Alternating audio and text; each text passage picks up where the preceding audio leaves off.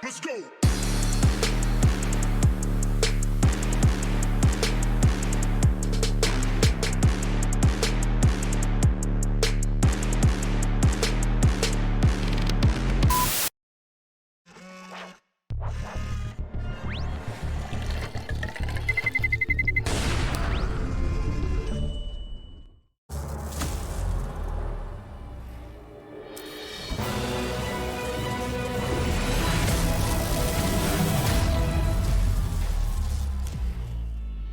Use your skills in the gaming. 1xBet. Respect from 1xBet. Respect from 1xBet. Respect from 1xBet. Respect from 1xBet. Respect. From 1xBet. Respect from 1xBet. Respect. Respect from 1xBet. Respect from 1xBet. Respect from 1xBet. Respect.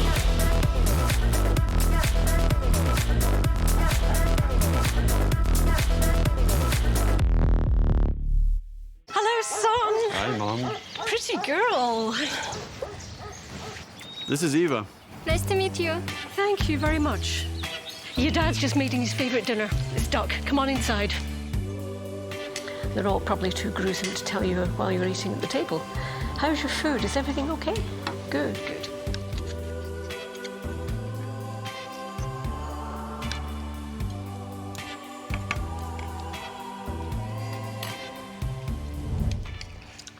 You seem to know each other.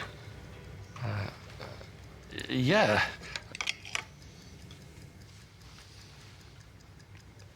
This is the new ambassador for 1xBet. Oh, I see.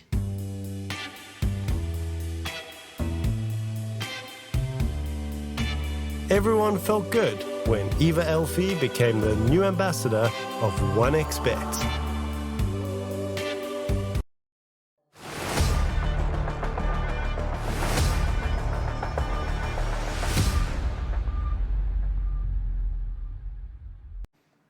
Hey, what's up, people? We're back here with the Rest Regional with Relog and 1xBet here with T-Panda and Harry. We're going to be covering this entire day, the two of us. So, you know, get settled, get buckled up, because it's the final day of Group B that is coming up. And, of course, the situation in the group is really interesting because the top three are guaranteed, but where do they place and where do they end up, Harry? That is a question mark. Well, I think it's going to be Fusion and Waska that are going to be in the tiebreakers, and then Lava are probably going to be just the third. That's my assumption. Both of these teams, or Fusion Esports did beat Lava. Sorry, Waska did beat Lava, and Fusion Esports are playing versus them again. Fusion, the Waska went 1-1. I think it's pretty straightforward here in Group B. Yeah, I apologize for the cough. I pressed the wrong mute button, actually, there for a moment. So basically, the situation in the group is as follows. Fusion and Waska having 1 point more than Lava do. They have tied each other's before. So if they have identical scorelines, 2-0s, 1-1s, or 0-2s, they will tie. They will have a tiebreaker. For Lava's sake, the only thing that they can do is beat Fusion and hope Waska doesn't win, because Waska has beaten Lava. That means that Waska has a better opportunity, a better placement compared to Lava, and Lava doesn't really have it in their hands, except, you know, maybe they can force a game, but can they force 2 games? That's going to be a really spicy one, because also, they cannot catch up to Fusion even if they tie this series, because they're 1 point behind. So, I think that explains itself. Yeah, that's pretty much how it goes, though, but... Overall, if Fusion or Waska drop a game, there is a chance that we do not get the tiebreakers. But from what we have seen so far, the other teams beating Fusion or Waska pretty much impossible. This first match, Lava might be good enough to take off a game, but they need to be at their best. And Fusion, they need to be at like 80%, maybe 75% to allow that to happen.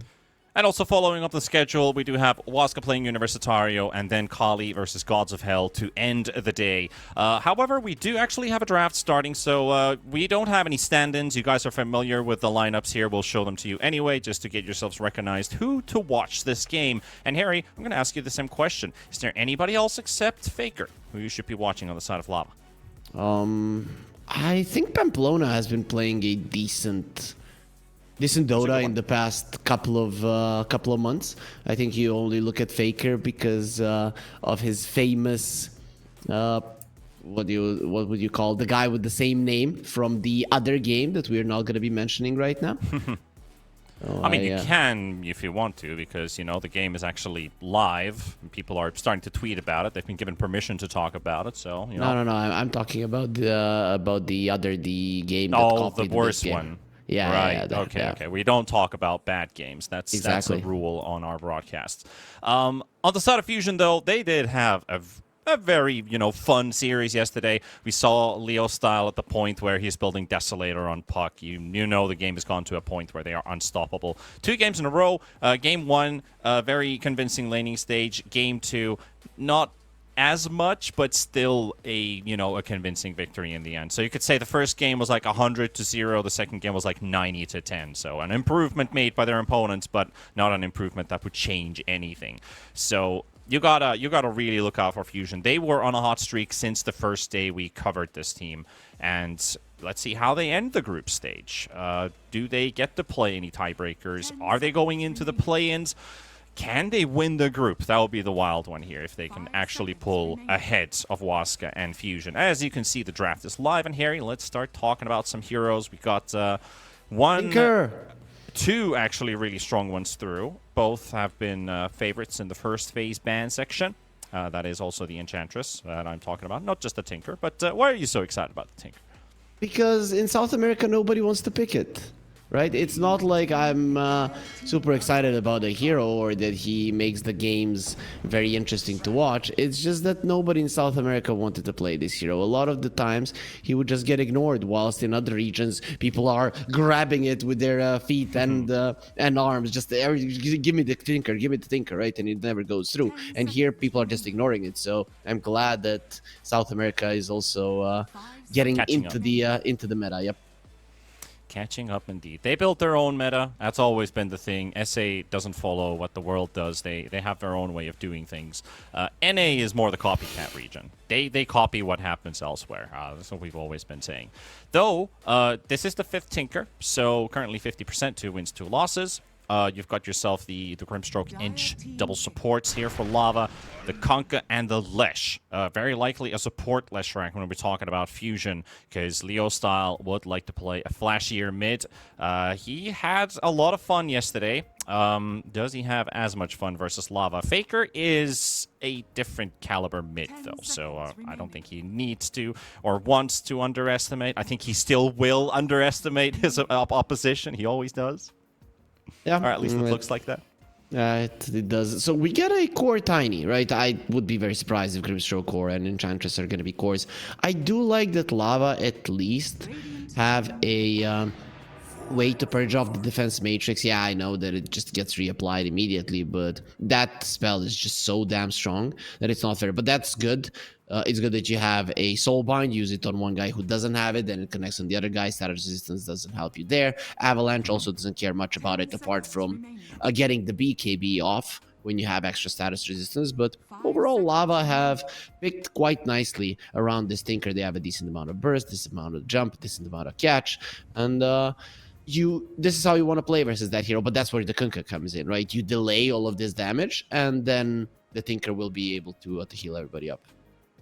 Yeah, the damage delay really complements the Tinker in this game. He also hits very early timings on his items. Talking about the Tinker specifically, we've been seeing these really high net worth support Tinkers stacking for themselves in the jungle, cleaning them those by himself, and not even leaving those stacks to be farmed by some other core. Nope, those are for the Tinker support to farm.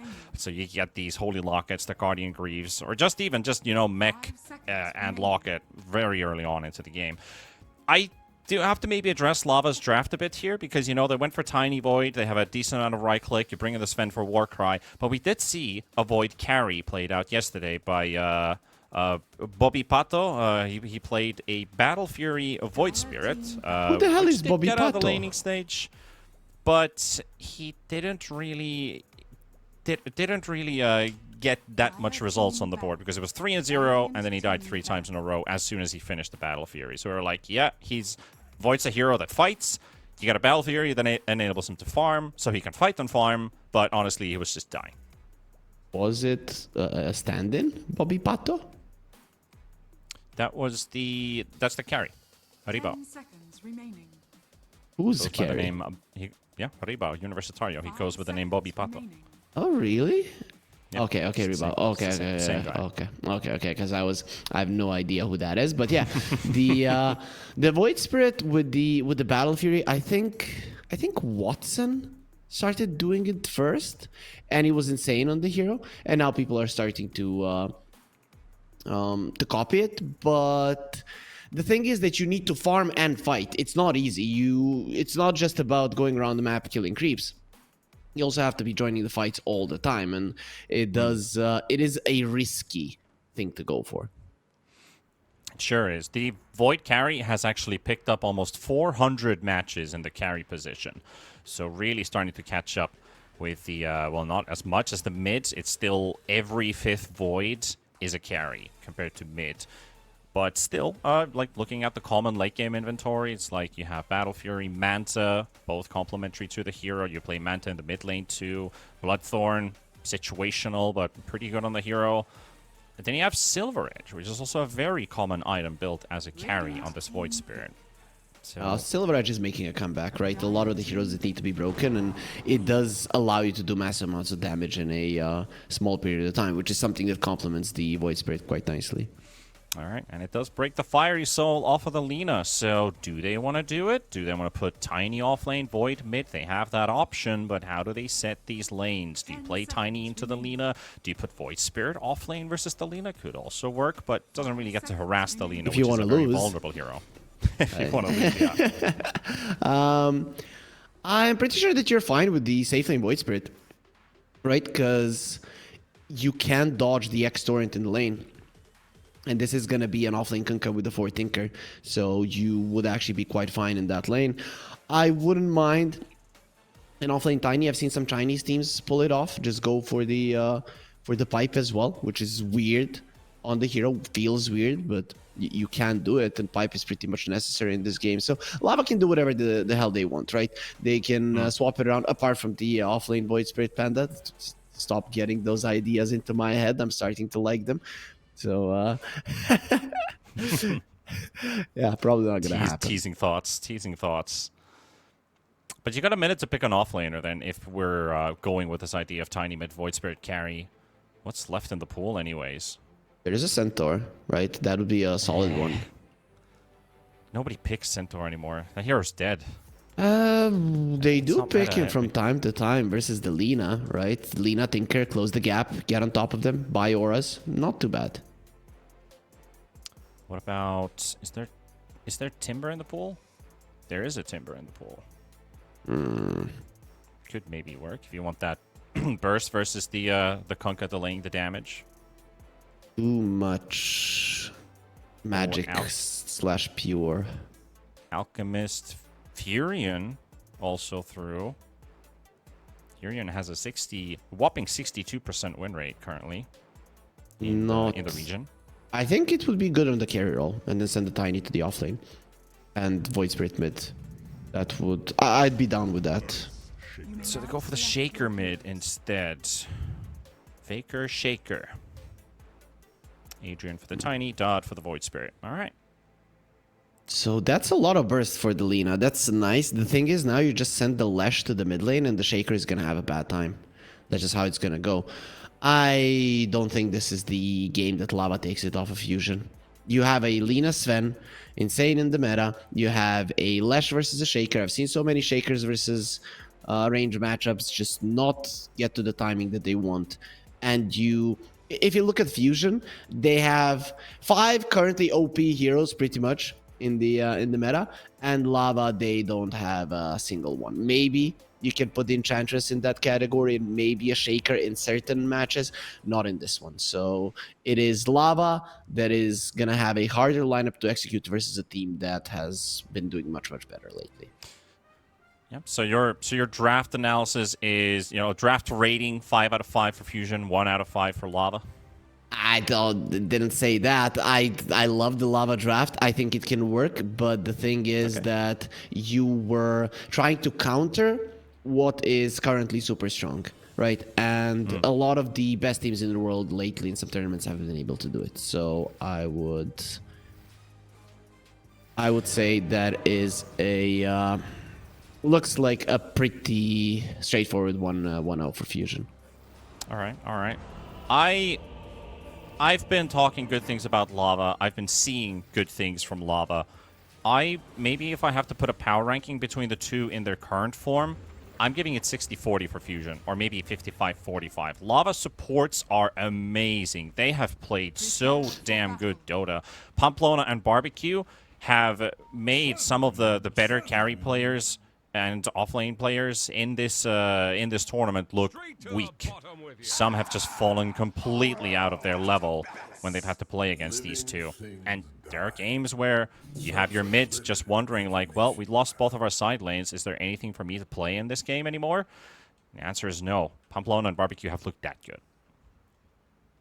Yeah, I guess...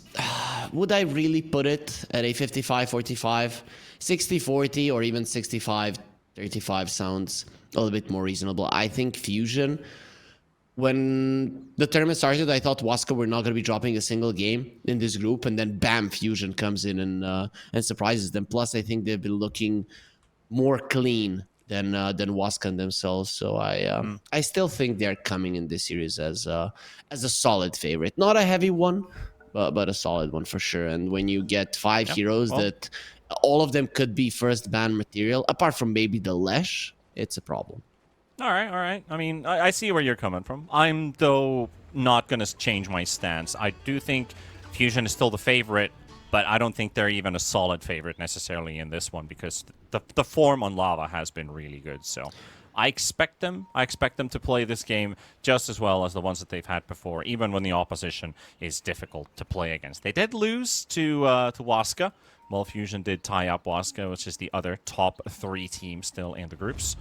Let's see, they smoke up right next to him. Smoke instantly pops on the Kunkka and the Sven. And I think they also saw a glimpse of Dodd. So the Void Spirit is there.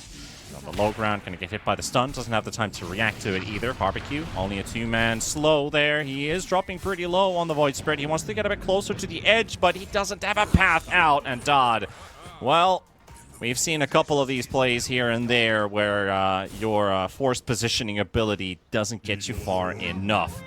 This is just another example of that. And it's a crappy way to start the lane off with the dissimulate, so that's not ideal either. I have no idea what Lava were doing. They were not there as 5. I guess thinking that the ward is going to be giving them that much an advantage, and I guess they were wrong. Yeah, I mean, they also scouted out that the Watcher is activated, so if they smoke up on somebody, they will be seen. So it feels like Fusion does have the upper hand no matter what happens there. So a bit of an unfortunate way to start the game. That is at least the carry Void Spirit that drops. However, the mid Lesh is the one that picks it up. So good luck, Faker. Your lane just got a tad bit harder.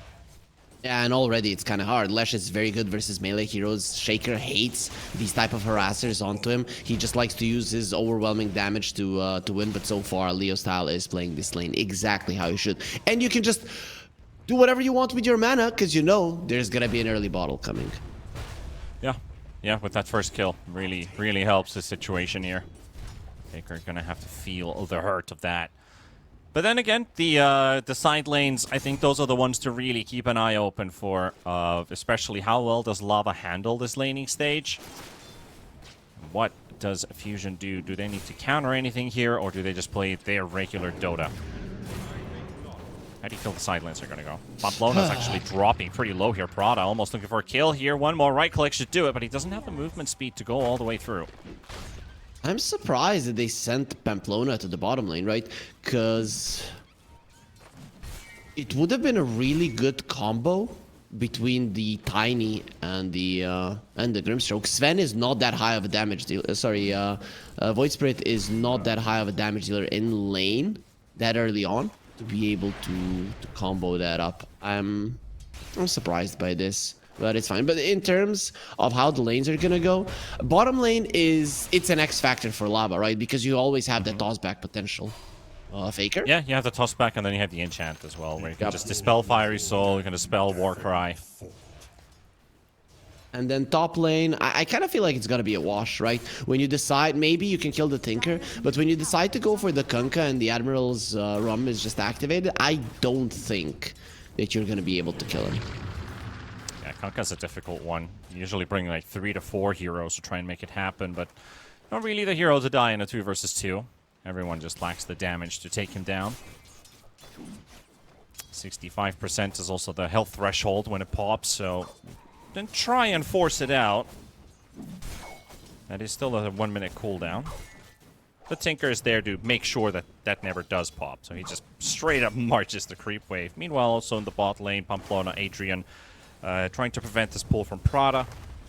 Make sure that they can still keep that experience flowing their way. Don't want to give Lina full-on free time without them getting anything in return.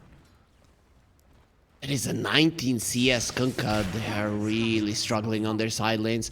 Lava, they might be needing to focus on a little bit of lane rotating at some point, because this is too much. Might just go down to Diabolic Edict, runs out. One more. Not even a low ground miss. And that one will connect, so Leo Style will get this one. Maybe Faker being a bit greedy there. He was actually ahead of CS compared to the Lesh for a while there by like 5 last hits, so he just gives that one away. They see Leo Style pull the creep wave just to make sure that a lot of the creeps die inside of the tower and deny even more farm from the Shaker. That's kind of beautiful what he just did. Smart move, really smart move. Really try to hurt Faker as much as possible. Also misses the last hit there on the range creep, so he literally misses out on the full wave. It's gonna be a 1k gold lead already for Fusion. How is this Kunkka farming this well? I mean, those have to be some. Looking at the same thing as well, like 28 CS already, like higher than anybody else. I was thinking, oh, they have to be some of the jungle creeps. Not really. Most of them are from the lane. He is very, very high in net worth. The only one close to him is the Lesh, who already has first blood and the 1 more kill on top of it as well. Yeah. Very rich boy, this Kunkka, and that means that he's also going to hit his timings in a very, very good order. Already at 2.4k net worth in the 4.5 minutes. So at this pace, it does look like he's going to hit around 5k at 10 minutes from the offlane position. We'll see what build is going to go for. I've seen Blade Mill into Ags quite a lot of times. Yeah, I wouldn't mind some... One. I'm thinking, I was thinking for a second maybe you go for an Orchid, but then I see a Grimstroke and it might not be the way to go. I'm making a move top. I really like the idea of how they combo their spells, because, you know, you can use your Dissimulate and the Inkswell will still stun the target, even if Void is technically not even there. So the damage and the stun goes through. He follows it up with his own burst, throws in the Pulse and the Remnant, and he's right-clicking with Grimstroke while that is all happening. So a lot of damage that they can do. There's probably a reason why they did want to make this lane duo. Ryu does get the Grimstroke torrented up in the air, but Faker is on his way. So is the Tinker coming back. Michael, can he get there in time to save the Kunkka? Lash is running as well. Quick march of the machines this way. Kunkka will take a little sidestep there, and he's going to get healed up. Yeah, just picking up on those marches. Doesn't really care about them all that much. Faker! He's Faker, gone. oh, Faker. Leo style makes it look almost too easy. Yeah, I don't think jumping the Kunkka in any way is even worth it. You are absolutely right. People need to stop picking this Shaker when you don't have the last pick and know that the matchup is going to be great for you. The way that this hero rose in popularity is first, if he is picked in the early stages of the draft, that you can move him to a position 4. Or if a hero like a Primal Beast or whatever is picked in the mid lane to counter in specific hero. In these situations, I mean, we're seeing what's happening to him. He is 1,000 gold behind the Lash. That's too much. Yeah, maybe the Shaker could have had some, you know, shock value as Leo style. Might just go down. There's a nice pull in there from Pamplona. The Wild Wing Ripper makes this kill possible. A bonus? Maybe back in, like, you know, 2017 TI Dota, it might have been possible to flex the Shaker into a core and surprise everybody, because it was literally just a support. But this is a really big chase here with Prada also dropping. Michael, he's got the extra armor under the tower. Faker's not going to go for that dive, but Lava do get themselves 2 kills. He's actually chasing him all the way to the side. That is the 7-minute Wisdom Rune. Faker had the same idea. Tinker's going to be able to secure it. Pamplona takes the other for Lava. Thought that he was going to be able to get the connection, and he has been found now.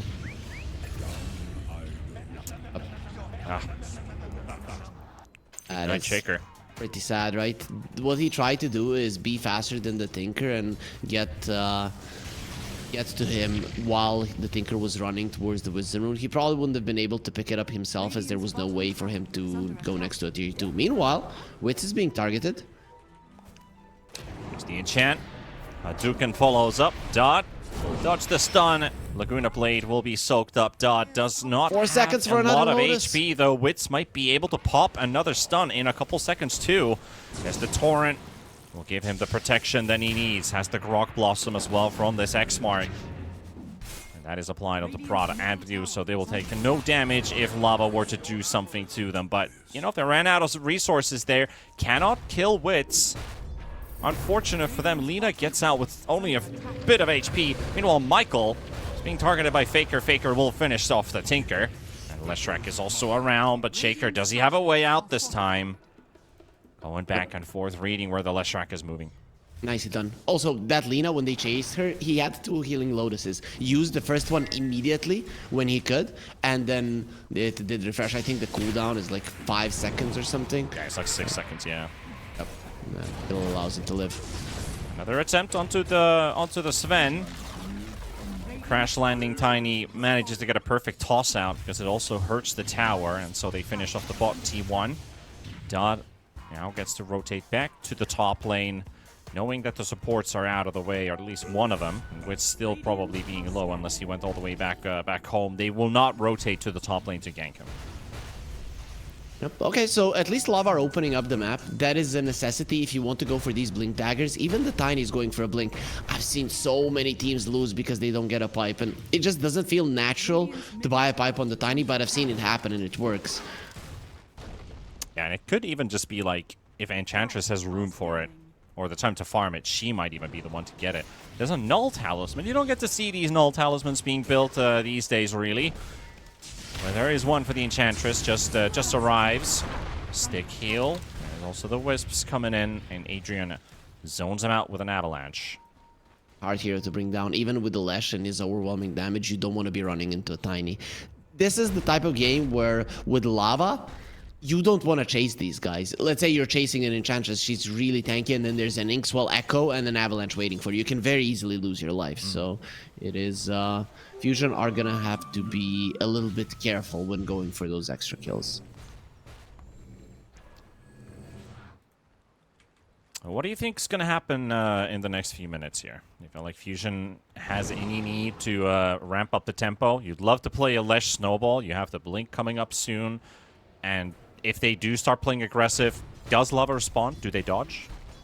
Lava are the ones that want to be going on the super high aggressive plays that give them the towers. Fusion, they just want to delay for the Lina to get strong, right? So what you are going to be doing on Fusion is getting a kill here and there. And Lava, once they get Blink Daggers, they're going to be smoking in an attempt to bring down this mid lane tower. It is a necessity if two of your cores are going to be having a Blink Dagger. It being at half HP gives them a good chance of that succeeding.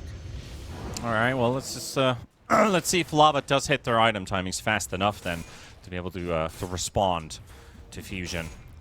Definitely, the plan is, of course, to create space for the Lina. I'm just thinking about, like, sometimes we talk about, like, aggression and moves, and then we don't see it happen. And I was like, what is the looming reason behind it? Is there a need to just play defensively for a while? Of course, there are things that happen in the laning stage that make you maybe change your game plan a bit. You know, like you lack a blink, or you don't have enough farm on your carry who was supposed to be working that early game for you. You know, like sometimes you have these early carries like Wind Ranger get shut down. It's like, how much benefit do you get out of it if you play aggressive now, or do you just stall, farm, and look for a later timing? Now we'll just look at the items that Lava wants to go for, and since it's two Blink Daggers, you are not gonna be. Is that a farming item? No. Is that a team fight item? No. That is a catch item. So that's what they're gonna be going for, and there it is, the first smoke with the first Blink Dagger. Smoke on smoke, by the way. Scan connects, but they also get the jump on the left track. Neo style, is he gonna go down? Adrian's there to back him up. He will have to die with the toss. It takes a bit of time, but here comes Wits as well with a Laguna Blade. Tiny, well, the X mark doesn't go off instantly there, but does not matter. Adrian will still drop. Trading 2 for 1. Wits and Ryu, the two cores, will lead the charge to the T1 tower. Really bad for Lava. This was your timing. This was your reveal. You do get the Lesh kill, but it doesn't matter. The main goal was really the mid lane tower, and the Lesh didn't die fast enough. And I don't even know why. That defense matrix, is it really all that strong? And they even got a war cry, but that was when he was already dead. So just a stray spell was supposed to kill him. That is a big bummer for Lava. Remember when the matrix still had the dispel? Was it strong dispel in 7.3.6? That's when we were already talking like support Tinker is the way to go. I remember. But pros never did that. Pros never brought it in until just recently. Yeah, sometimes there needs to be a nerf for players think, okay, why is Frog nerfing this one? And he's just telling them, dude, it's too strong, pick it, what the hell are you doing? Right, and that's what happened with the Tinker. Well, currently just a 1,000 gold lead for Fusion, but it does feel like it could be a whole lot more, considering that the Shaker hasn't had a great start. Faker has died 4 times, and he does love to play aggressive, but this aggression hasn't really been working for the Shaker so far. All these attempts, all these chases, ends up him being the hunted one. A 1k gold lead still isn't that big of a deal. The problem is it isn't, but it feels like it's bigger. It feels like it's a 4k lead for Fusion.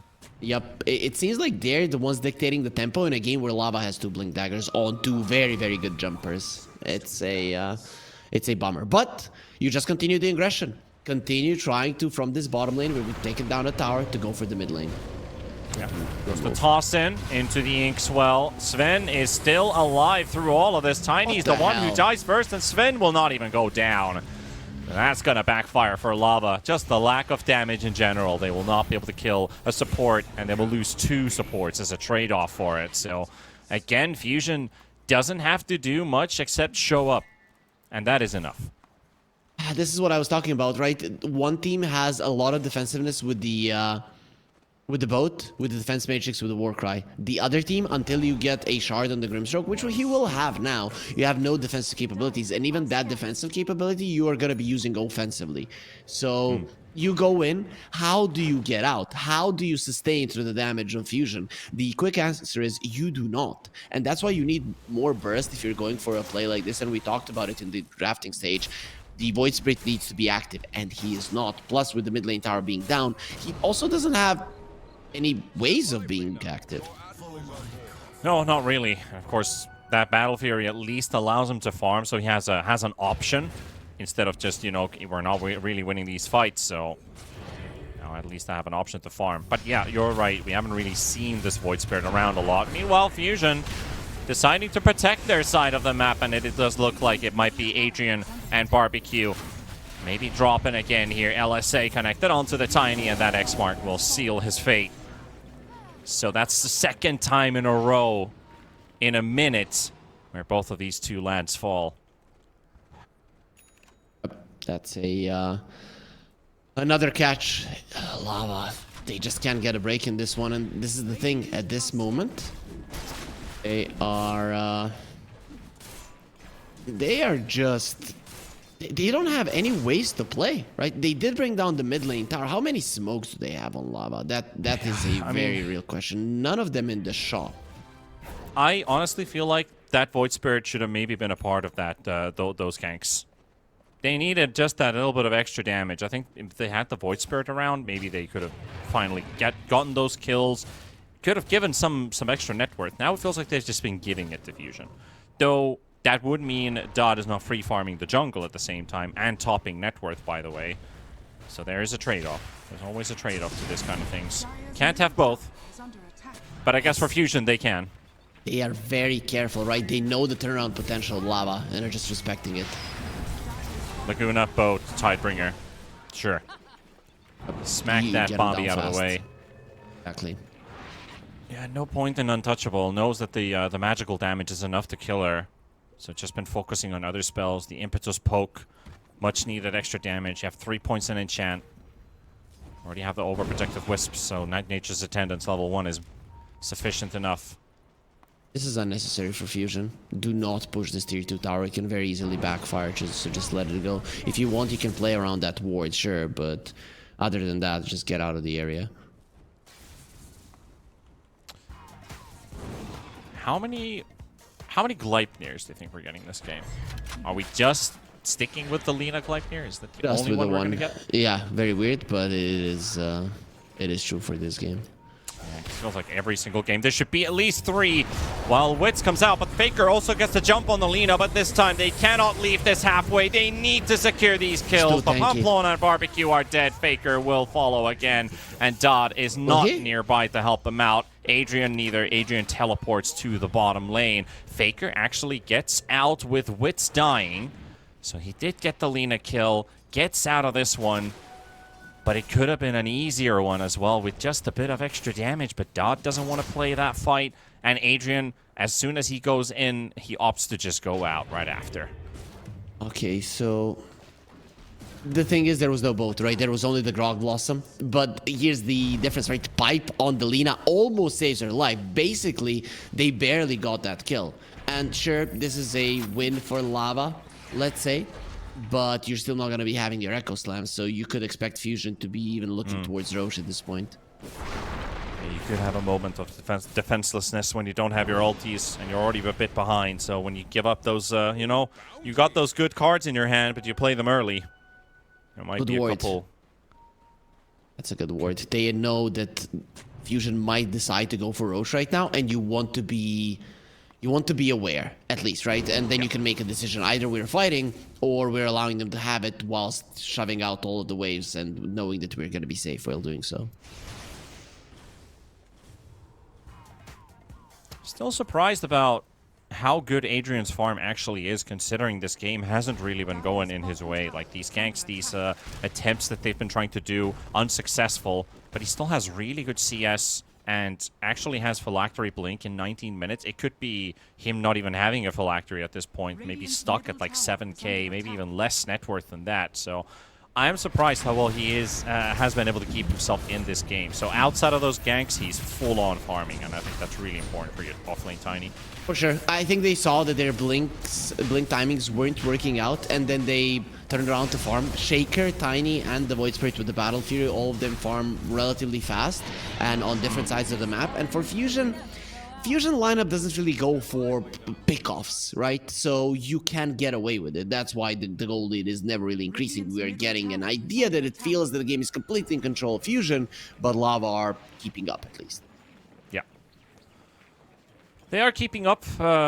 It's still 4K lead for Fusion, but it is not more than that. If we look at yesterday, games were starting to end at this point. Or 20 minutes, you've already lost 2 lanes of Rax pretty much. So here, Lava showing some fighting spirit here. Adrian, though, X-marked, torrented. Very tanky boy, but doesn't really look like a fight to be taken. And maybe Adrian does finally end up to the right clicks as he does. That is the Aegis Lina, so not a fight for Lava. Dot, though, does actually get the split a bit here. They are pinging the Tormentor, where they're bringing in the numbers, but Dot has to be careful here. Michael is the only one who teleports in so far, but Fusion, they could look to take this bottom area, the T1, the Tier 2, the Tormentor, the Wisdom. So Lava will take at least 2 of those objectives away with a 21-minute Wisdom. Somebody's got to pick this one up, guys. He's got it. He's got it. Barbecue walks back in, but if Kunkka was walking in there, could have just gotten himself a kill because they didn't stick around for it. Yeah, that was too long. You now have the Aegis and the Lina. You still have to be careful of a tossback. Let's see if Lava are even interested in defending this one. Doesn't seem so. Yeah, Dot continues to split. 244 last hits in 21 minutes. Really has a good pace. But how big is it going to be? What's the impact going to be from this Void Spirit? Yesterday, it was a different carry player. He showed up with his Battle Fury, and that did not work. The game was pretty much over after that. So Dot doesn't want to make the same mistake. He wants to have that scaling going his way. Still topping net worth. Ryu. X-Mark to push the wave. Exactly the counter to the tossback is his own X-Mark. Yep, that is huge, right? That might actually allow you to, with the second Aegis, go high ground. But if you're Fusion, you are not in a hurry here. Really, you're gonna have ways to deal with the Void Spirit. You have a solid amount of stuns. The burst damage from Lava is gonna be countered. You just need to make sure you do not make a mistake in terms of getting turned around on, right? And that is, there's 2 ways that happens. One is you commit onto a target and they survive with Inkswell, dissimulate, let's say it's a Void Spirit, and then there is a big turnaround at Core Avalanche. And second option is one of your heroes, important heroes, gets tossed back. You start running like, let's save him, and then 4 of your heroes get together and get smashed by Faker. So it's is the 2 scenarios where you just want to avoid. You do that by being extra careful in this game.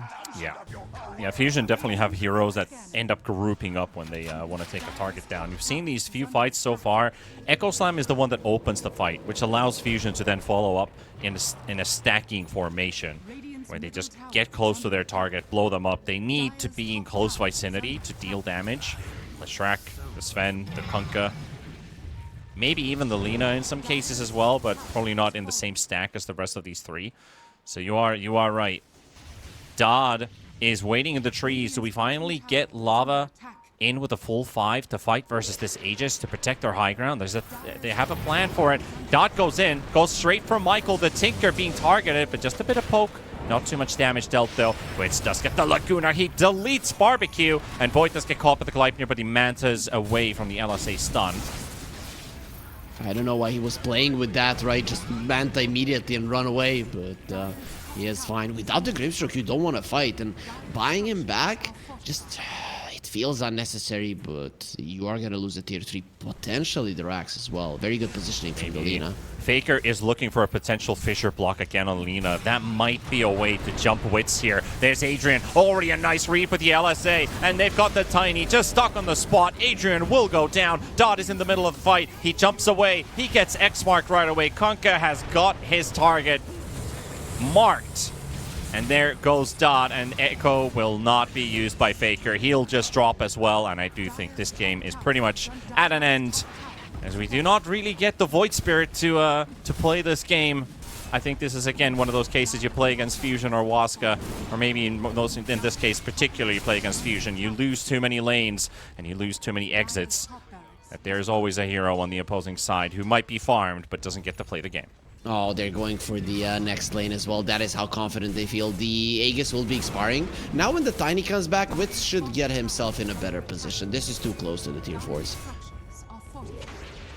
Maybe the Glyph is just enough for them. We'll see. They're just stacking behind Witz here. He did pick up the Crystallis, and Tinker, he's in range of this Lina. A quick defense matrix if needed. I'll just precast, smoke themselves out. They got the tier 3, they got the range racks. And there's no glyph either for their high ground protection. So if they win a fight, that is a guaranteed lane opened up. And that tier 2 in mid is really the only thing that is keeping Lava still in this one.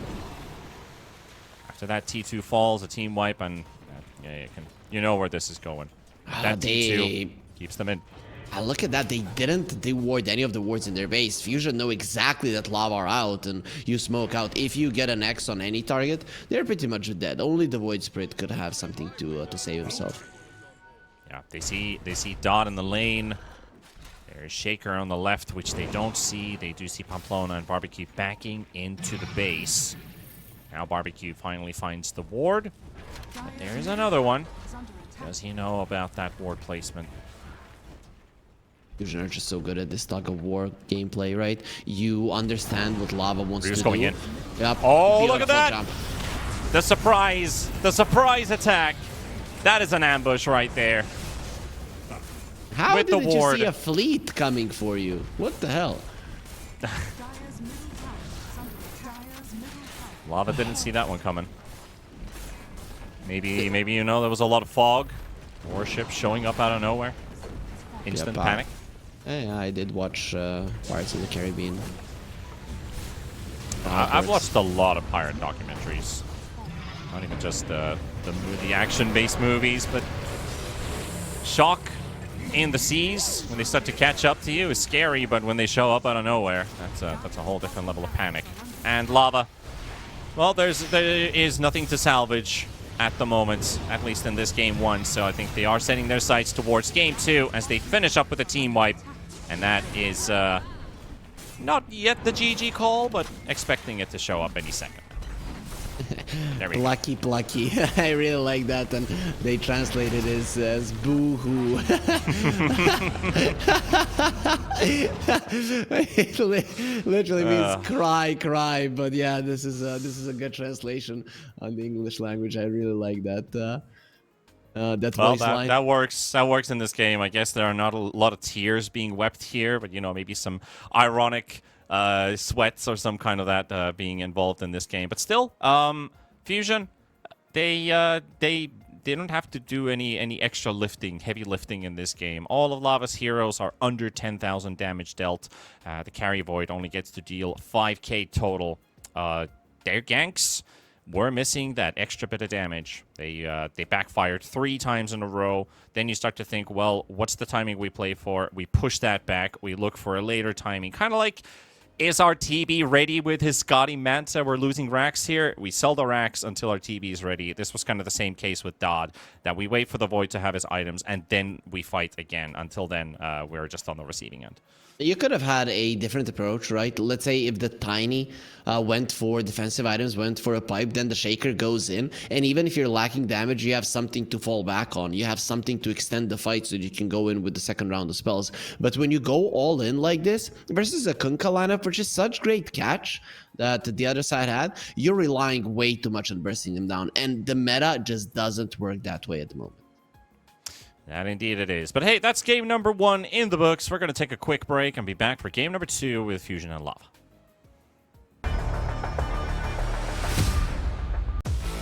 OneXBet and Eva Alfie present betting on all esports events on the website and in the OneXBet app.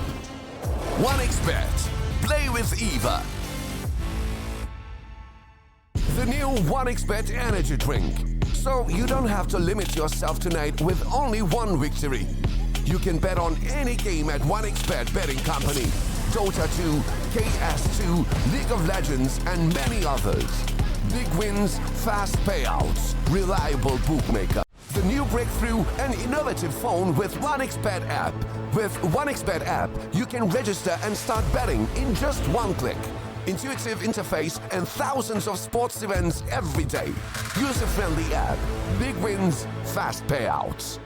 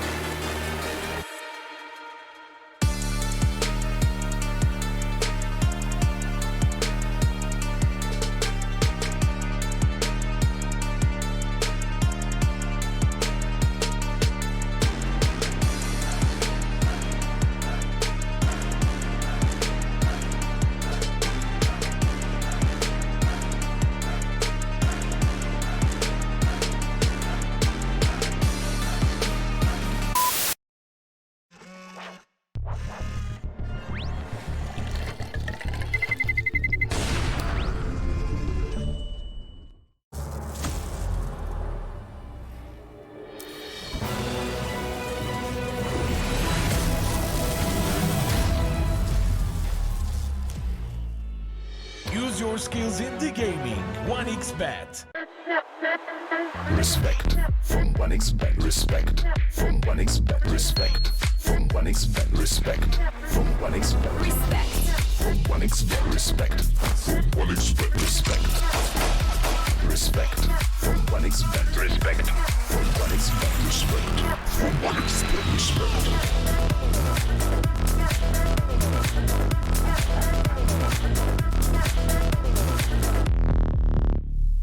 Hello, son. Hi, Mom. Pretty girl. This is Eva. Nice to meet you. Thank you very much. Your dad's just making his favourite dinner. It's duck. Come on inside. They're all probably too gruesome to tell you while you're eating at the table. How's your food? Is everything okay? Good, good.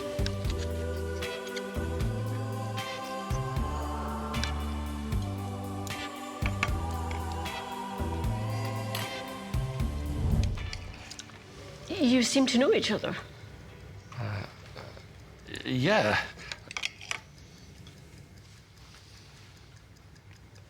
This is the new ambassador for 1xBet. Oh, I see.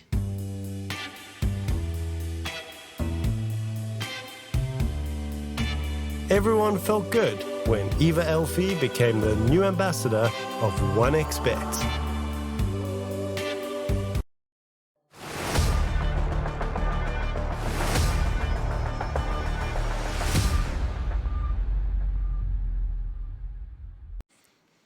Well, we're back. We have Fusion and Lava heading over to the second game of our first best of two. We did watch a 27-minute, 25-8 scoreline game. So Lava couldn't get to double digits. Not a lot to do, not a lot to salvage in that game. After a couple failed ganks, the game was feeling a bit unwinnable. I guess we were living on a thread of hope that maybe this Void Spirit will change the game, but I think he's still too untested to be sure that he would have the late game potential. Were we? I or was. were you? Okay. I was. Okay. I was holding on to a string of hope. Harry had thrown all hope down the drain ever since he saw that being locked in as a carry.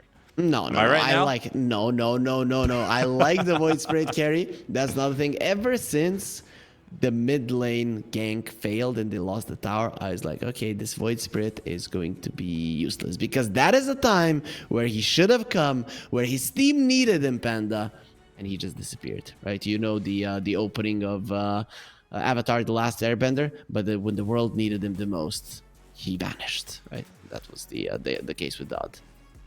Yeah, so that is unfortunate. But they do need something to get themselves back into game number 2. What do you think are the biggest changes Lava might have to do? Because this was one of those games which I haven't seen Lava underperform. That was one of those games where I saw Lava underperform compared to what they've done before. Nobody got to really play the game.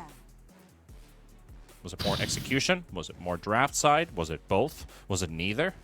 I think it's the combination of draft and execution, in a sense that they pick themselves a draft with which it seems unconventional to do what is just good to do at the moment, right? So offlane Tiny doesn't usually buy auras. It feels bad to go for them, and then your lineup doesn't work, and you just go with what you're used to, just getting multiple blink daggers, which at this moment, and we're all sad because of it, doesn't work. You just have to buy the auras. So I'm thinking you just draft in a way where it's gonna feel more natural to do what is good at the moment in the meta. Okay, all right. Let's see if that first phase gives us a taste of that. Lava does have the first pick. Fusion is thinking about... They've left Omni through. They've left Ench through.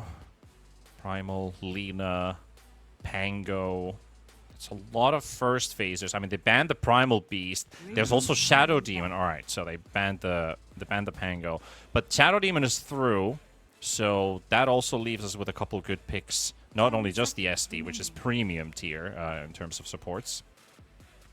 Yep. I think you just get the SD, right? You leave the Wind Ranger in the pool. You leave all the heroes that maybe even the Primal Beast is banned out already. Okay. You know, you leave What do you ban though? You still need to maybe you ban out the Naga. Ench. If Fusion, yeah, Ench would be a solid one as well, and you get yourself an SD, and you're golden. Yeah, and I think Lina is also what they're considering here. Lina is going to get first phase picked if it goes through.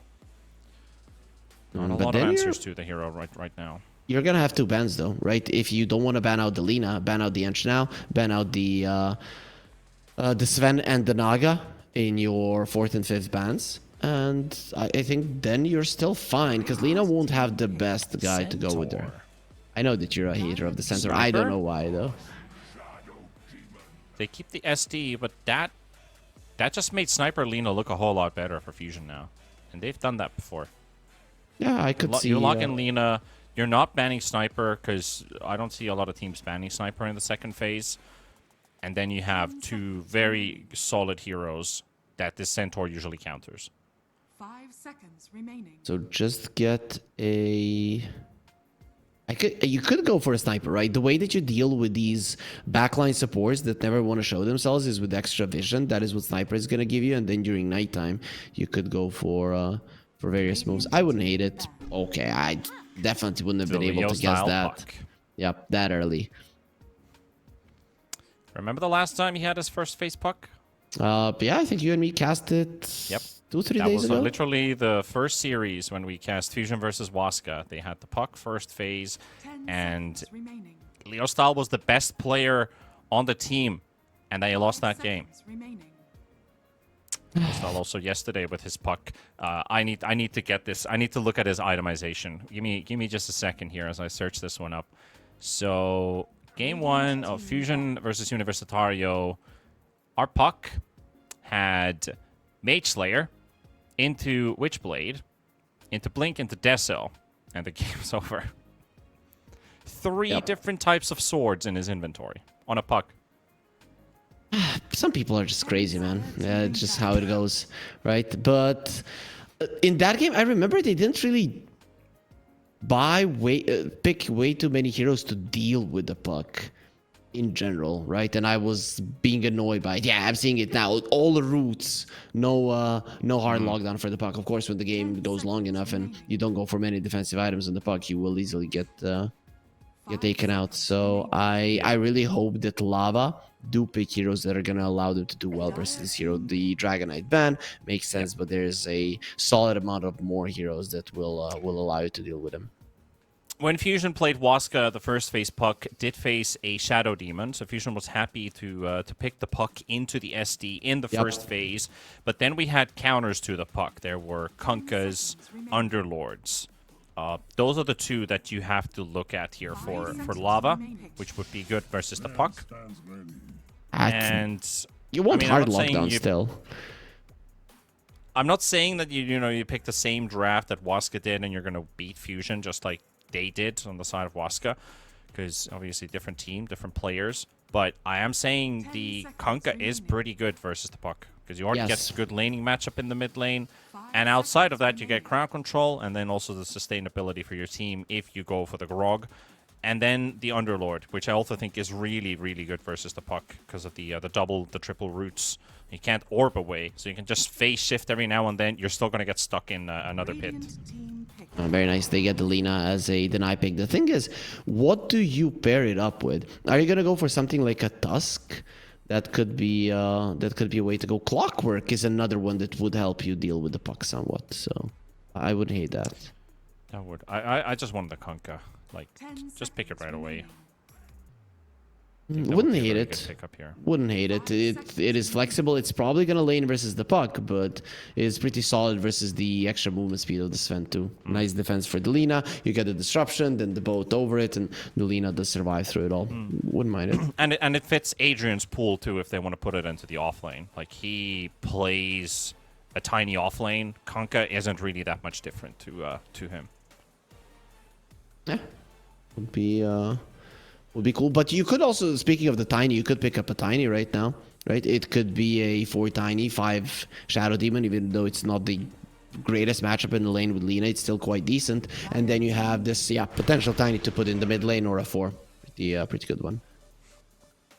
All right, well, they secure the tiny for themselves then, sure. I was thinking the same as you did as well. Like it is a pretty good Tiny game too at the moment. So nothing against this one here. And it is a flex, so Kunkka would have been the flex, Tiny would have been the flex. It's just of which order do you pick them in. Now Fusion, you got yourself the puck matchup. At least one of those versions. Could still be something else. And then you also have the Sven. What are you putting in your safe lane here when you see Alina in the game? We could see a Mirana, right? It's not out of the question. Puck likes to have the extra attack speed and the damage. He gets a solid amount of right clicks off, especially once you get the shard. I mean, your hits do hurt quite a lot. I would not hate Mirana. Yeah, you could do something like if Sven wants to carry or wants to support, you could pick the Wind Ranger and the Mirana here. So you have your 4 on the Wind, and then your safe lane is either Mirana Sven, who goes 1 and who goes 5. So I think that could be a way to look at this draft. There's no, They I think. steal the Kunkka. Yeah, but Kunkka is not so good for them, right? Because there is a disruption on the other side. It's probably the best save ever. And if Lava really want to, and they could pick up a Tusk to put with Alina and then move the Tiny onto the mid lane, which is not a bad way to approach it at all. Then you're going to have 2 saves for the Lina and definitely not enough damage on Fusion Esports to kill her. 5 seconds remaining. Radiant team pick. And the This is good. Jakiro comes out. All right. This is good, right? When there is a Shadow Demon, Jakiro is always nice. Now the question is if you want to get a Rubik on Lava, right? Because the spells to Steal and Fusion are insane. Both amazing. Ice Path amazing. Stun from the Sven amazing. And then anything from the Puck basically is nice apart from the phase shift. Yeah. Yeah, and your Tiny's still good versus the Puck in the matchup in mid, so you do have room to just pick up that Rubik right away if you want to. You can put him in the mid lane if you want to. In this game, and Aghanim Scepter Rubik wins the game. We've seen mid Rubiks already happen in this tournament, so wouldn't be the first time. Radiant team back. But they opt for the Timber Saw. This is our 2-3. Same thing with the Tiny here. 1-2-3. I don't think we're necessarily getting Dodd's Tiny carry. Actually, do want to look at Pro Tracker. Look at Dodd's heroes here. So it's gonna have to be the Lina, man. I just don't see a reason why I wouldn't put the Lina in the carry role and just have something bursty in the mid or off. But this Timbersaw, I think now with the Jakiro, it's becoming more apparent. It could be a Sven carry, which with the Puck and the Kunkka is actually quite nice because they offer quite a lot of lockdown. So I wouldn't mind a Timbersaw in the offlane. yeah, Dodd played a Lina carry 5 days ago the last time. That's his only Lina carry game in the last week. So weird, man. Everybody plays Lina carry now. Yeah. He only has 1 game out of the 66 that he's played. And what about Just Faker? one Lina. How many has he played? Fortunately, cannot find Faker. Not notable enough, according to Dota Pro Tracker. Would have to do some deep diving and look at his potential Dota buff. Getting to that Dota buff is also going to be a bit tricky because he doesn't have a Wikipedia page. Actually does. Wait, give me a second. I'm on it. I'm on it, Harry. I'm on a mission here. Dude, I found him on Dota Pro Tracker. I can't find him on Pro Tracker. He doesn't pop up for me. KXY. That's what. Oh yeah, because he's on a different name. That's the one. Bloody hell! People in there changing nicknames the whole time. You have to hero? always check it. What hero for him? Or general, what has he been playing? Yeah, the Lina. Yeah, nothing too big, right? He hasn't been playing Alina. That's the one that we were going in the to find out. But he has been playing a Rubik in his pubs quite a lot, and I would love it, man. And actually, so has Dodd. Carry Rubik. Radiant team pick. I think it was like his 3rd most played hero in pubs. But hey, we'll let the players decide what they want to go for here. I think our deep dive doesn't really get us any spicy results. But the Tiny, the Timber, there's still room for that Rubik if they want to bring it in. Omni Knight made it all the way to the final phase, a hero that has been first phase banned over and over and over again. 5 seconds remaining. Was an option until the Timbersaw pick. You think so, right? Timbersaw offlane, the Omni 5 could have happened. I still think if you want to pick a 5 or a melee hero, I was thinking about a Tusk. Didn't really think we're going to be seeing a Spirit Breaker. This could be our off position 4 as well, because it is a guy that leaves the lane, and the Timbersaw likes that, so that you get all of the levels for yourself. Not the easiest Spirit Breaker game in my eyes, though. Pretty annoying abilities to play against. Trying to connect on puck is hard. The Jakiro normally is just a nuisance, but the cast points are Jakiro's weakness against the charge. Spirit Breaker does get that initial connection, but getting out is a whole different problem. So if he can just open up fights, give up vision, Tiny and Timber will really enjoy that. Tiny especially, because then he doesn't have to sit and guess when he maybe blinks in, like, which target am I going for? Spirit Breaker's already providing vision for that. So the ganking play can help dismantle Fusion. I'd like a position 4 sniper here for Fusion. I think you might want a little bit more vision on their side. And we've been talking about the sniper ever since the start. You also later on will have the concussive grenade to make sure I that do think we're looking at a charge. carry, though.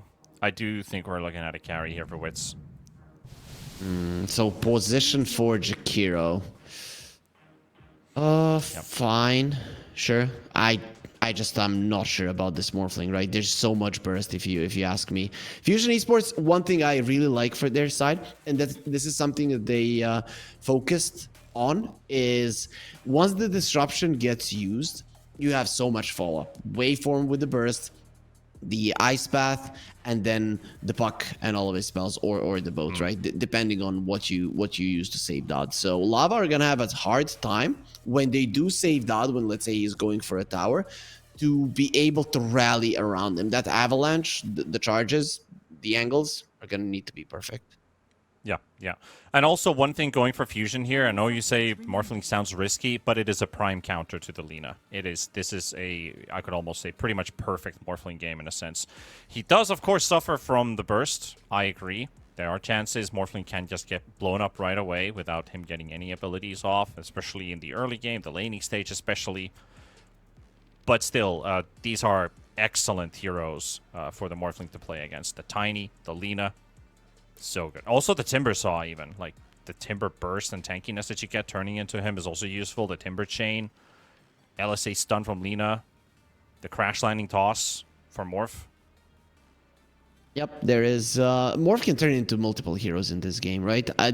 Spirit Breaker is very nice, but considering that you're versus a Shadow Demon, maybe not the best of choices. But even the Timbersaw, Tiny, right? All of those heroes turning into them and turning around the fight are gonna be huge. We talked about the Rubik and stealing the spells away from Fusion Esports. Lava, they have really good spells to take away as well. Yeah, audience is not seeing it, but the boys are having a bit of fun with their facets. We have a bit of a what's the word I'm looking for here? Epileptic shocks here. A lot of animations on our screens. And did I see the Morphling literally just swap his facet at the last moment? Did he swap back to Ebb? I hope he did. Yeah, he did. Yeah, he went back to Ebb because it looked red on my screen when we went into the when we loaded. Is it Ebb or Ebb ABB or EBB? It's Ebb. Ebb is an old English word. What does it mean? It's about the tide. Oh yeah, I googled that. Yeah, I do remember, and I do remember this QR code, Panda. It has been with us for the entirety of the regional Dota 2 series, and I'm guessing all of our viewers already have the 1xBet app. But if they don't, or scan it and get it. Oh. Yep, get it during the ebb. Make sure you have yourselves downloaded that mobile app. Yeah, the ebb means basically when you have like the water going in and out. Like when you have the rise of the tides and the increase of water, the distance of the moon to the earth, you know, that kind of stuff. I get it. Pretty cool. I know I read about it, but I was like, what the hell is EBB, right? Does it stand for something? And okay, so it is a word. Also, I can't be the only one. Observer, can we look at Spirit Breaker's animated portrait? Do you see a circle in the middle? Is that the ring to Mordor? Of course it is. Why is the ring to Mordor, the ring of power on our screens here? It seems very... it's a bit out of place. No, it seems skinny for the ring of power. That ring is fatter and bigger.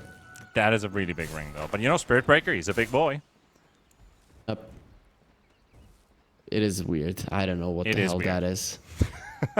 It's stuck in your head now. It's going to be your, nightmare fuel. Yeah, I'm not gonna be clicking on him, observer. No clicking on the Spirit Breaker. Yeah, let's not look at the Spirit Breaker at all this game. Thank you. We're done with the hero. If we ask for when does he have the charge cooldown? Yeah, we're just gonna accept the fact that we do not know. Yeah. We can at least see if he has an ultimate or not, thanks to our diamonds on the profiles. That is something that helps us here. But the laning stage is underway. No first blood. 2-2 for our bounties. And how do you think the lanes are going to go? I haven't really asked you this question in a while, so tell me, is it going to be a 2-0 or 3-0? Are we having full-on ties everywhere? Lava mid lane should go well for them, so that's 1 in favor of the Tiny, but I've seen Pucks do okay-ish in this lane, so it's not going to be a huge victory, but still a solid one.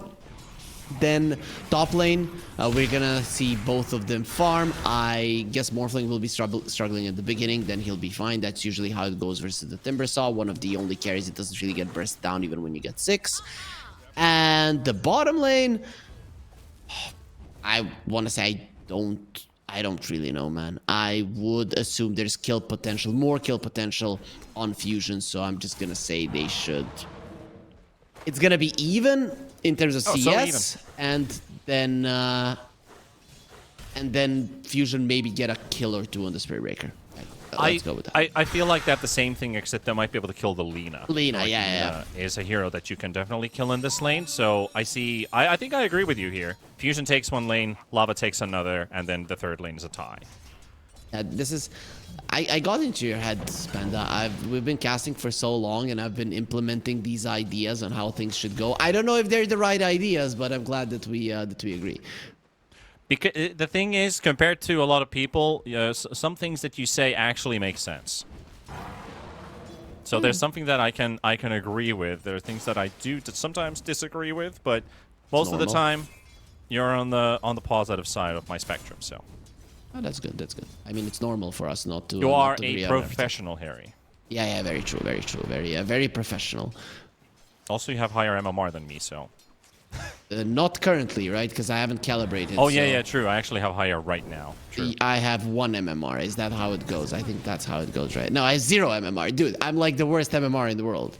Sharing the place probably with multiple people, but still worst in the world.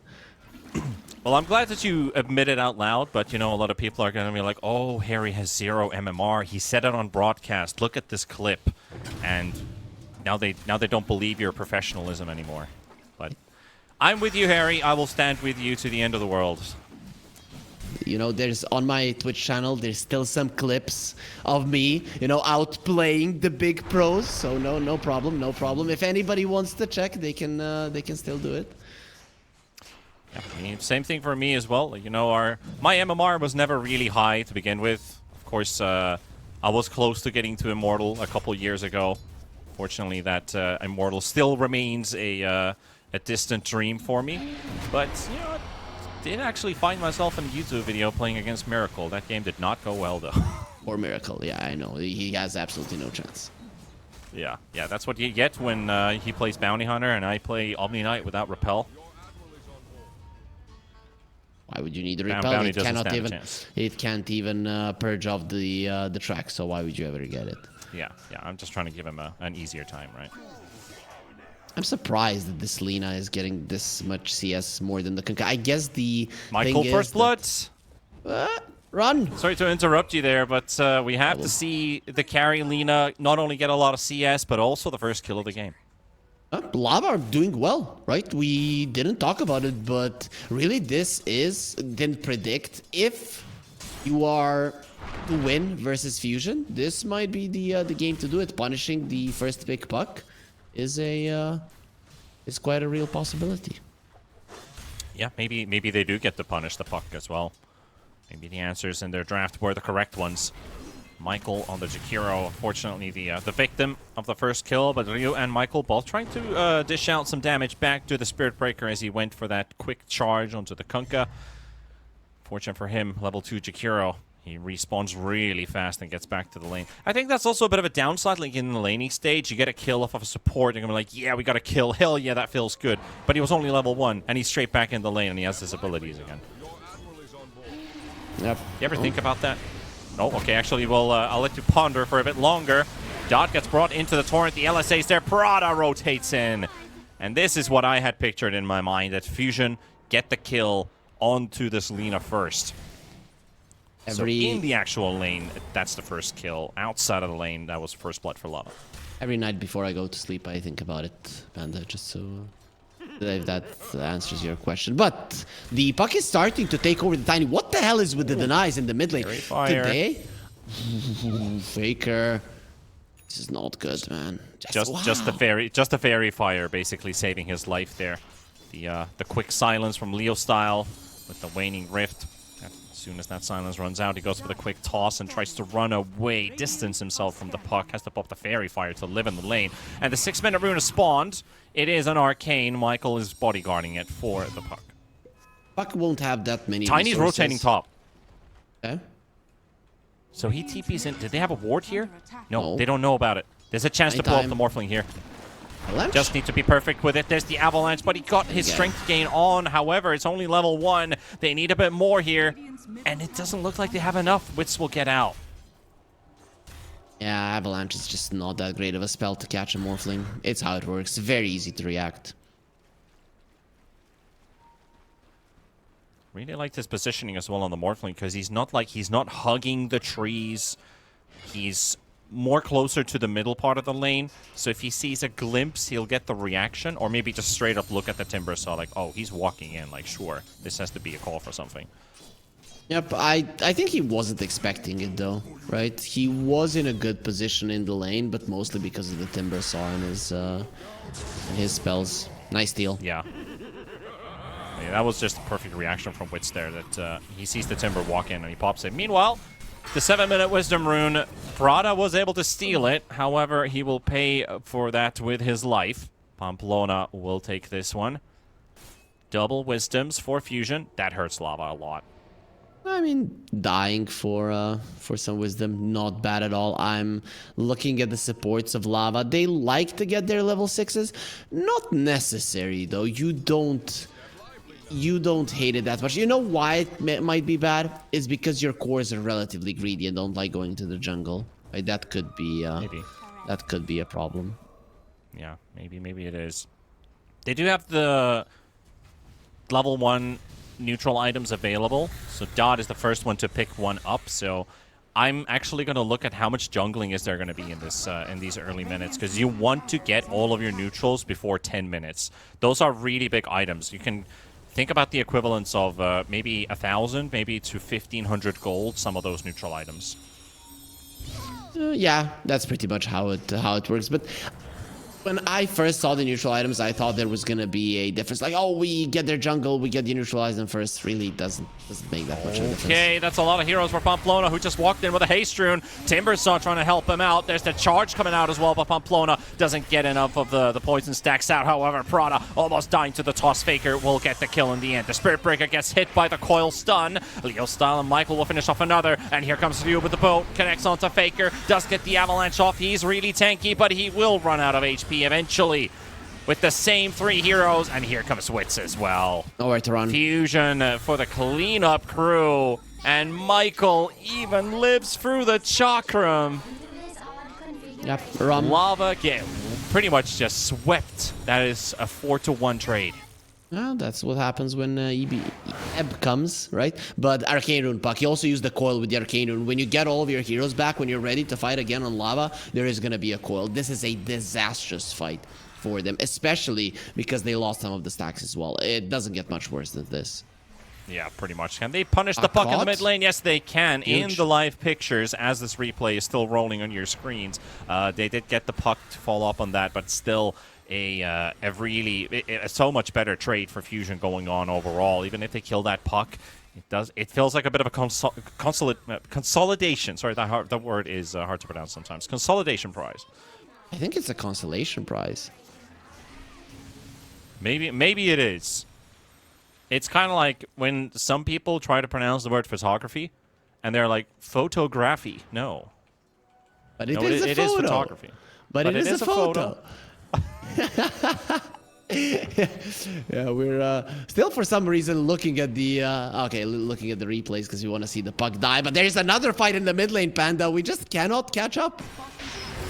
We certainly cannot keep up with the replays because the action continues to roll. Faker and Prada, a support and a core will fall. The orb will miss Pamplona. I have a slideshow right now, but looks like Lina is going to be showing up to the fight to help out. Wits going in with a deep waveform. There's the X-Mark connected with the boat onto Dot. There's the charge in from the Spirit Breaker trying to act as a target, but Lina will drop, and that's going to be Barbecue dropping as well in the Macropyre, and that is even more going for Fusion. I have 60 packet loss, so I'm not sure if you can hear me, but... I hear you perfectly, Panda. Okay, so then it's just my client. Thankfully, our observer is very awake here and looking at just the right things. So, Fusion. Again, a very, very important fight for them in terms of picking up the pace and, you know, telling Lava who's boss. Oh, pretty much, right? This time around, they got themselves a lineup that likes to jump in and out, and now they're showcasing their the skill difference between the two teams. Adrian has vision on the Sven. Sven knows he's being charged right now, but Adrian will go down to Wits. And Prada doesn't even die to this one, so a bit of desperation too coming in from Lava now. They had a great start in the early minutes, but I think we can say that could lead a goodbye. Yeah, and it all started with the Wisdom Rune steal, but also the Arcane Rune going towards the puck. Two things happened. Wisdom Rune got stolen, and the puck pushed out the Tiny at the first Power Rune. Right? And it all opened up that the next 6 minutes are completely in favor of Fusion. Radiant's bottom tower has fallen. Also, I think, I mean, this is a game where you start to ponder your itemization a bit as well, like the way the last two fights have been going. I know there is a Midas bug out there. The teams are aware of it, not to exploit that bug, but they are allowed to buy Midas. Is anyone going to do it? Is anyone seeing a Midas route here? I don't think they really have. I don't think you risk it, especially in this game where there's no heroes that want to get it, right? You risk it for to get pulled into it. You know, we're human. We like to be greedy, and it can happen. Oh, and so many. Let's see if this replay goes through all the way to the end. But yeah, Faker found himself pretty alone there in the river. Pamplona tries to save him with the bubble, but that also means that it just sets up for Kunkka spells. That was a cool snipe from the Shadow Demon, though. Making sure that Sven goes down. Sure, it's not the biggest kill, but it is something. Yeah, fully focused on the single one target. Shadow Demon surviving there was very weird to see. I mean, he did get ran down by the puck in the end, but still. And we get a pause. Okay. Did production maybe talk to the players? Yo, guys, so many things happened. We need to go through a couple of replays. Please pause the game. Yeah, and then the replay is through, and we're still sitting here in this pause. So Wits has a bit of a disconnect. Hopefully nothing bigger. And Puck is going for the same build again. Leo Style has the Mage Slayer. So Witchblade into Blink into Deso. Leo? Yes, murder them all. I'm surprised that in this game he didn't there we go. for the Witchblade first. There we go. The crossed swords Puck. It's not your Sanjin, Yasha, Kaya, Sanj, whatever combination. It's the Witchblade and the Mage Slayer. The MSWB. Yo, Panda, those items cannot be connected together. Yeah, but it's still the combination. It's the MSWB. I know. It's a new thing. MSWB. It seems hard to pronounce. Do better. Right. Some player names are even harder. Witch Slayer. So. Witch Slayer. Sounds good. Yeah, Witch Slayer sounds pretty good. Well, there are a couple of witches to slay. Alina, SD loses damage. Timber. She's a sorceress. She's a sorceress, not a witch. Witches are evil. I mean, Harry Potter. Not all witches are evil. I don't know, man. I'll watch Looney Tunes. That witch is evil. Yeah, you've been reading too much fantasy. I actually know in real life a couple witches, and it is a way of life. It is a lifestyle. They're not that evil people. Can they teach me like spells or they cook children? What do they do? I mean, they do rituals and stuff, but it's not the type of like when everybody says about like the Vikings, for example, and their like pagan history and stuff like that they sacrifice people. That was like ages ago. There are still Vikings, and they haven't done like human sacrifices or blood sacrifices in like a very long time. Looks like Pamplona though was on the list here for Fusion. There goes the SD. They do try to punish the Kunkka, but his Admiral's Rum is active, so even his debuff might say, or sorry, his buff might say, you're drunk. Movement speed is increased by 10%, but he does what he wants to do. He is the Jack Sparrow of this server. Fusion going for Adrian now. Get another kill, and nobody seems to die on Fusion's side. The score was like 5-4, and it's 5-13 now. Yeah, it's pretty much been a catastrophe every single engagement for Lava, and this is how you deal with these lineups that are gonna be surrounding the Lina, wanting her to do a lot of damage. You run at them and you pick them apart. You poke, and then you find the openings to go for kills. You don't even care about any of the towers. You don't care much about what's gonna happen on the map. Just naturally, with the kills happening, the towers are gonna fall, opening up the map, allowing you to play even more aggressive. Nighttime. And maybe this is the time for Lava to at least stop the bleeding. But turning the game around, getting something much done, that is going to be a tough one. Radiant's top tower has fallen.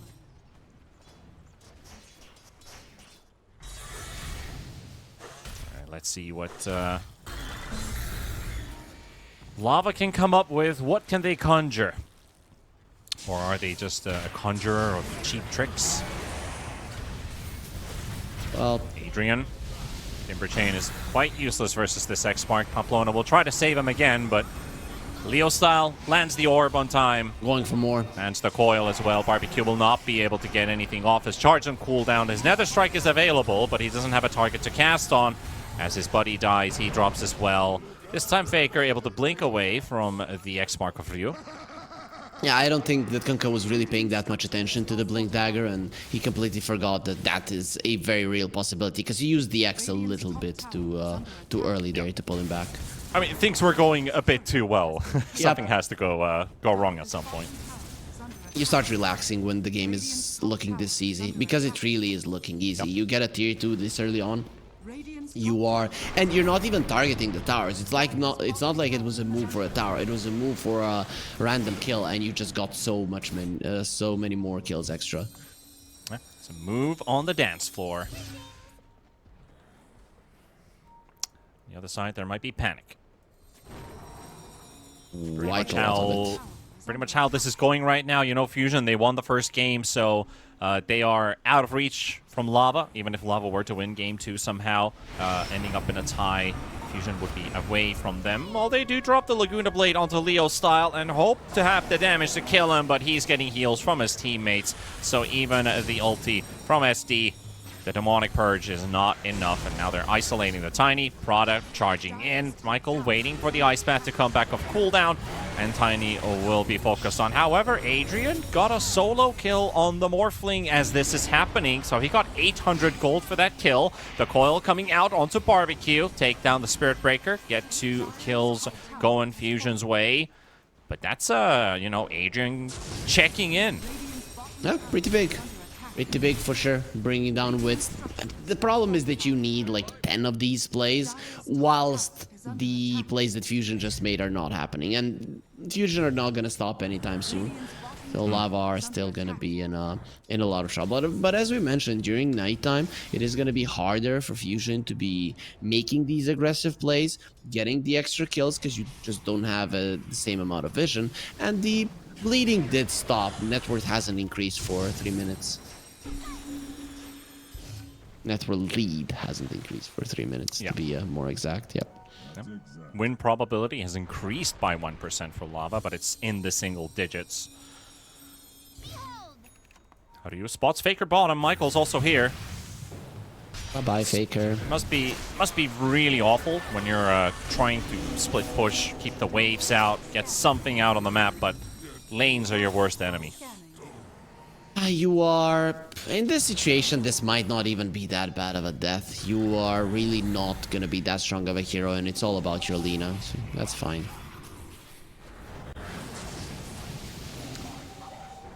Morphling is really aggressive. Sure is, yeah. Pamplona is able to get himself out.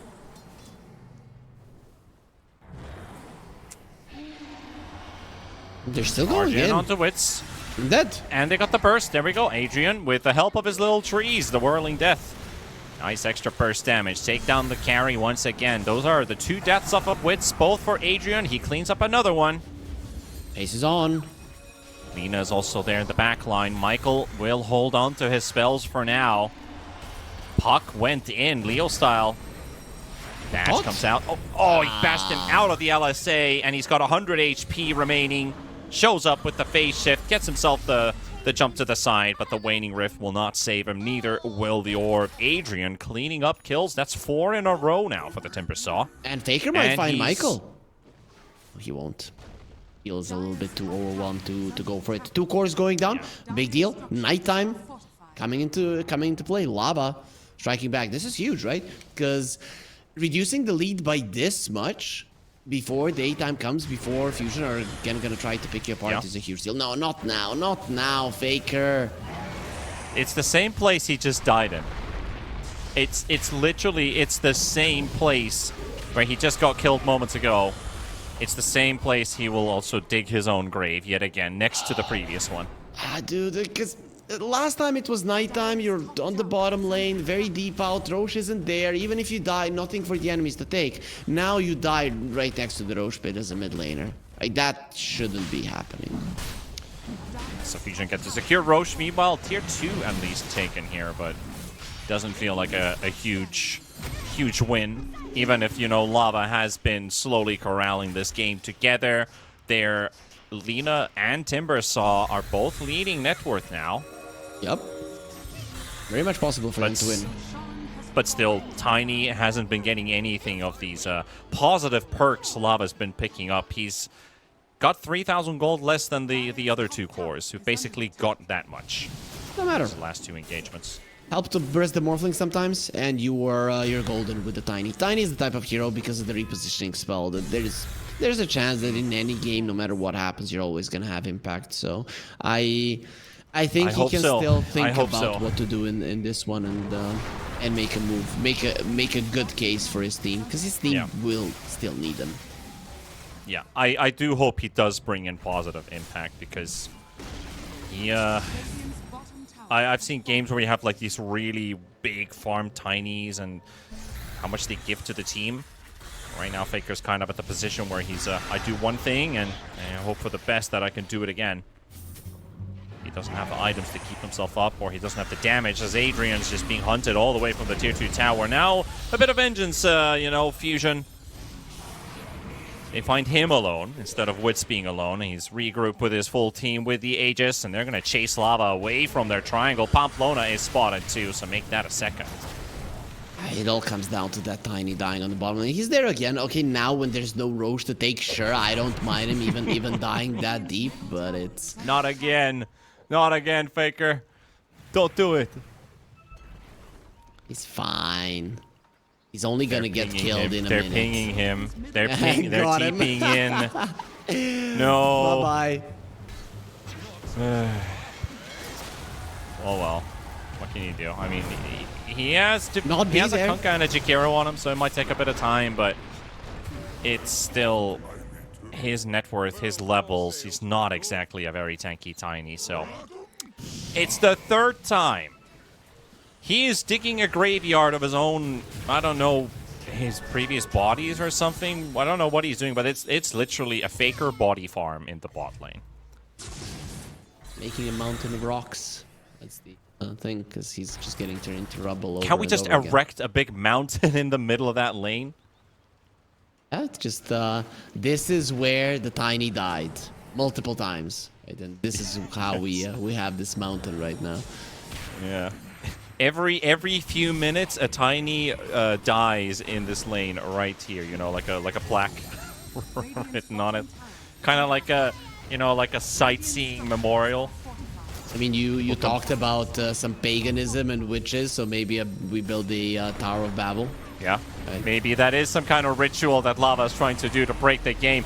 Maybe this time the Mountain gets taken down on his own base. Michael does go down. Adrian cleans up a big streak. Faker falls as well. Prada is dropping low. Witz is also down to half HP, and it's down to a 3 versus 2. How much can Dot do? How much can this Lina do? He's in a very impossible situation. The charge comes through. Leo Style dodges down with the Gleipnirs onto the Morphling, but this puck does not give up. Leo Style will rifle him all the way through, and of course he will. Witz is so low on HP, but he does have that Aegis available. Adrian is now being the focus here for the puck and for the Morphling, and he's trying to get himself out of there. Puck battling it out with the Witch Slayer, trying to take down Adrian. Drops him down to 800. Leo Style is going to have to do a bit of dodging here. Wait for some of those stacks to run out before he continues his right-clicking, so at least Puck will now just fully disengage. It's the region, so Morphling will, morph a little bit around, get back to full HP. We'll have some mana issues, but the Puck finding the region will just allow Fusion to go in and again. And this is amazing, because it would have been an end to their Aegis, but because you find this region, you can continue for the next minute that you have the Aegis for to go aggressive. Yeah.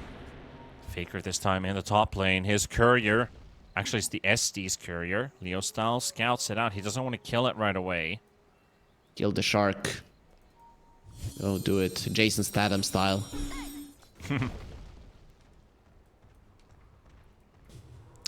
See what they can come up with. Well, I heard something that I don't want to hear again. Yep, I heard it as well. I'm hoping it'll go through the viewers. But, maybe a bit of a glitch in the system. Yep. But it looks like we're all right here. However, Morphling goes straight in, tanks the Laguna Blade. The toss comes out. He's up to 500 HP, charges in as a Spirit Breaker to Pamplona, and a beautiful coil there from Puck. That Aegis is not even wearing out. Barbecue is already dead. Leo Style, though. Regen is running. He's trying to get away, get a bit of distance so he can get the Regen rune ticking. Blinks deeper, orbs away. They're on the full chase for him, but look at he's regenerating HP back. Puck is almost back to full HP, and now Lina's left alone. That BKB has run its course. Leo Style gives his greetings into the chat as Michael goes down, and the Puck is still behind them. Still doing some poke damage, but yeah, he's back to full HP, full mana. LSA comes through, a Dragon Slave, some right clicks as well, but it's not enough. It's not enough to kill him. Adrian, Faker, hoping to find another opportunity to jump in again, but Fusion, they will move out. So Aegis is expended, and Lava, they do have a bit of a costly defense, but it could have been even worse.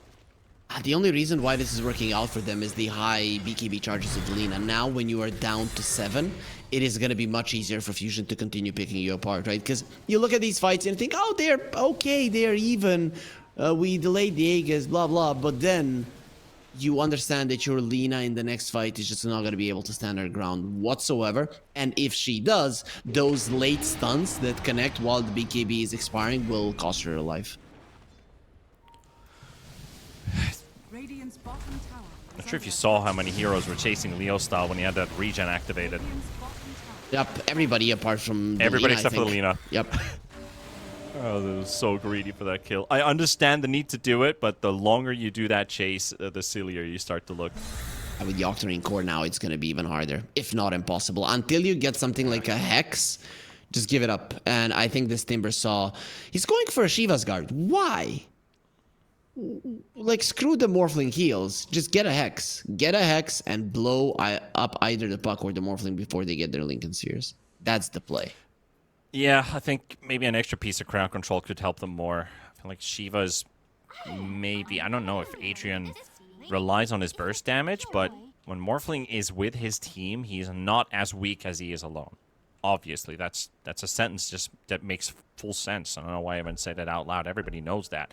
But that Shiva's could help him burst him even faster. Though, I feel like the Hex could help his team disrupt this Morphling. And I think that, yeah, the Hex is a very good idea. Is somebody else building the Hex? No, not really. Nobody else has it lined up. They're just very poor Panda as well, right? Lina is not going to get it, and everybody else is It's like Drums, Shadow Blade, Spirit Breaker, Conda, Tiny. Shadow Demon with the Solar Crest, Daedalus lined up on the Lina.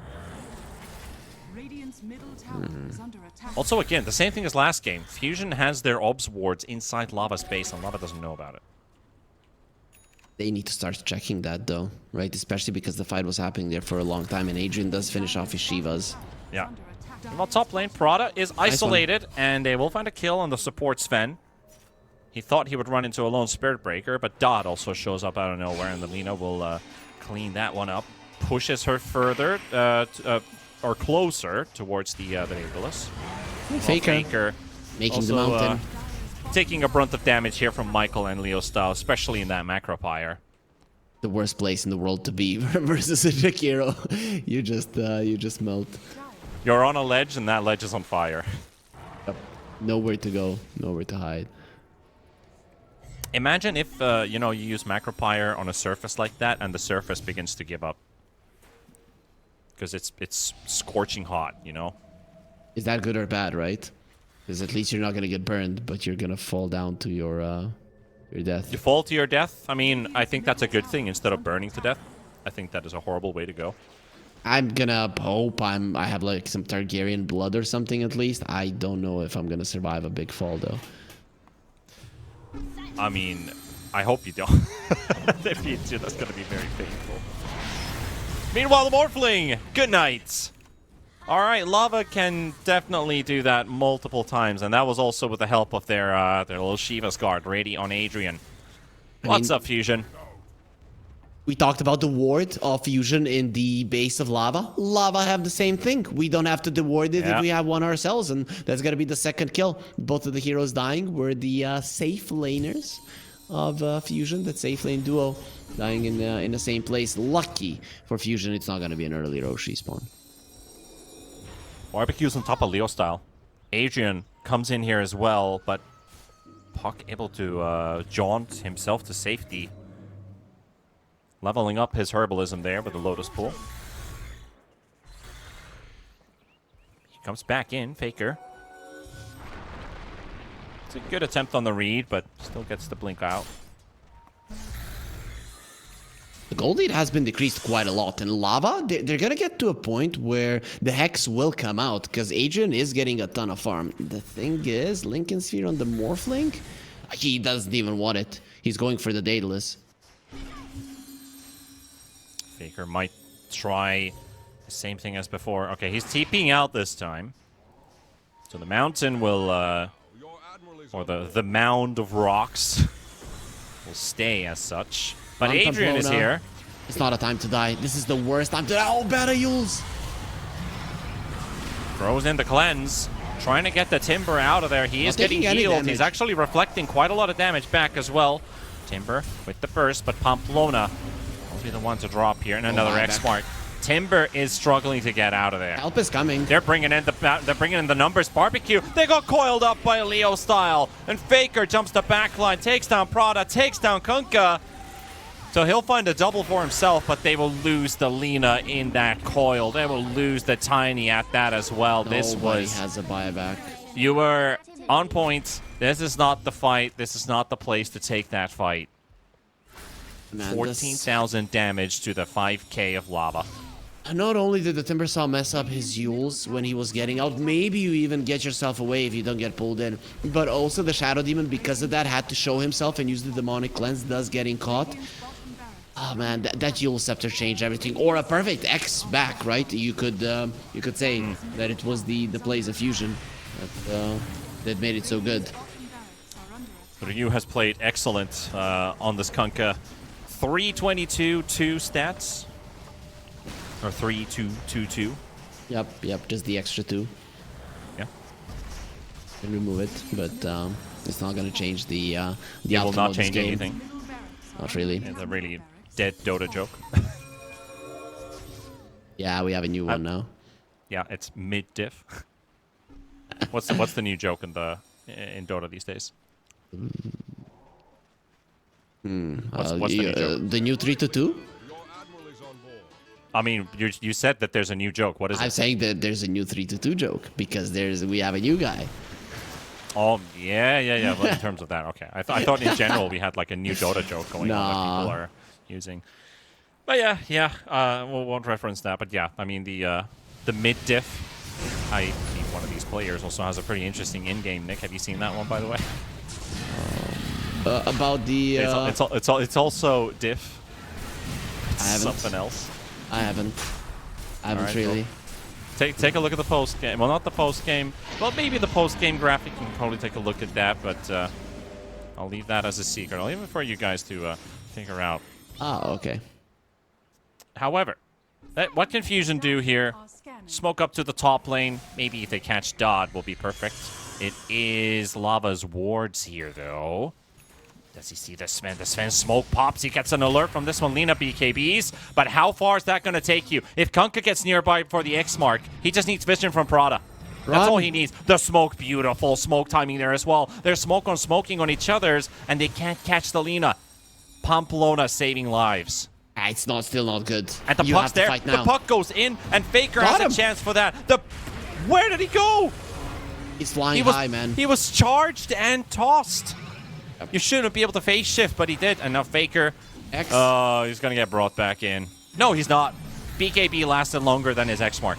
I think Kunkka used it earlier. Not going to lie. It could also be that. It could also be that. But Wits and Ryu are diving the high ground. Pamplona dead, and so is the Spirit Breaker. Lina trying to dish out some damage, but getting controlled without the BKB. She is defenseless. They'll take down one. Maybe they can get Leo style, but doesn't look like they have the sufficient damage to blow one up. Dot is gone for 80 seconds. The HSS out from Wits. Prada will pop his ulti, so now the Sven's going to start dealing damage too. They are just slowly making way through this Faker Tiny. Adrian is trying to retaliate. Leo Style gets the... Oh, I don't believe it. How does Leo Style still survive? This is ridiculous. Spirit Breaker gets his ulti up and he dies in the trees because he didn't get the shift on time there. And he actually didn't get the silence out onto the Spirit Breaker either.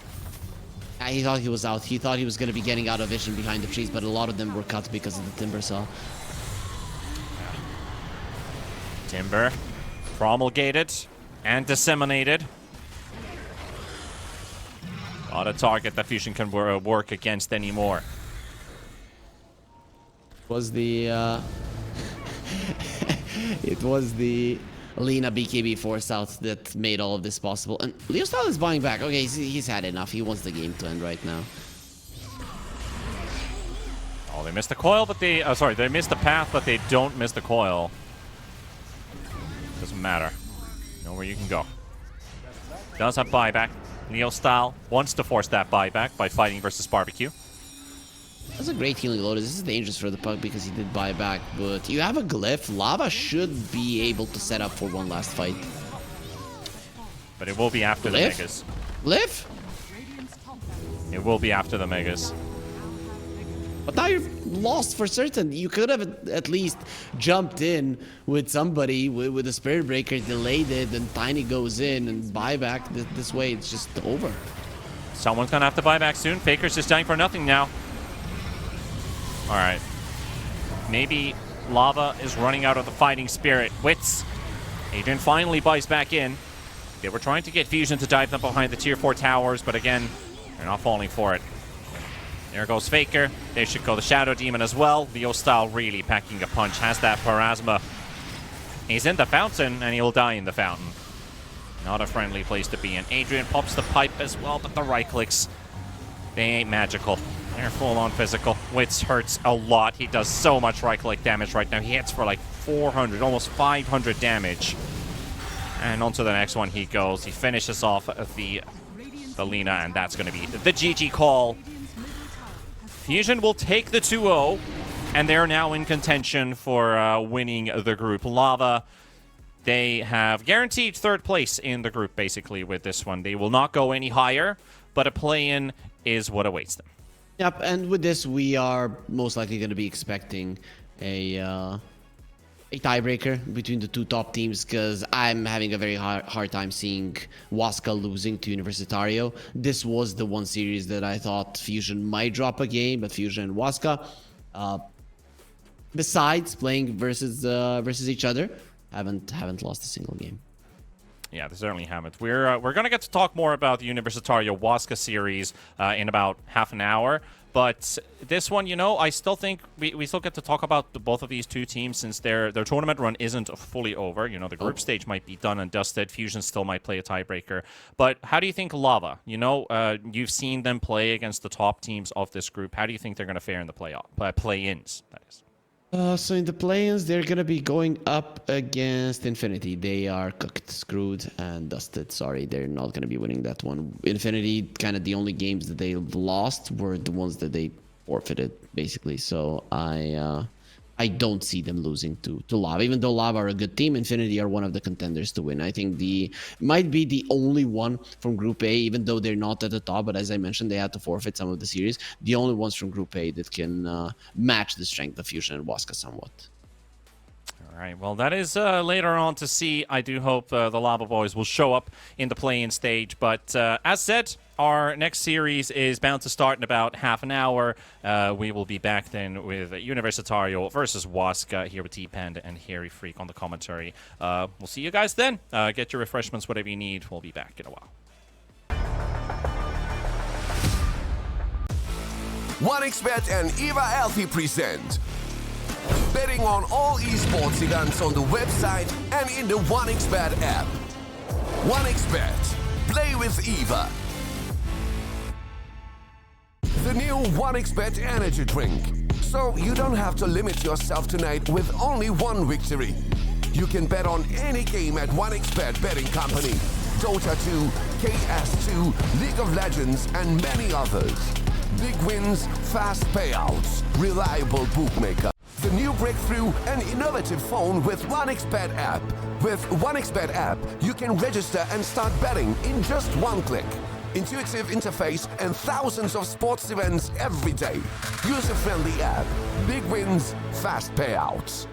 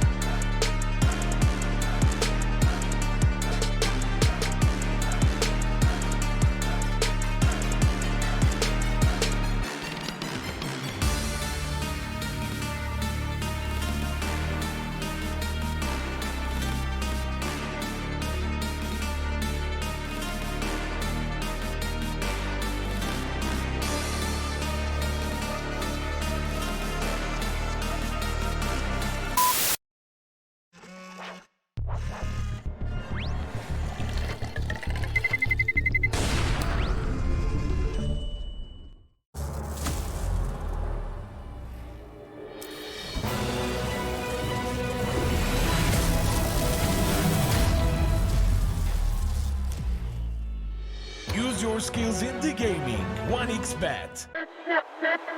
Respect from 1xBet. Respect from 1xBet. Respect from 1xBet. Respect from 1xBet. Respect from 1xBet. Respect from 1xBet. Respect.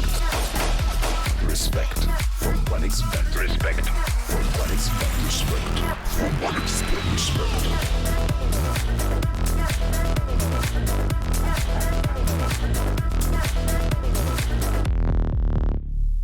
Hello, son. Hi, Mom. Pretty girl. This is Eva. Nice to meet you. Thank you very much. Your dad's just making his favourite dinner. It's duck. Come on inside. They're all probably too gruesome to tell you while you're eating at the table. How's your food? Is everything okay? Good, good.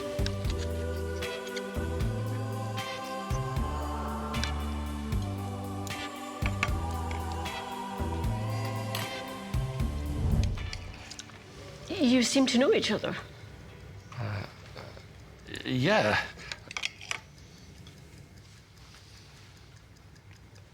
This is the new ambassador for 1xBet. Oh, I see.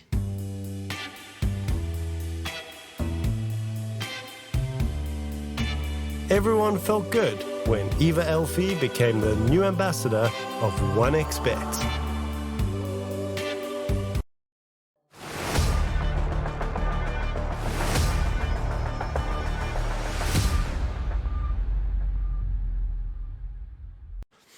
All right, welcome back, folks. We are going towards our second series of the day here, the final day of the Group Bs. And of course, you know, there's a chance we're going to get some tiebreakers dependent on the results of this specific series. So this will tell us a whole lot, Harry. It's Universitario versus Waska. Yep, as far as I understood, maybe they even get played this evening, but overall they are scheduled to be played just before the playoffs do start tomorrow. So we're going to be finding that one out as the day does continue. But for us to even have the tiebreakers, Waska are going to have to win 2-0. Harry jumping the gun a bit there. You know, he's already saying we have tiebreakers happening, but I think you have to be a sane person to admit that. So we're both sane here, obviously, and do believe that this is going to be a walk in the park for Waska. Though, mainly because Universitario, they haven't delivered on the results. They have only tied up Kali, which is the other bottom two team. They're currently tied for 5th, so that means that they are definitely out. Waska, though, they are 7-1, and their only loss was against Fusion, who's currently 9-1 in the groups. Yep. The two quote-unquote undefeated teams, they drop a game to each other, right? And that's completely fine. We've seen it happen so many times through the regional Dota 2 series. I mean, we've had so many different scenarios because this has been a very long bunch of tournaments spanned. And this is our 11th one. We only have one more before the LAN. Yeah, it's slowly coming to a close, you know. The storylines are building up. The teams, the players, so much to talk about, so much to kind of see still unfold. And of course, when we start pitting region versus region, unfortunately for Universitario, they're not going to be one of those teams because they haven't accumulated enough points. But Waska, do they? I mean, Waska has a chance, right? Waska has a shot at actually going to the LAN. I think they had enough points if they win this one, right? Yes, I think a lot of the teams, if they win the tournament, they're just gonna be straight up going, right? Because there is only one. The team lack of East with Coast. 100. Yep. I mean, I think the Waska are East Coast. Oh wait, am I crazy? I mean, I'm not entirely sure how the point system works with that one. I mean, we did have a discussion about it a while ago. I'm gonna have to scroll very, very far into here. Maybe our trusty admin Uvu is gonna correct us on that one, so we can just talk about this ongoing tournament. I finally found the graph. They were Boom. My bad. They were Boom Esports. Yeah, I found the list, and Boom is not on this one. So to beat second place would be for Team Waska. They had 49.9, which means that even a second place finish is good enough for them. And they're actually in a very luxurious position to be in because a lot of teams need to win the tournament.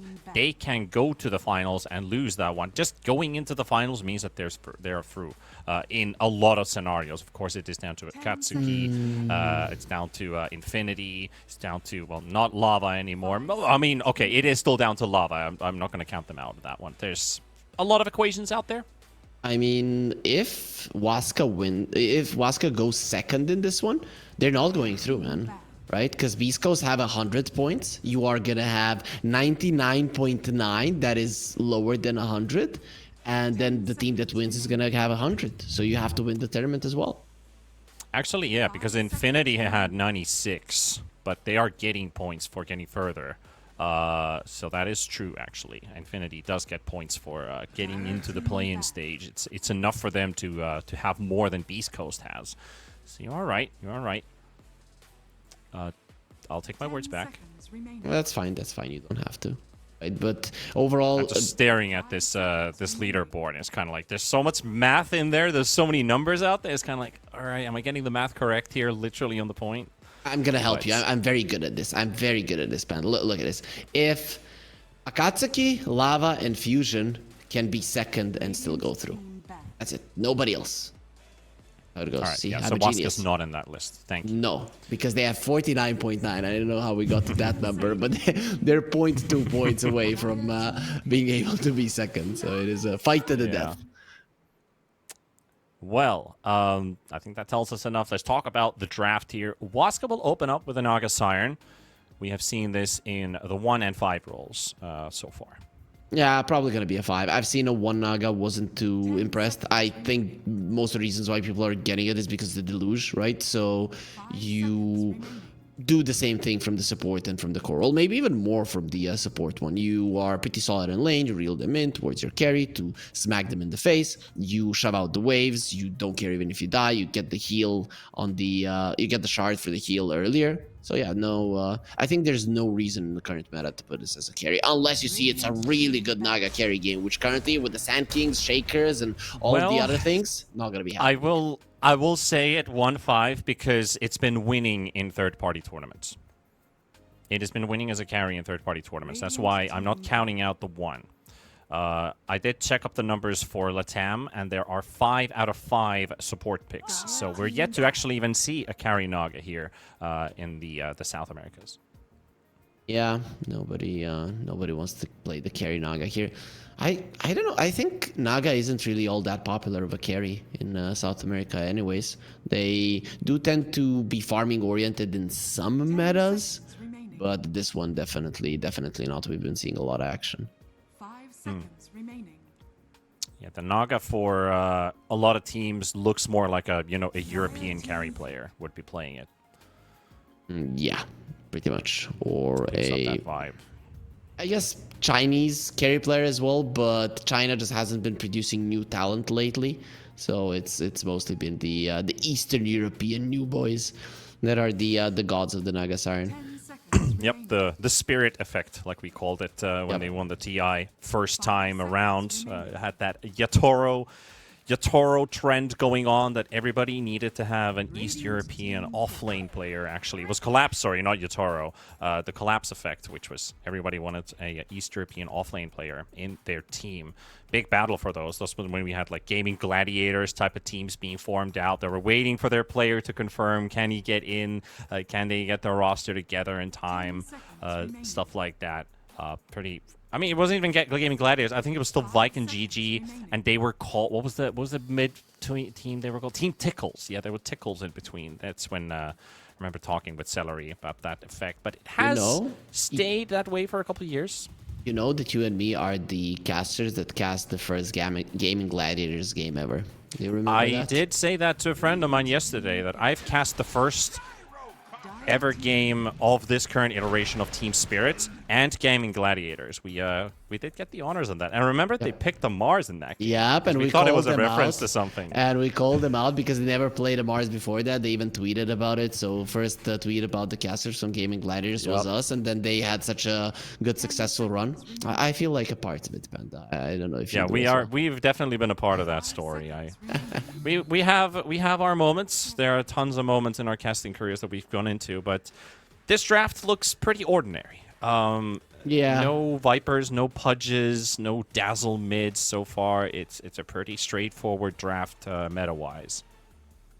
You want to say boring, right? It's gonna be a Gyro and the Naga safe lane, right? Awesome. And Universitario, they pick a Sand King Hoodwink, which is probably gonna be their double off lane, but with a little bit of flex of the Sand King going to the mid lane. Yeah, definitely nothing too interesting so far. We could make it interesting, though, because Sand King Hoodwink, if this is your offlane duo, Insurmountable Carry Tiny is not bad with the status resistance. So you could play Tiny Carry with Naga 5, making it a double melee lane, but still, I think you could get a lot of benefit out of it. Tiny is hard to kill. Naga can help you with that extra survivability. Yeah, we can make it interesting with theorizing, but our theories are probably not going to be correct, unfortunately. So I doubt we're going to be seeing an Insurmountable Tiny. I haven't seen it in quite some time. But we theorize a lot of things correct, hence why we're working here. Exactly.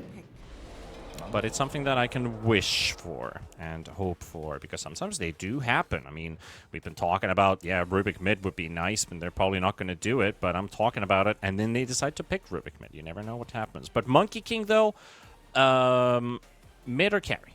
10 seconds. I think it is not decided.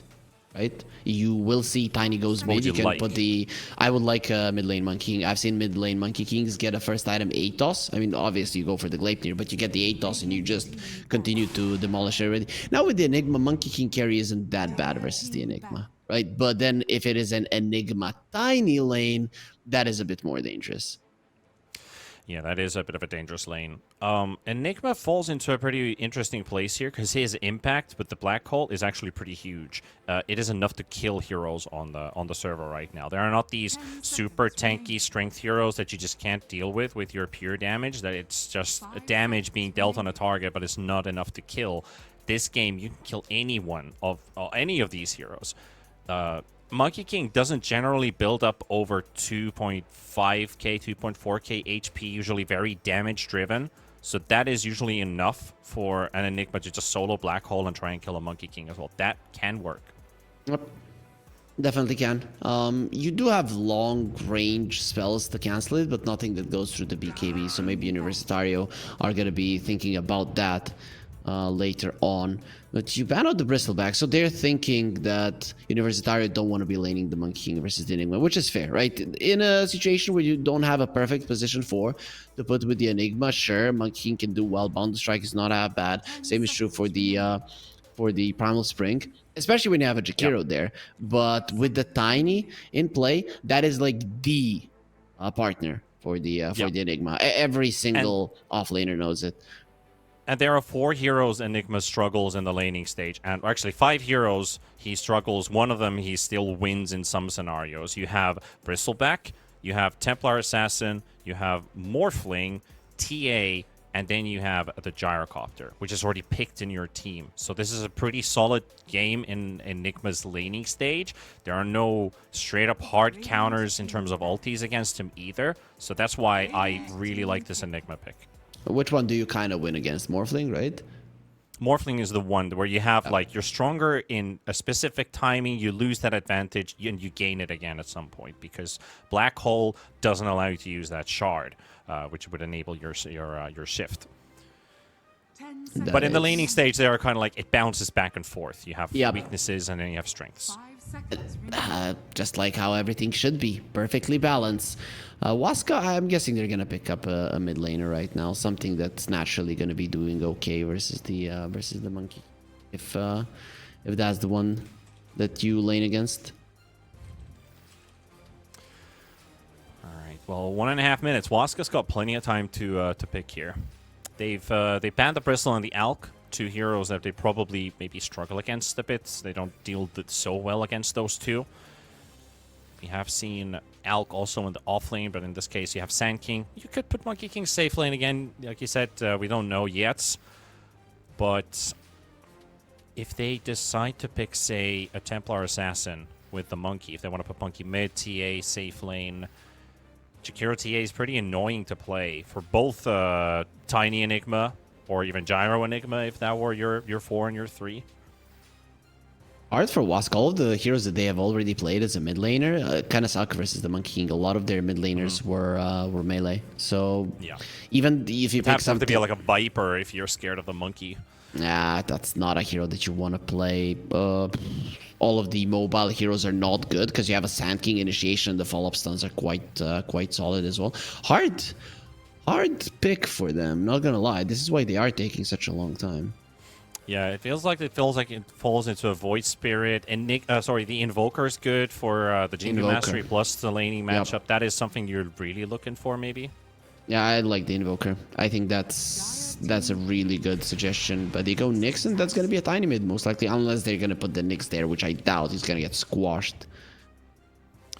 I think this is a Nyx mid. Really? I think this is going to be a Nyx mid. I've seen it a few times in pubs. I've heard some good stuff about it. I do think we're looking at a Nyx mid here. That would be pretty cool, right? I guess Dark Mago, he's the type of player to go for weird heroes sometimes. And Nyx mid isn't much different for a 4. You go for the same items, but your timings is just so much better. And look at these 4 supports. Now, you know what? Okay, it is going to be a carry Monkey King. I just put the tiny mid lane. Because Mind Flare is good for securing creeps. Okay, Matthew picks up Nyx. Dark Mago for the Tiny. Okay, so we don't get the Nyx mid. I would have been really happy to see it. I feel like your laning matchup is, it might look like what does Nyx Assassin do in a laning stage, but in a 1 versus 1 where you have Mind Flare to secure creeps, it's pretty damn good. It is very true. You know, and Siren does get one of the strongest mids, and it is, oh my god. Remember in Europe Dota, we had one mid laner who played Chain Gang Ember Spirit, and that was Mobe. Siren's doing the same thing. Mobe could single-handedly carry some of those games by making 1 versus 4 fights happen with his Chain Gang. It lets the team follow up on it. And he just jumps around and is a really big nuisance. And I've been talking about how good Siren is. He was the best player on the team yesterday. He changed it, so... Oh, he changed it. Panda, I would have loved a Chain Gang. You are allowing your wishes to blind you multiple times. So first you wanted the Nyx to be mid lane so much. Then you really wanted to see the Chain Gang. And I don't know what it is with players today. They just don't want to make any of our wishes come true. So you know what we do, Panda? We just caster curse them, right? But I don't know how we do it to the both teams because both of them have disappointed us. Yeah. Yeah, I'm hoping that your tangent goes on for long enough that Siren changes it back. Building up that hope. But, you know, I mean, double impact is your straightforward, easier skill build to work with. Don't have to think about it too much. But Chain Gang would have been awesome because we do have mid-embers who do play Chain Gang, and some of them to really high levels of gameplay. But yeah, he's locked in the double impact as the loading screens are on for us, and we're going to be in the game momentarily. Power rankings, Harry, and maybe in this case, pros and cons. Which draft do you favor, and what is good about it, and what is bad about it? Yeah, so let's just pick a team. Let's just take away the teams for a second, right? And just look at the drafts. Just the heroes on paper. Yeah. So laning stage of Waska is really good, and you have a lot of burst versus not that many tank heroes, right? So that's good thing going for them. You have vision from the Nyx, ways to open up the map with the Enigma, very strong late game with the Gyro, and Enigma that is going to be building all of those auras, right? So Waska's lineup hits most of the boxes, if not all, right? Then you look at Universitario. What does their lineup do? Their lineup creates chaos. It might be even one of those situations where it's better to get a blink on the Sand King rather than a pipe, and just hope that you are going to be initiating first. The problem there again arises from the Nyx Assassin. There's not enough sentries for the map this big to be able to find them, and thus Waska, they're a better team, and I think they have a better draft, right? It is easier to execute. It is easier to come together. The AoE damage from their spells can very easily kill the Universitario supports, and the vice versa is not true. Universitario, they can't do it. So Universitario, they have to poke and prod, go for burst damage approaches. You cannot really play that much into meta, or you're probably gonna lose. I do hope that Siren gets the backup that he needs, and that is actually Universitario just playing the lanes better. That is the thing here, because for Siren, if you look at the last game that he played, that was versus Fusion. He didn't die a single time, and Fusion's a darn good team. He had in his team, they had the Bobby Pato going with the carry Void Spirit, which I kind of talked about, was 3-0, and after Battle Fury just went straight downhill, so he ended the game 5-6. We had the support Tinker, which they got to secure in the first phase. Looked like he could hit some good timings, but not quite enough. Quap getting kill after kill. He always gets to disengage. Plays a flawless 8-0 game in a game that they lost, by the way. 27,000 damage. Great pace on items. He was the sole... He was that flex tape keeping that team together. They lost both of their side lanes. I think they've lost their side lanes in almost every single game so far. So I really hope that they reinforce their side lanes this time in this draft. How do you think? Did they address that with the heroes that they picked, that their side lanes look better? Universitario, they do have decent side lanes. Not gonna lie. Will they be winning them? I think the Enigma lane they can actually win. It is a possibility, because Enigma lanes with the melee support have the ceiling for the skill is super high. So if Waska don't play it perfectly, I think Universitario have a chance of winning it. So yeah, they did. I think they did address their side lanes. But sometimes Panda, it's not about the heroes. Sometimes it's just about the gameplay. And Universitario haven't been playing good Dota. Let's not kid ourselves. I'm just trying to build up on storylines here with Universitario, considering that how good Siren is playing. I hope that the rest of the team can play up to his level. Really, this is a real gem that is being built here on Siren. I've been talking about him so much that I feel like I'm a broken record, but he is the star player of this team, without a doubt. And he has a solid lane matchup, right? The Ember Spirit should be doing relatively okay versus the Tiny. Even worst case scenario, maybe he can even win that lane. The thing is, you would like to bring people to the Ember Spirit rather than him rotating. So you do have solid rotating supports on Universitario. Universitario have the tools to play this game, not gonna lie. But their lineup is a classic tier 1 draft. This is by no means an easy one to execute. So I don't have much faith. All right, well, let's see what the game's gonna show us in the end. As you know, drafts are only drafts on paper. It is really down to the teams and the players to play those out. Bounty spawned and it's a 2-for-2 split. And let's head over with our laning stage. So the Tiny versus the Ember, and of course the Sand King Hoodwink versus the Naga and the Gyrocopter. And Enigma does have his Nyx Assassin to help out on the top lane versus the Monkey King and the Chikiro. Those are our laning matchups. They're already trying to cut the creep wave, but only managed to secure the range creep. That is something, but it is pretty difficult for them to match up. Naga has a decent amount of armor. Gyrocopter's Rocket Barrage, very scary, especially with the Deluge, the movement speed reduction. You can chase heroes with this barrage, and Sand King, Hoodwink, they're not great when they're being followed. Yeah, not ideal. But what did the Sand King go for? He went for the Dust Devil. Okay, so you're losing the bottom lane. Universitario are happy to lose the bottom lane with a chance of just getting a lot of farm later on. So I think that Pablo is going to be focusing a bit more on stacking than they are going to be focusing on trying to win this lane.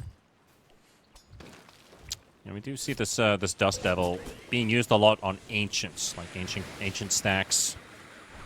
Something to look at. Pablo dead. A chase here onto Pablo, and very much doesn't even matter if the Gyro's not in the lane last hit him. But Bobby Pato gets the first blood off of Matthew before the Gyrocopter is able to get the kill going in the bottom lane. So Monkey first, Parker second. Pretty important for him because he's not really getting all that much CS. The Enigma so far is doing amazing.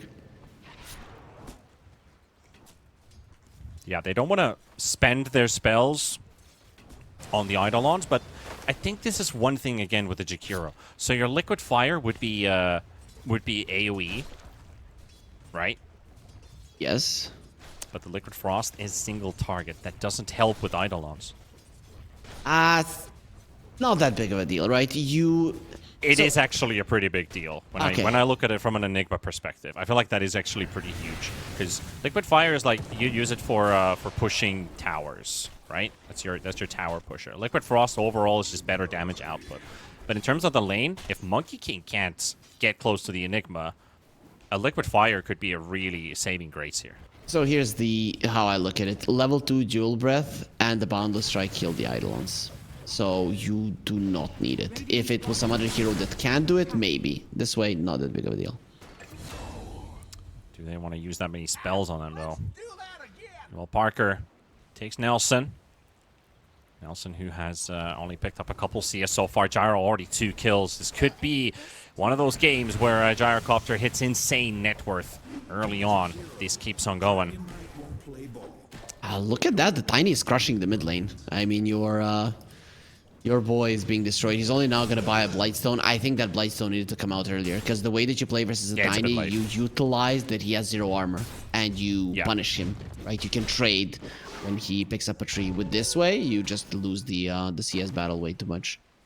Yeah, I also agree. I feel like you have to start with it right away. Meanwhile, Bobby Pato being pressured as well. The Boundless Strike does connect, but the Nyx Assassin being chased here with the dot damage. It's not sufficient. Sacred is the one that they're worried about, and they will take him after the Monkey King drops. You think Monkey King Jakiro is a pretty immune lane, but they are definitely shown very vulnerable here. This Jakiro is going to be a problem, though. Now level 4. He's probably going to be buying some regen after that double kill that Monkey King will be bringing him to the He's lane. the highest level in the game. Yep. Not gonna be easy for the Enigma in that lane now. The Eidolons are just gonna get demolished. Oh, Yeah, they don't scale well in HP. It's only plus 20 per level, so he wants to die. Health. Didn't buy anything. He might kill Mistake is here, dying. but does Sacred drop as well? Jakiro will go down. Enigma will be traded right after by Bobby Pato. It ends here, Enigma. That's pretty able to good. get the solo XP. He Bottom didn't lane get- also big battle. Nelson very low. Pablo to at half HP. He didn't get the experience, right? Because he died beforehand. No solo XP for Enigma? the... yeah? Yeah, he killed Mistake first. Oh, look at that. It really was the case. Yeah, my bad. Now Matthew. Big A stun. lot of slows on him. That is so One many more. slows. Dual breath, blood grenade, primal spring. Ugh. Yep. Okay, they're at least winning this lane, right? And that is hella important because the other two are not going all that well. But look at that. Ever since Siren M got his Lightstone, things have been changing. Imagine if he was able to get a kill on the Tiny earlier on, which could have been an opportunity and He's a going now. possibility. He's going to try and do it right away, right now. He does have a Fairy Fire, but Matthew is there to interrupt, and Siren gets the creep wave aggro off of him. And at the same time, the Fairy Fire will keep his life, but 6 seconds for a Mind Flare. No, he's not going to go for the dive. Ooh, he was Also, thinking Mistake about is in giving trouble in vision. the top lane. They might lose the Jakiro here, but the Dolans don't quite pack a punch alone. Jakiro gets out. He's gonna get level 5 now. Level 3 in dual breath is gonna be a problem. The second you get that, you might even go for a play, but he's too low. Yeah, you'd have to get very close, and that could just set up for a Malefice and a stun. And yet Domi is here too, so they're 3 versus 2 here now. Gyrocopter left alone in the lane because Nelson had such a rough start to the early minutes. And with the not gonna dust be a devil, threat. you can't do much, really. It's Yeah, he's not going to be a threat. not at all. Pato. There was a moment he might have actually loaded up a Malefice stun on him. Yadomi will reveal himself. They're chasing Mistake here. Monkey King rotates bottom. They want to kill the Gyrocopter as we talk about this. Really good move. Monkey is making his way with the knows. jumps. But there's a good back out there from Parker. Yep, they saw that nobody was defending the top tower instantly. You know, your spider senses are tingling. And he's positioning himself in such a way to be as far away from the Sand King as he can. Yeah. Monkey King is nearby, but Bobby Pato might have to think about the Twin Gate. He showed himself to the Gyrocopter. Activates or deactivates the Watcher even. And here comes Yadomi. He sees him. Or sees him as with a quick of a glimpse there with the ward placed on the Twin Gate. Just keeping an eye, but he's spending so much time here. Monkey King's now being hit by the tower too, so that shows his position. The Wisdoms have already spawned as well. Stolen. One of them taken out. Mistake stole his, and that's going to be both of them for Universitario supports, considering that this Jakiro is already super high level. This is quite huge. It is, but there's a lot of time wasted on the Monkey King. Yep, and he lost Gara the tower. was farming for that was a full minute. Yeah, plus your Jakiro was level 5. I'm kind of surprised he didn't want to get third point in dual breath and just to make sure that the tower doesn't fall. And they get the Enigma though. Nice. Nice, really good Midnight Pulse there. Cuts down the Monkey, Ember is and he coming. cannot tree dance, but there's Siren coming in. Matthew lines up the 2-man stun. If only they had level 6 Black Hole, if they did, but still at the same time, the Dolans do quite a lot of damage to the Monkey King, force him back. Enigma is low on mana though, so even if you do get the black hole there, you're not gonna be able to use it, right? Even if you are higher in levels. But yeah, it's just Waska are moving slower around the map, but more efficiently, and because of that, they're getting a lead, right? Every single time that Universitario are moving, there's nothing that they're getting for themselves. Yeah. You need the level 6 on the Hoodwink, most likely. That is your finishing spell, and beforehand, you should just focus on stacking, in my mind. And it feels really good, right? You're making less movement and getting more out of it. It is. Okay, Very so successful with that. Nelson is going to be going for a blink. In, I think, 99 out of 100 games, I would have said, this is so bad, you need a pipe, blah, blah, blah, in the current meta. In this game, it is a necessity. It feels bad to say. That is how you drafted. This is a situation you put yourself in, and I'm glad that he will be recognizing the situation for what it is. Matthew spotted out here while Enigma was trying to cut the tree off of Bobby Pato, but couldn't find the Monkey King. They're just right-clicking the Nyx Assassin down. Will be the killing spree now for the Monkey King. So with all the last hits that he's been missing out, he finally finds a kill for himself. I love the way that you're pronouncing Bobby Pato. It really does sound South American. So he's a duck. Bobby Duck. Dark Mago. Yep. He thought that the haste is going to be protecting his life. He thought wrong, right? This is the thing. Sometimes the power runes just give you some misplaced confidence.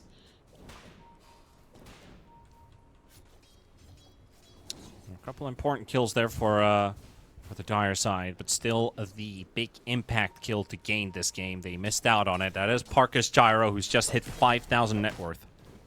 But we get 6 though, so things are gonna start looking up. Universitario are trying to get the Blink Dagger on the Sand King, and now with this with the Sharpshooter, you need to go for kills. It is a 45-second cooldown.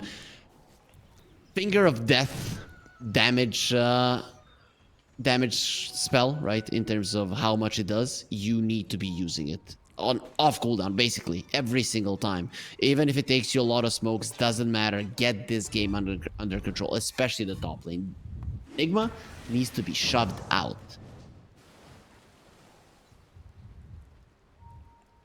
He could easily bring in some numbers with his drums. Of course, the pipe is also on his mind. Now Yadomi, chained up as he throws in the root towards Siren. Bushwhack misses though, so they're gonna have to hunt him down a bit here. The sharpshooter misses as well, so that's gonna take a bit of time. Bobby Pato will have to use the Boundless. So they finally get Yadomi. It takes a bit of time. Doesn't matter. Sharpshooter gets you the kill. It didn't really, but got you kill. Matthew. Yeah, level 1 Carapace. Not exactly great, especially versus Jakiro. You'd think it's amazing because you always stun him, but you don't really reflect any damage, and you're still standing in that fire. Bobby Pato trying to get the Wukongs off. And he finally does after the avalanche has ended. Tiny looking to walk away outside of it. The toss to the low ground gets Siren off of him. Black Hole comes out. Jakiro drops low. Blood Grenade thrown in helps to get the kill. And Siren, now the sharpshooter.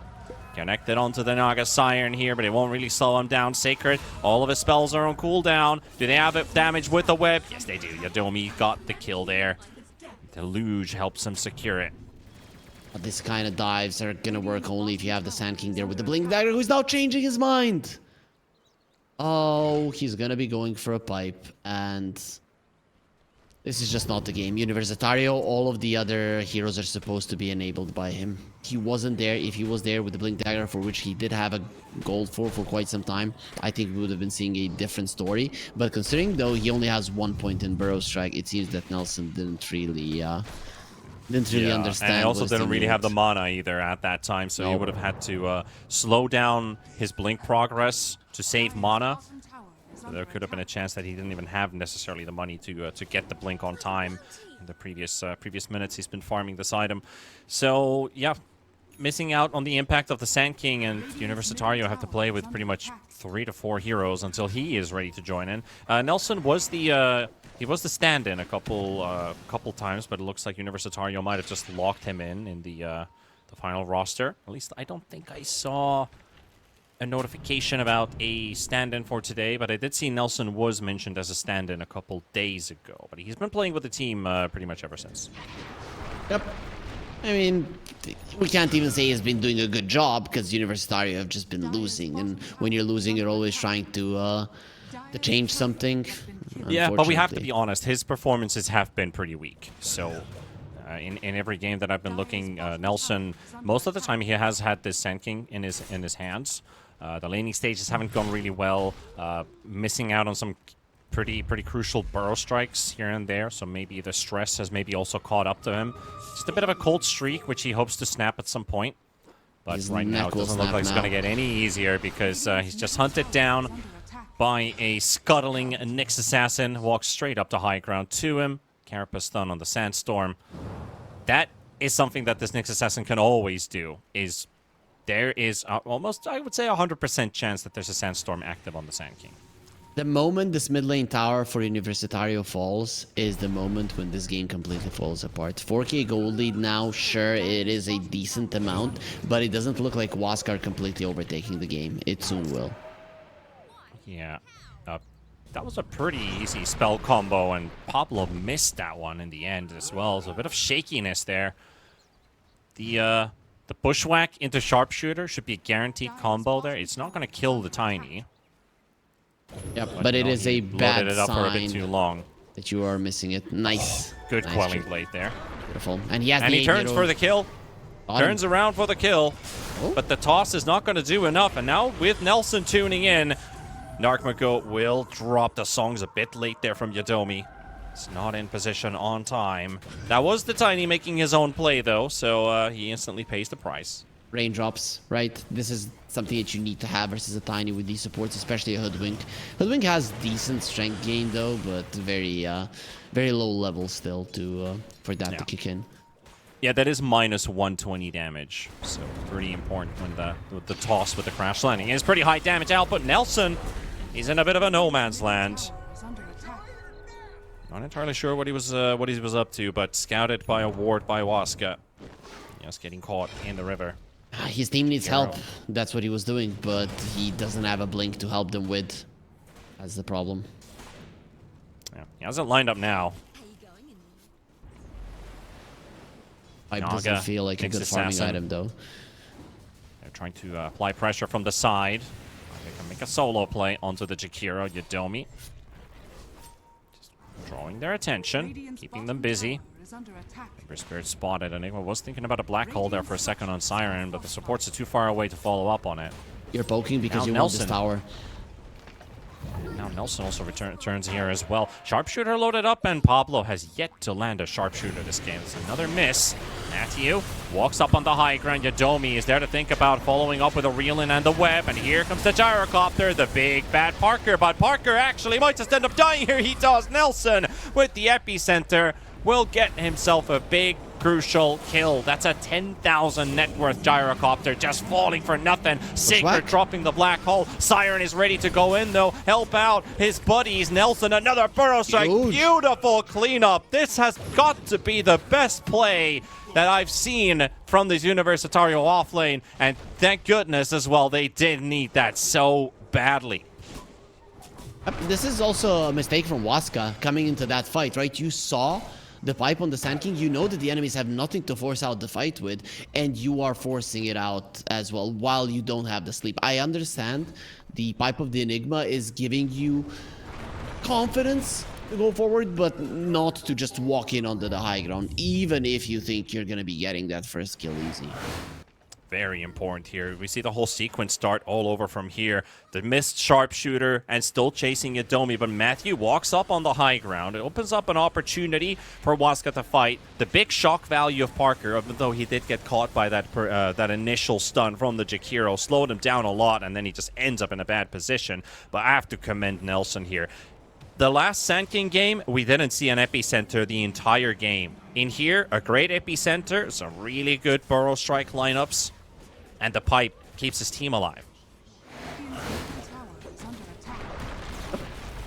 Big victory. Also, this mid lane tower falling is huge. Not because you open up the map at the moment until you get the Blink Dagger on the Sand King. It's not the biggest thing in the world, but because now it's going to be much harder for Waska to get their mid lane tower down. And that does hinder the Tiny, does hinder the Nyx Assassin as well. Two heroes of Waska are going to be slowed down because of it. And Ember Spirit, you know what you do at this point? You can create space for the Sand King to finish off his blink that he's not going to be going for. Okay, at this point, you might not need it.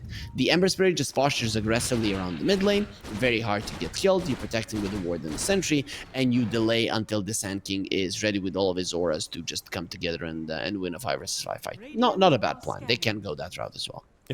Yeah, they can definitely do that. The aura's really important to have. Big item progress for Universitario, but you have to also address what Waska is aiming for in this game too.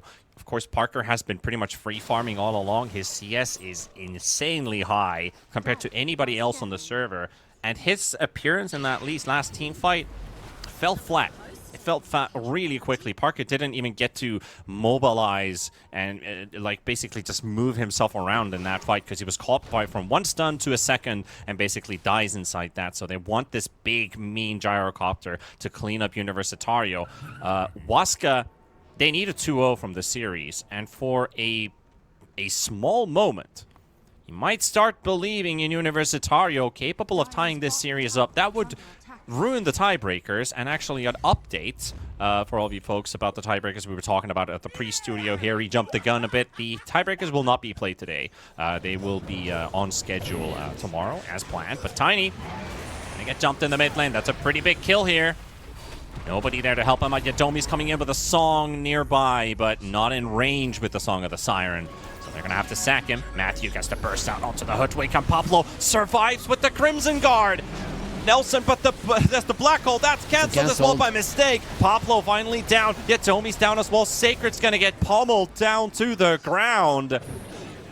And you have to, honestly, like this, I'm starting to feel Nelson's impact here with the team. Like his pipe in the previous fight, and now the Crimson keeps Pablo alive long enough, and then the support, the Jakiro from mistake, gets the Ice Path cancel on Sacred. Sacred just makes a quick blink black hole play to disrupt them, but mistakes in the right place and the right reaction time, and they get a lot of good kills there. Waska are gonna be regretting the choice. Maybe not of this fight, sure, but that first one, it might cost them the game. It is weird to say, but you give something to your enemies that they wouldn't have been able to get themselves, right? And it is starting to hurt. It is starting to hurt and even sting badly. The odds are showing it. I never would have thought getting into the series that I'm going to be seeing 2 times, like close odds between the two. I would always think it's going to be 2 or 3 times in favor for Waska. Yeah, I mean, if we talk about the odds, Universitario yesterday in both games, he had a 9.8 going into the Waska series. They had like what 6.8, 6.9. Yep. So very, very high odds. If you do want to give a shot at those odds as well, there is a banner below our stream where you have 100% bonus on your first deposit with our sponsor 1xBet with the code 1XRLG LATAM. Write that in. That's for your first deposit. Get yourself a bonus. Do make sure you bet and gamble responsibly. But that offer is active for you folks. Universitario in a smoke. They want to steal the Wisdom Rune. Won't be getting it. It's way too late. But they will be getting a Tormentor. This is such a weird play. I really didn't expect this, and neither did Waska. I love how they just take it. The song from Yadomi is going to catch 1, 2. Nelson in the trees. I think he might have also been pinged out. Trying to go for Siren. He's very tanky, but is he tanky enough? Sacred, no black hole for 40 seconds. Mistake is already down. The Wukongs will protect them. Parker still wants to fight. Sharpshooter onto Matthew. Very, very minute. Nelson wants to TP away. He gets tossed in. He's like, you're not escaping. You're not escaping this one. Universitario don't feel like they have the firepower. Siren jumping in another stun onto the Sankey. He never gets the epicenter off, and finally he loads it up, and Darkmago is distancing himself far enough to avoid the initial damage, and Parker is here to clean the rest of them up here. So yeah, Harry, the Tormentor doesn't really end up paying off in the end. That was such a... I still can't believe that Universitario went for that play. That was so weird and unnecessary, right? You don't have the tier 1 tower on the top taken out. Your escape routes are pretty much going to be cancelled if Waska gets a sniff of what you're doing, and you just go for it because you believe that your auras are going to be enough. But if Waska approach the fight in a slow manner and not get caught by a big epicenter and the Wukong's command just kite you around it, you've got no chance. Yeah, mistake from Universitario, definitely. I mean, I think if you look enough of pro games and replays, you might get the idea that, hey, we're in the lead right now, we can do this, but I think exactly that tier 1 tower. And obviously, the lack of an Aegis, which might even enable you to actually make that play. You drove the Aegis, the good old T1 into tier 2, into Tormentor, into the Wisdom at 21. Yep. And also when they brought down the Tormentor, their positioning was all wrong. You have one side that you think that the enemies are going to be coming through. That's the high ground from the lane, or the low ground from the lane, and you do not cover it with the Sand King. Sand King needed to be the first point of impact, not the Jakiro, which is in that area your main damage dealer. Still a 4K lead for Waska, and that most of that lead has been built inside these last 2 minutes of play. There was just a very small lead. That is the Gyrocopter so far ahead of the rest of the pack. That is where that net worth lead is showing from. Pablo will get Matthew. Nelson does have a rocket on him, so they are backing away. Waska running for their lives, pretty much. Siren wants to catch them. This is dangerous. There is an 80 ruin bottle. Gyro will destroy. Didn't catch anything. Very hard. That chain only hit on melee range. I think the slight that he used, I feel like he maybe landed the chains before the slight did. So maybe didn't expect. But now that's an arcane 80 gyro, by the way. Run. I think they saw it in the bottle. It is daytime. They should have been able to maybe spot him. Take the Tormentor, but they're not turning around towards the triangle. They're wanting to go top, suspecting somebody's going to come farm this top lane, and Gyrocopter, of course, the AD is about to run out. There's no reason to be super aggressive on Waska. Really, when you look at Universitario, no way to cancel out a BKB Black Hole unless the Ember is crazy enough to buy a Basher and hope that his lucky stars align, which is not going to happen, obviously. I mean, neither the buy of the Basher nor the lucky stars aligning.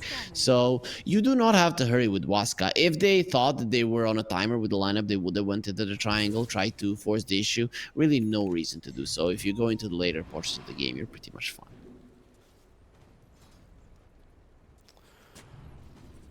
I'm thinking about ulti usage here a bit.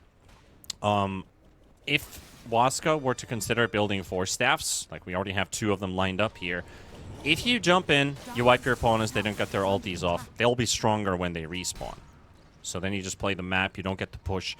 Would it be better to get them to use Epicenter and Wukong's, disengage, and then have your team fight ultis and win the fight if you're feeling stronger than your opponents are? Isn't that better?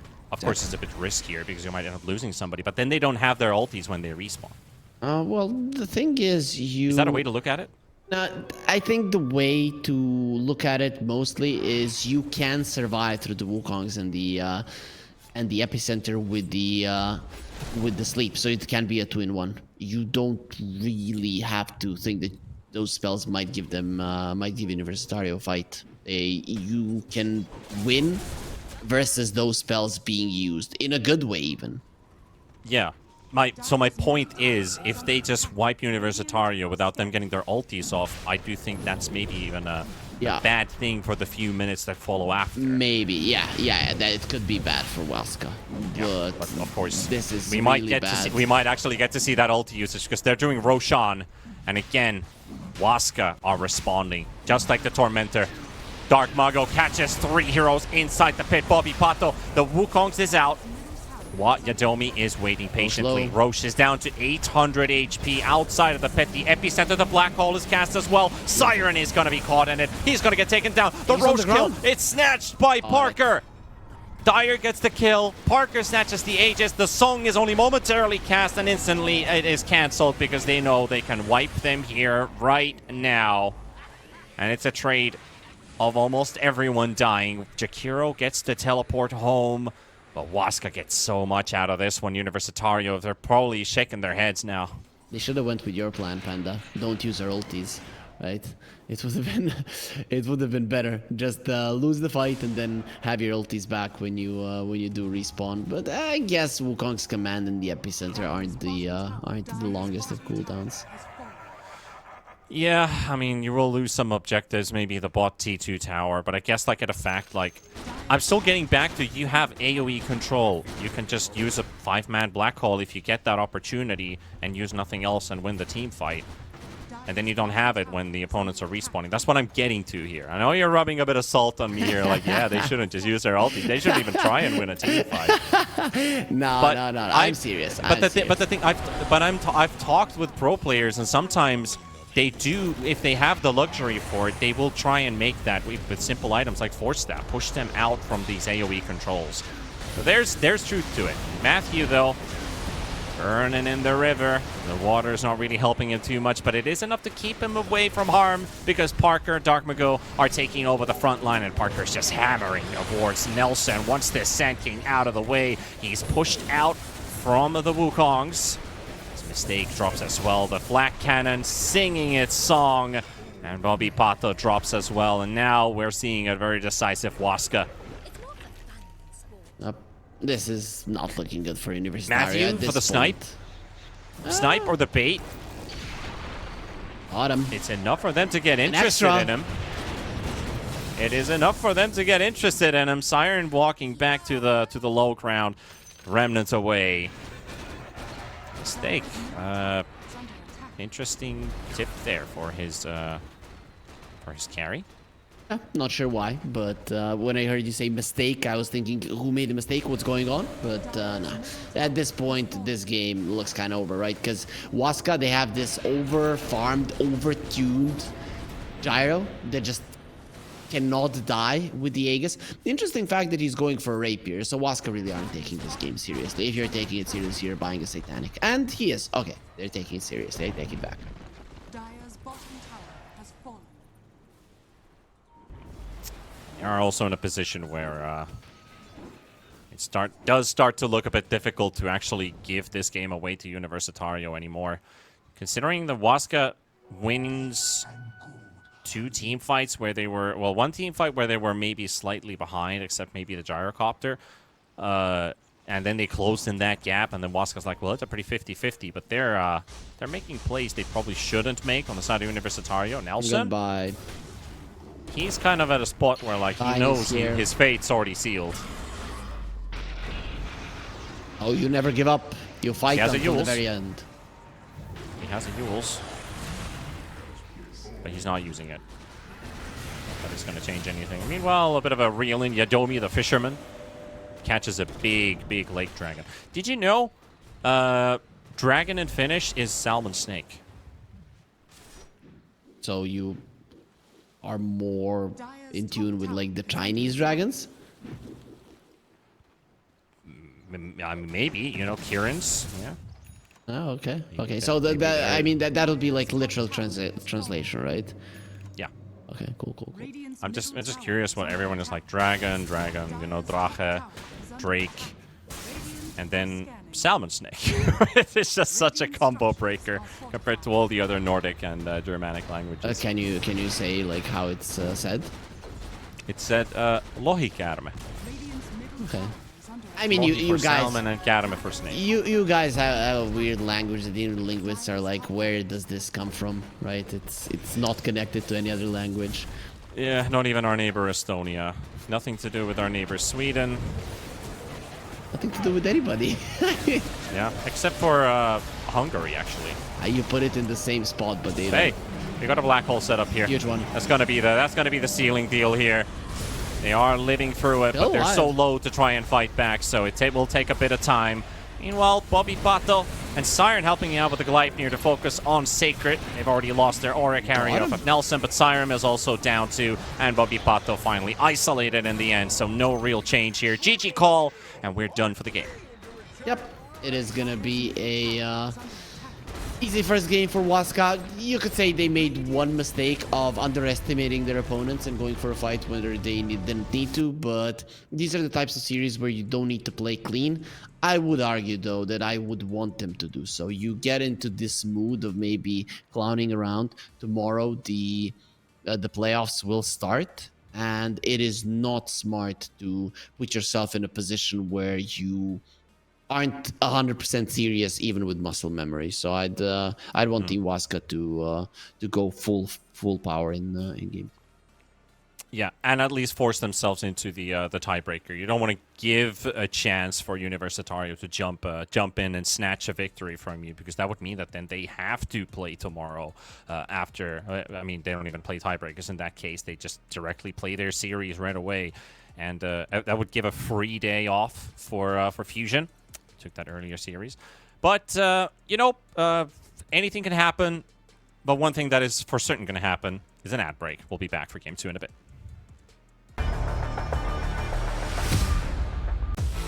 OneXBet and Eva Alfie present betting on all esports events on the website and in the OneXBet app.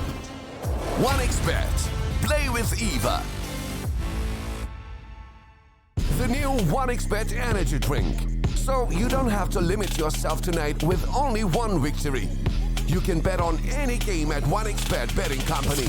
Dota 2, KS2, League of Legends, and many others. Big wins, fast payouts, reliable bookmaker. The new breakthrough and innovative phone with OneXBet app. With OneXBet app, you can register and start betting in just one click. Intuitive interface and thousands of sports events every day. User-friendly app. Big wins, fast payouts.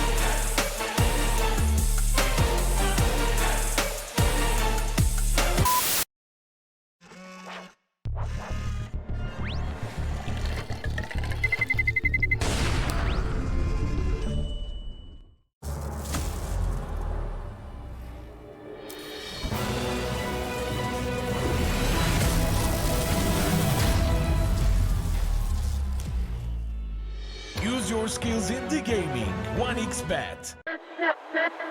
Respect from 1xBet. Respect from 1xBet. Respect from 1xBet. Respect from 1xBet. Respect from 1xBet. Respect from 1xBet. Respect. Respect from 1xBet. Respect from 1xBet. Respect from 1xBet. Respect.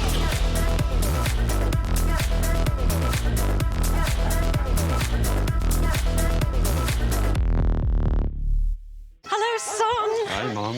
Pretty girl. This is Eva. Nice to meet you. Thank you very much.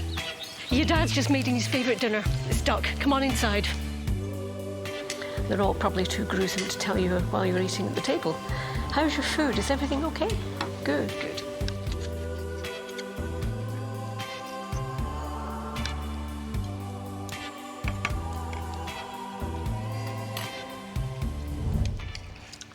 You seem to know each other. Yeah.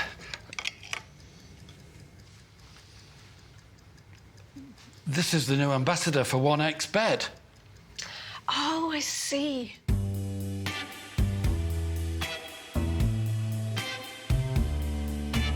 Everyone felt good when Eva Elfie became the new ambassador of 1xBet.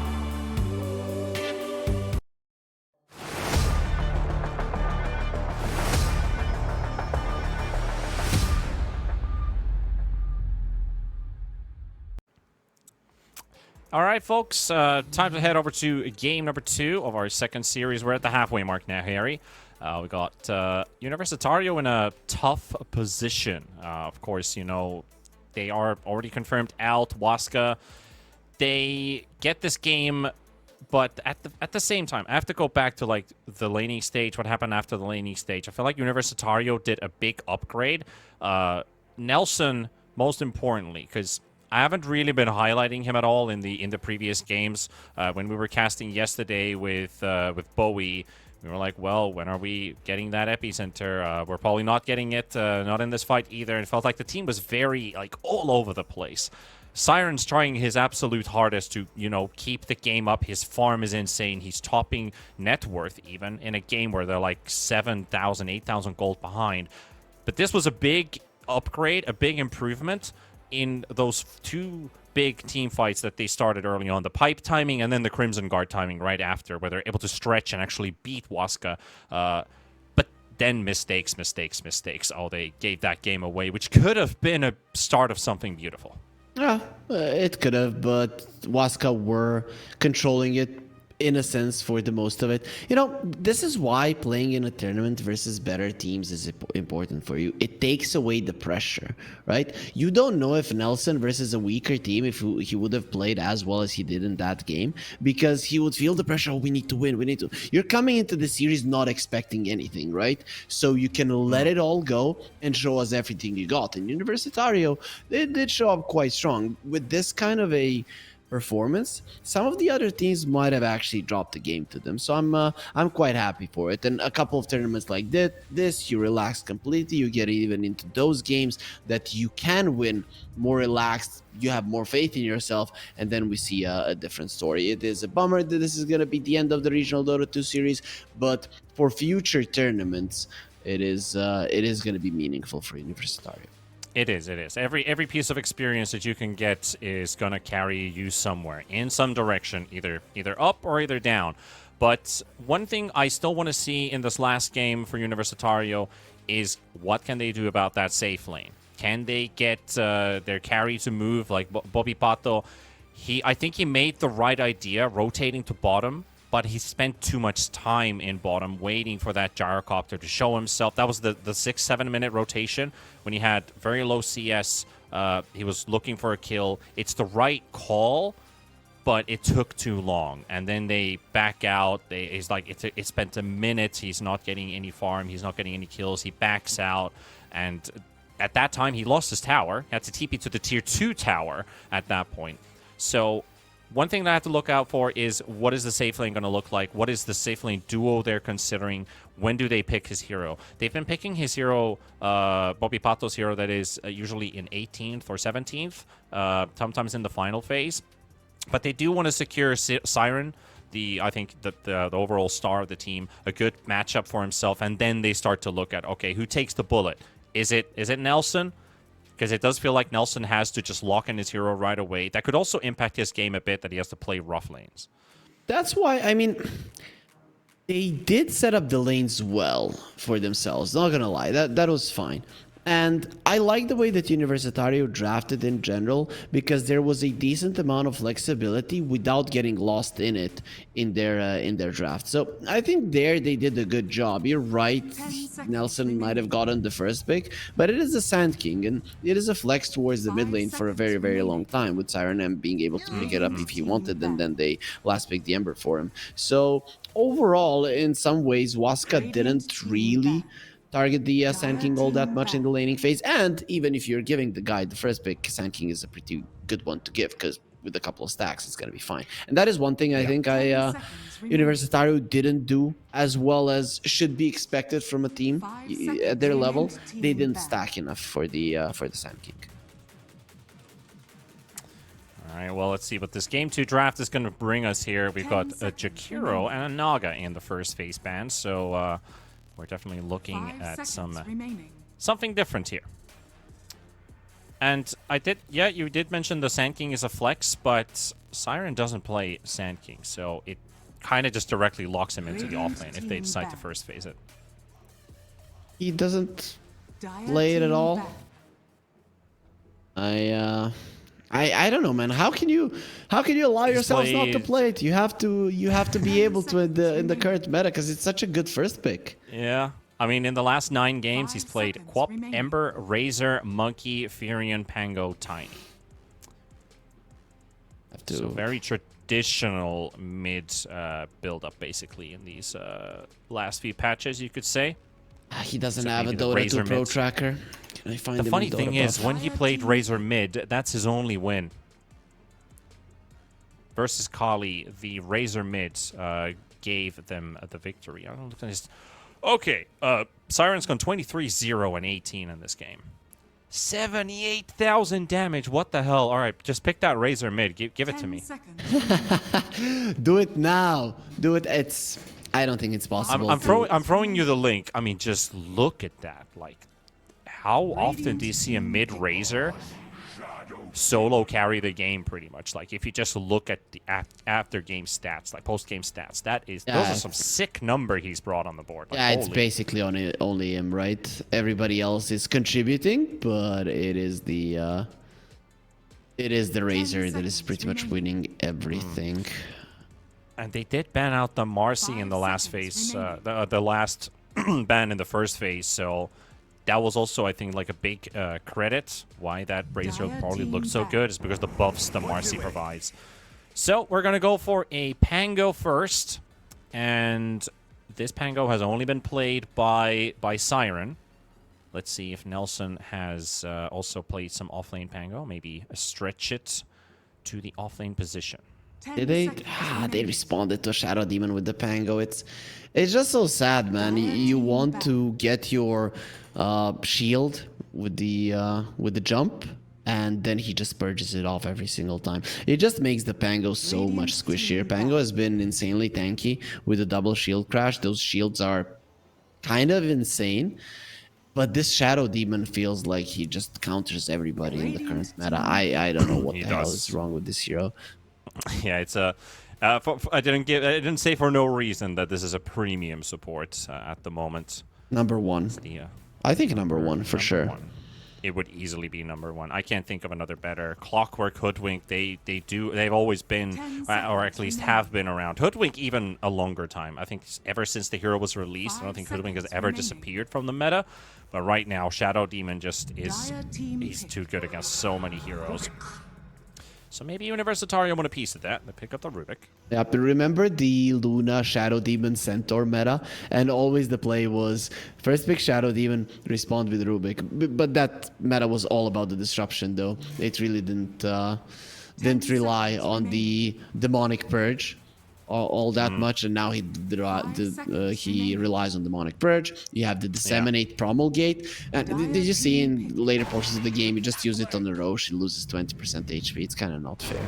Yeah, it is kind of wild that you're able to use it that way.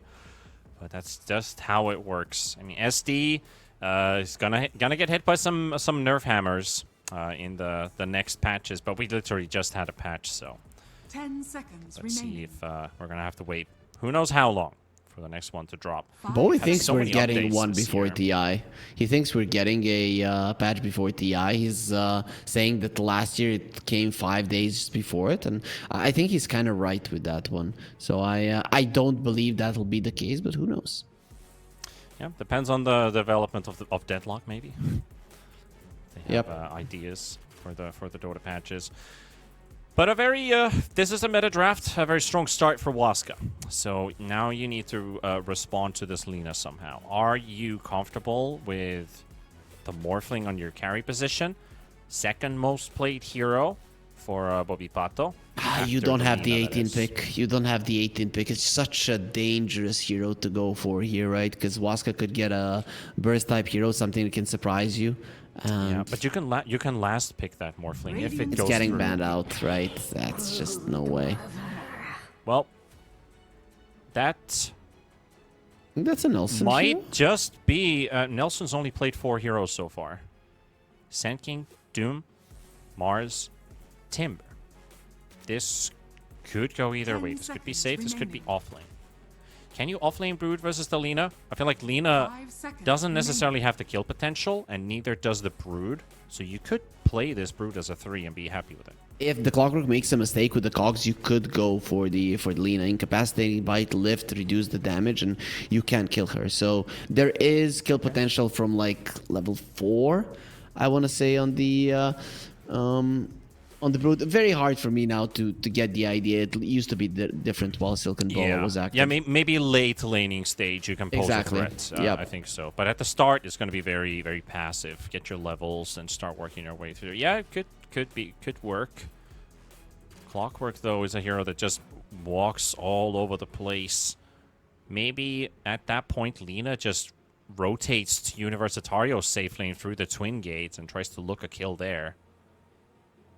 Dodge the Broodmother, leave that lane, get a kill, and get your Maelstrom, then show up again. I've been hoping for a hero that would be so good in this game for Waska, and that is a Dawnbreaker. Look at how good it is. You put her in the lane to just push out the Broodmother. You are protection for the Lina, and your ulti now stuns through BKB, so you're actually a pretty solid Pango counter as well. But yeah, it's Could be. not a And hero also people Dazzle pick. is another that I'm thinking about here. Like mid Dazzle could also be a spicy one to bring up here.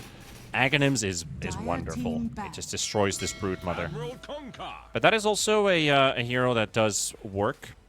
Tidebringer, cleaning up the spiders. Some control for the Brood. You see him Awesome. show up somewhere once. You have the X mark. Weaver hates him, Brood hates him. Any mobile hero pretty much hates the Concussed Larks, 10 your seconds Faceless remaining. Voids.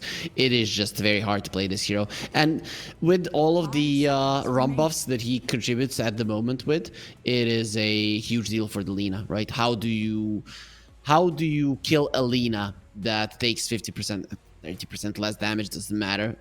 You pretty much don't. And she does way too much damage if you allow her to live in a fight that long. So it is a perfect pick. Plus it's flexible. You might not have the last pick, but it will put Universitario in a position where they are guessing where this Kunkka will go. Most likely the off lane, but doesn't have to be. Dark Mago is a pretty big Kunkka player himself. Yeah.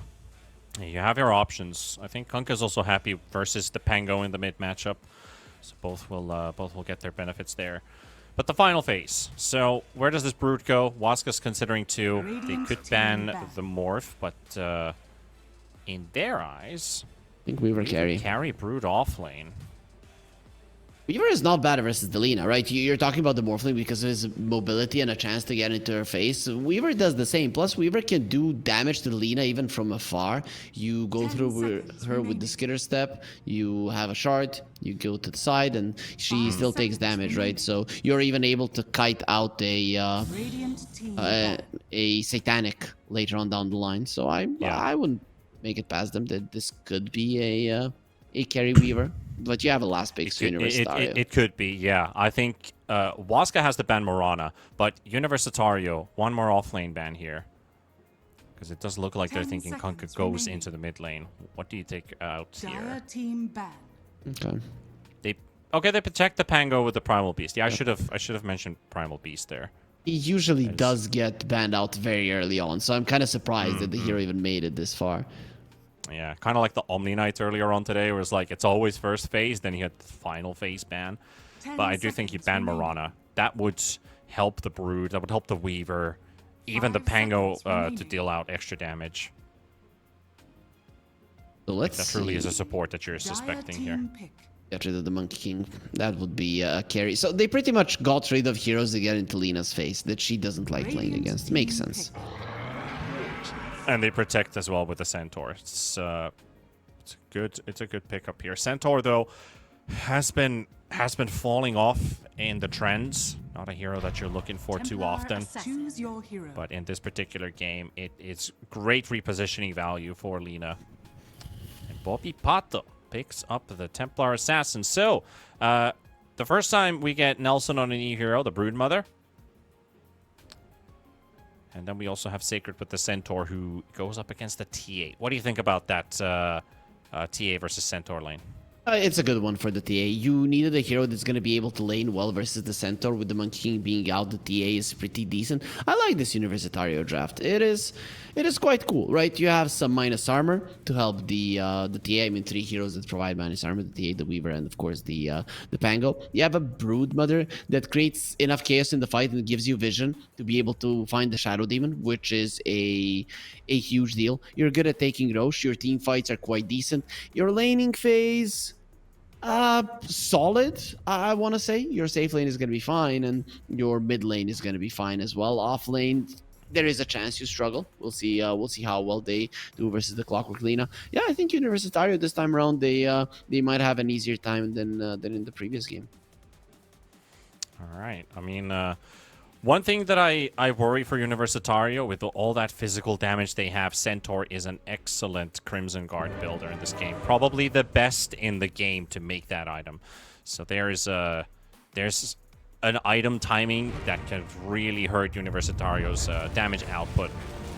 But their draft is better. Now it's just down to how well do they play these heroes, because like I said, it's the first time Nelson plays the Broodmother. It's a Some cool players draft. handle it. It's a cool draft. Hard to play though. Like, let's say a perfect team fight for Universitario. How does it go? Brood sends in the broodlings. You see where the Shadow Demon is. You need to poke with the Rolling Thunder so that you get him out of position. Once you get him out of position and he uses the disruption, you need to jump him, right? All of that time, you also have to think about not being caught by the Torrent and boat and losing one of your heroes, or being tanky enough to do so. Pablo needs to get a good steal, be it a Stampede or a boat or something along those lines. It is not an easy thing to do, right? There's a lot of things that everybody needs to contribute. It's not as straightforward as Lina, I stand in place. If they try to go for me, both disruption, hookshot, and we just kill everyone, right? You don't have to go through all the finesse the Universitario have to do. Yeah, so the ease of execution is maybe on one team's side compared to the other. It's not me. Well, I'm not who's saying wrong. necessarily ease of execution, but maybe an easier draft to execute. Yep. You saw that that chat wheel. It's not me who's wrong. It's this whole world. Is there an opinion, Panda, that you will defend against everybody? 30 Maybe a seconds Dota to opinion? battle. Dota opinion.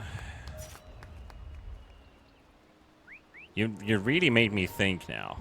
Yep. I should be a very smart midnight time thinker, but is there a hill I want to die on? Enchantress in it is ass. That's not. You're just gonna be hugging with a lot of people. Everybody agrees on that. But yeah, sure. At least it's true. That is gonna be a true statement. Yeah, I don't know if I have any controversial takes necessarily.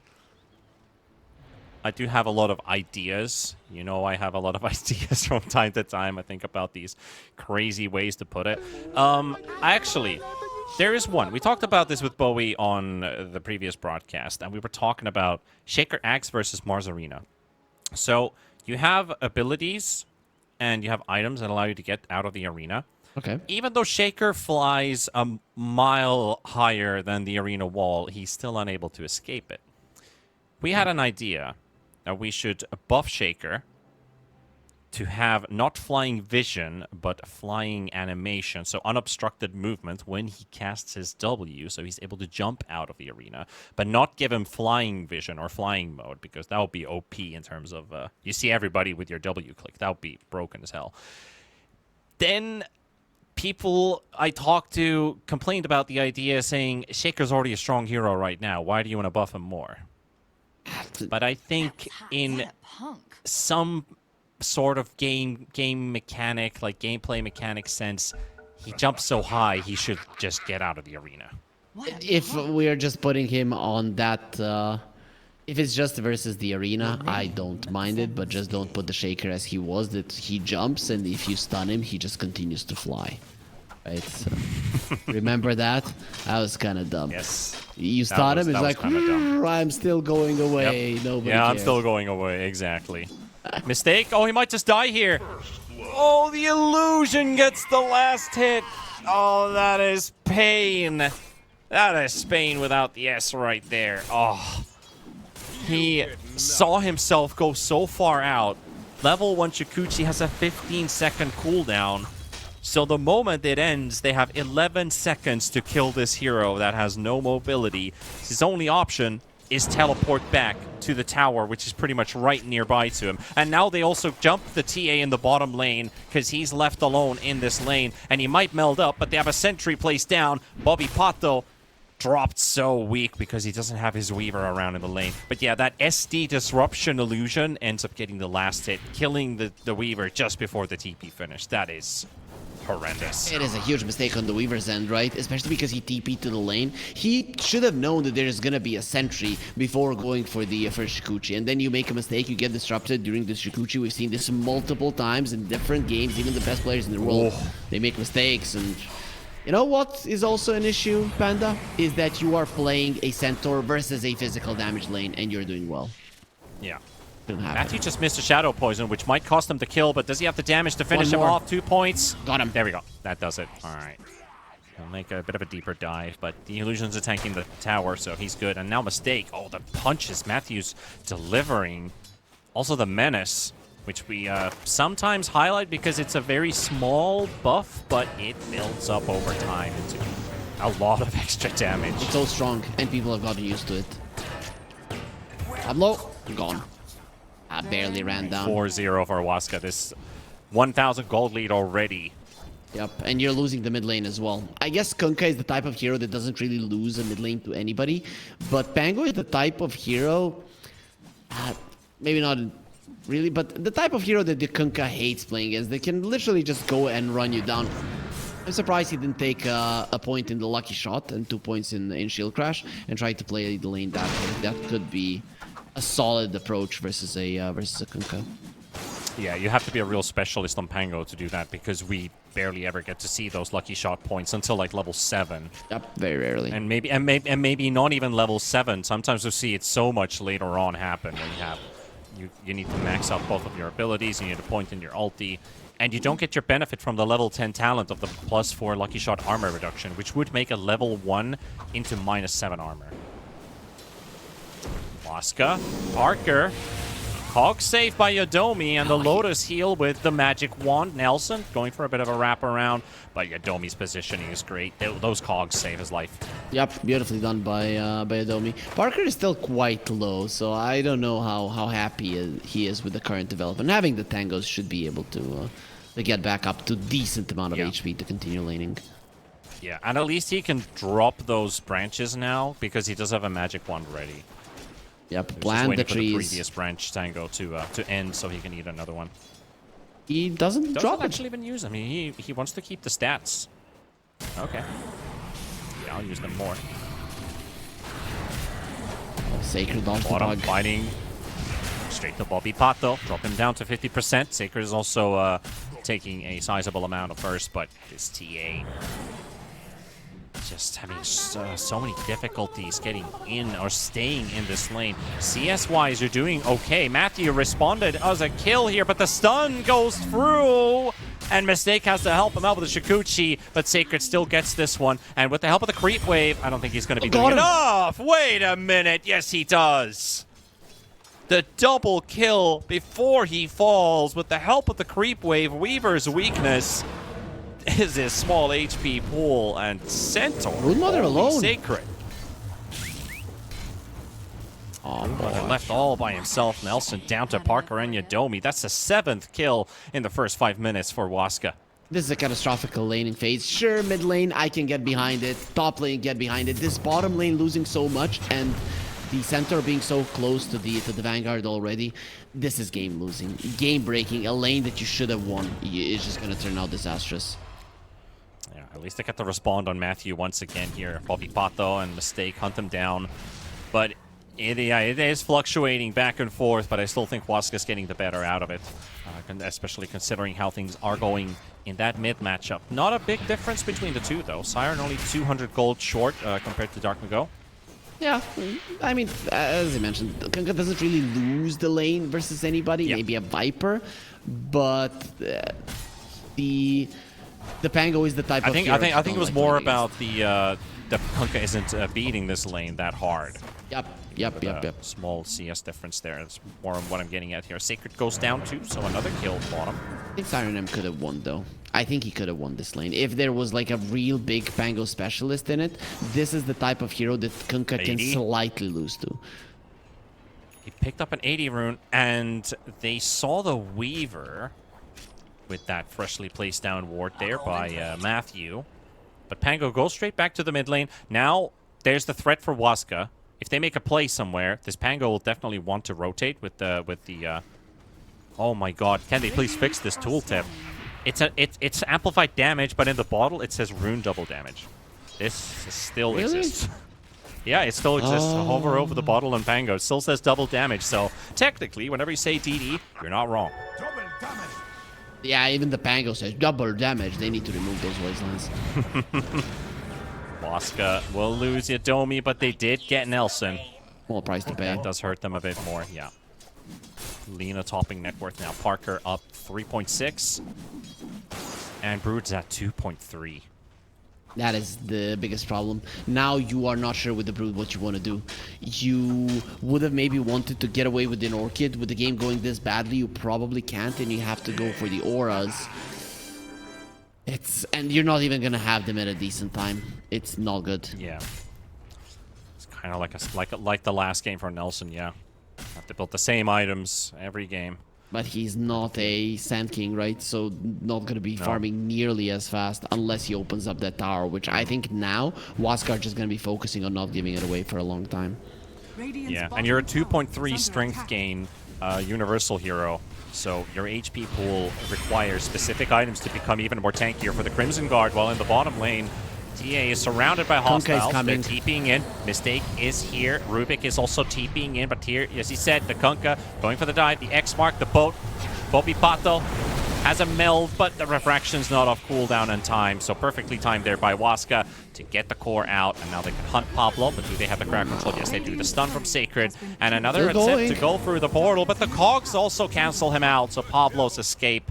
He'll get to do no damage. Nelson also runs away from Parker. Parker is on the hunt for this Broodmother. Siren TP's in, gets the shield crash off and the rolling boulder, and actually gets stuck at the secret shop there. The shopkeeper doesn't want to let Siren M through, and he'll have to go for a very long roll around, but at the same time, Parker knows he's kind of done for at this point.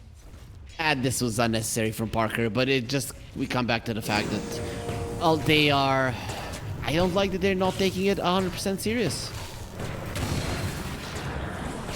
Maybe not. Be chilling a bit too much here. Siren M. He's taking it seriously. Trying to protect Mistake as much as he can. He does have that bug doing minus armor onto Matthew. If that shield crash connected, might have been enough for a Matthew kill. Cannot underestimate a level 4 shield crash when you have minus armor on you. That Stampede saves him. That was a weird hook shot immediately from the clockwork. I guess he knew he was going to be going to the base, so just hell of it. Yeah, oh, Nelson. He was Domi just last hit him with a rocket. Was hoping for the incapacitating bite to make the Lina just not be able to hit him. And sure, 40% is a lot, but you were already super low and no points in the insatiable hunger. Yeah. Not getting any easier here. Nelson, 4 deaths already on the Broodmother. This was supposed to be the, I don't know, maybe a shocker pick in a sense. But with the TA, Bobby Pato, he got a good laning stage for himself, but he lost a bit of that advantage with the dives in bottom. Centaur able to catch up a bit. Still 900 gold, or sorry, 1,000 gold behind the TA, but the difference between Lina and Brood is even bigger than that. That is the most important thing, right? And Centaur, I would argue that he got quite a lot from that bottom lane. More than he would have expected. Usually we see Centaurs now not wanting to get the Ring of Protection, even though it used to be a staple starting at him. And versus these two, you needed to get it. And the problem is, Mistake just made a couple of those as well in the lane, and thus made it so much easier for Sacred. He does have time lapse, so Sacred's burst. If he gets one more in, might not even get the ulti off on Weaver. Matthew is there to help him out. Has raindrops, or so help Sacred out, should be fine. Should be fine. But it is a 3v1, but Weaver does take the portal top. They're pinging top, trying to go for Parker. It's the right move. He scouts the Lina out, but he needs to back up, and he actually doesn't even can't stop him. With right clicks Parker. It's just gonna kill him, and then take the portal, and nobody gets there in time, and Nelson goes down. They swap the Brood to the bot lane, but even he can't protect that tower when it's 1v5. In some of these matchups where you have a definite difference between the two teams, you rely on individual performances. And Universitario in this game, unfortunately, haven't been delivering in those, right? Because they have made just a couple of unnecessary mistakes. Yeah, they just don't have the same level of star power Waska has. Yep. This is by far, undoubtedly, one of the strongest SA rosters to come out. Definitely have to treat them as such. Boat comes out, Siren dodges him, the shield crash turns around, the hook shot comes out, but it hits his ally, so they won't be able to stop his ulti. The Cogs, though, Tango's worst enemy. Crimson Guard as well. The Universitario, they're not gonna have enough damage. They have some magical to play with, but really not enough to kill heroes. Yeah, Pablo being the target of it here. They do get Siren in. Sacred does get the burst out, but he drops to half, and now Siren, he's committed, and he's not getting out of this one. Sacred still tanking the tower, barely taking any hits as well. Matthew protects him with a bubble. Bobby Pato wants to get closer for some kills, but the torrent onto 2 by Dark Mako, and now again they get the melt strike off. Kunkka almost finishing off the Weaver. No time lapse available. Bobby Pato tower is dead. Mistake is in between them all. Can he hide? Can he stay hidden? Matthew, one shadow poison. He sees him. And he dodges that one. He's fine. Is he? Healing Lotus has 11-1 charges. Oh, he's still not out of it. The Cogs are out, and the push as well. This. Oh my goodness! Really Stampede for it. They really want him. They'll get him. Wow. You know, they really hate bugs. You know, I do. Yeah. They angered them. He really angered them with that Stampede. He did do a good job there, juking around the ward that just expired. I mean, with the way that he was positioning, there was a good chance they find that ward. So it is cool that that it did expire right now. But they didn't even get a whiff of him until the Clockwork found him in the river. When you count in the amount of towers taken, the amount of towers lost, the net worth difference, and the kill difference, I think there's a reason why the win probability is showing 6% for Universitario. So weird. I've very rarely seen a single-digit win probability pre-minute 20, let's say. The Dota Plus is pretty adamant on that, but in this series, it just has been Wask all the way. It's like you have one tower more than the opponent, and it takes a 30% swing. That's just how it works. Parker will take no second moments here. The pest control has been working so far. 11 kills on both bugs.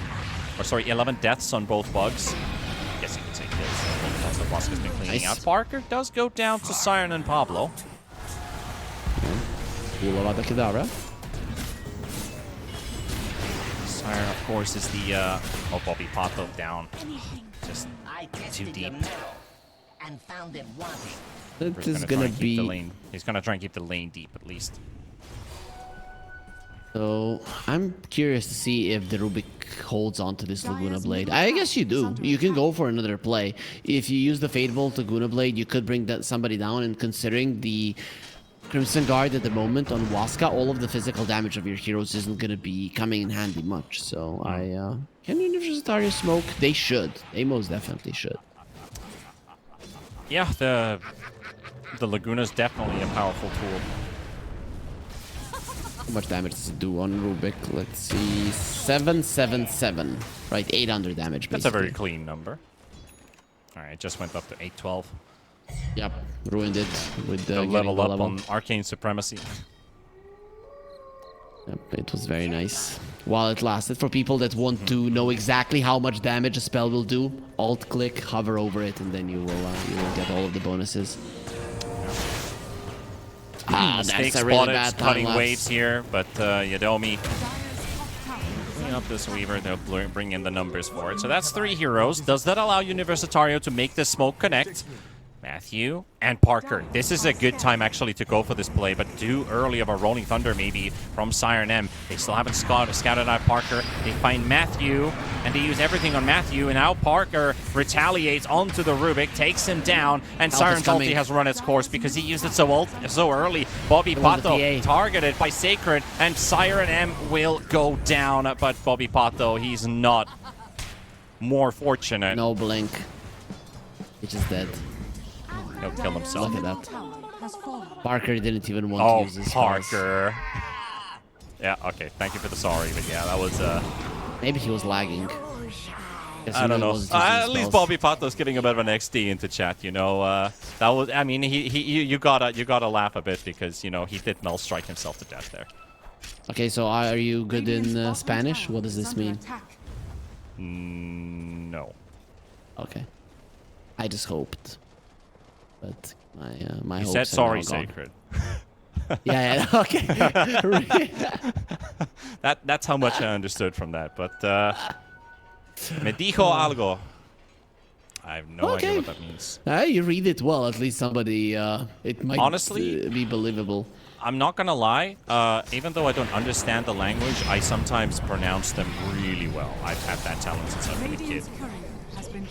Problem is, like, if you give me a text in your language, I haven't heard enough of your language to probably pronunciate it well enough. And you'll come to Belgrade, so we'll test you. But we have a very strong R, right? So it's gonna be. You're gonna have to give it a try, right? Anyways, with the locals. So apparently, screenshot translate says, "Sorry, Sacred told me something." He probably misheard for like pause. Paused. Okay, that is a gentleman response. Yup. And we believe the players, they would never say something that was untrue. So that's definitely what happened. Top tower is under attack. Radiant's top tower has fallen. Stolen Torrent by the Rubik. I guess you wanted the boat. It is not that hard of a spell to steal and would be very, very good for you in this game. Scout, Stampede comes out. Hookshot misses, but they catch the Rubik with this one. Stolen Stampede. But nobody's coming in for it. Just helps Siren push out the lane faster. As he's more focused on keeping the mid wave pushed in. They'll protect their tier 2s with this. At least the mid and the bottom lane, that is. I'm liking that Universitario are focused, right? At least they might not be that great with spell usage, kind of even from the previous game with some of their players, but you are focused on what needs to be done, right? We are getting pressured on the top lane, we cannot fight, we're shoving out the other ways, we are not giving up. Yeah. Looks like they are going to try and fight here in the base as well. That is not a full axe ready on the Pango. Almost over halfway to it. Just needs one more piece. If they can get some kills, if they can win this fight, that would give him an axe. They would also give the blink for the TA. He's 50 gold short. And they really want to be like, come on, TA, hurry up, get that blink. He sends puts the courier to send it to him while they're diving at the same time. And And there goes Rubik again. Rubik does have buyback. Both connects onto the Weaver. Nelson coming up on the side. TA has TP'd in. Bobby Patos into the fight. LSA stunned and just deleted. No buyback. No buyback. Buyback from the Rubik though. How much good will that do? Stomp. They are just too far behind now. Yeah. With the lack of the TA, that was their only tool to fight back. And Pango, he tries his absolute best, but Sacred and Dark Mago, they live with both just a couple hundred HP remaining. Kunkka even had the armlet, so he can just armlet toggle. And of course, X-Mark, TP home. Bobby Pato, he calls it. That's the end of the road for Universitario. Their last game here in this year's Rest Regional. It comes to an end, unfortunately, with a loss. But Waska, it's going to be a tiebreaker tomorrow. Yep. They will be playing a tiebreaker to go straight into the semifinals. To be honest, though, if they don't go, neither them or Fusion, I think are going through the plains anyway. So in my mind, I'm still seeing both of them as contenders for the semifinals. But of course, you would like to rest on the first day of the playoffs. Why not? Oh yeah, you would. And of course, the fact that you are still gonna play one of these teams potentially in the grand finals heavily. You could look at Fusion. Waska might push all the way through because we're looking for an opponent for South team out of these two teams. And the one who passes into the semifinals will face Lava Infinity's Victor, which I think is maybe a bit of a harder matchup considering Akatsuki is on the other end. So no matter what, I think Team Waska or Fusion, they can take any challenge that comes their way. But as we'll get to talk more about them, this was the last game for Universitario. Not a lot achieved in this game. Game 1 was much more competitive, even though Game 2 it looked like they had a better draft, but it kind of fell flat here. Maybe a bit too early. The laning stage, Brood, nothing established. TA, though, was actually ahead of the Centaur, but just not as far ahead as the Lina was compared to the Brood. Yeah, the thing is, the early laning stage of the TA, the first 2-3 levels were really bad. Something that shouldn't have happened. Because just with the meld, level 1, you should have enough to be able to threaten him, let's say, and enough to get the lead. But what ended up happening was a Weaver TPing in, dying, and all the rest is history. But overall, Universitario, you know, throughout the year, they weren't looking that bad. They did have some better players at the start of the year, though, as an organization. I'm now looking at the second LATAM. That is when they started competing, and they were at the bottom, but did have some stronger players, and even it seems that they are. It might be that Universitario as an org is this is just not their year, because whichever players they brought, they just didn't do too well. Yeah, they did bring in a couple of reinforcements as well with Siren, for example. He was playing with, was it Infamous before, and even then they didn't get too many wins on the board. But the games that they played, they did play really well. But you know, SA. A region known for a lot of shuffles. Maybe we'll see some spicy teams come up. Maybe some of these players get picked up for other teams. Who knows? But we're going to be seeing more of Team Waska tomorrow as the tiebreaker is going to be played. But ladies and gentlemen, we're not done for the day. However, now it is time for a bit of a break before our final series starts. Ends. It's going to end at some point, of course. But a long break, a bit of a longer one than previously. It's going to be about 50 minutes until we start our next game and the final Group B matchup. That is going to be between Gods of Hell and Kali. I could say this is going to be more of an entertaining filler match in a way because both teams are already out. But what better than end the day with maybe some fun drafts, maybe some fun gameplay, maybe some super try-harding going on. And we got like a 70-minute brawl between two teams that are just not willing to give up. Anything can happen, but that is going to be after a while. We'll see you guys in about 50 minutes for the final series of the day.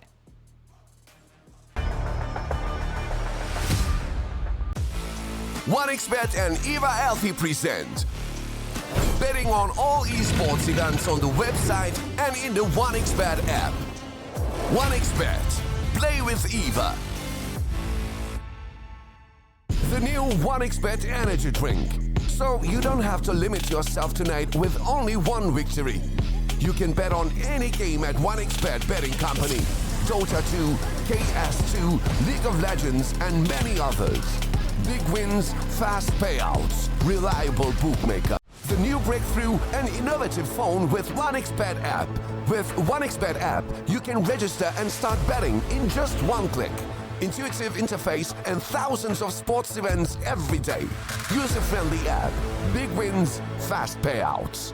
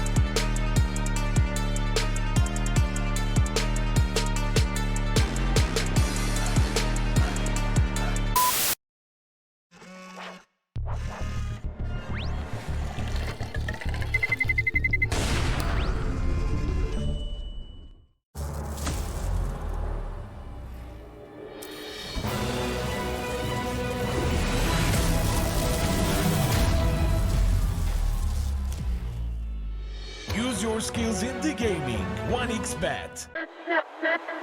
Respect from 1xBet. Respect from 1xBet. Respect from 1xBet. Respect from 1xBet. Respect from 1xBet. Respect from 1xBet. Respect. Respect from 1xBet. Respect from 1xBet. Respect from 1xBet. Respect.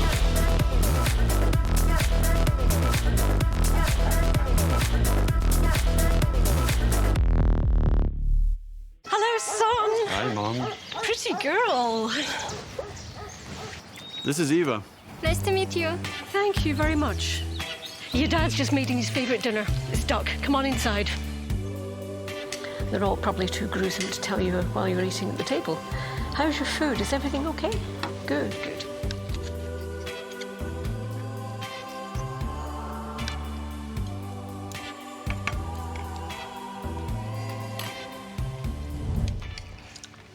You seem to know each other.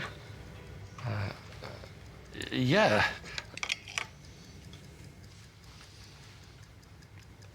This is the new ambassador for 1xBet.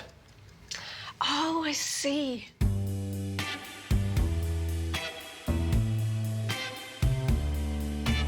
Everyone felt good when Eva Elfie became the new ambassador of 1xBet.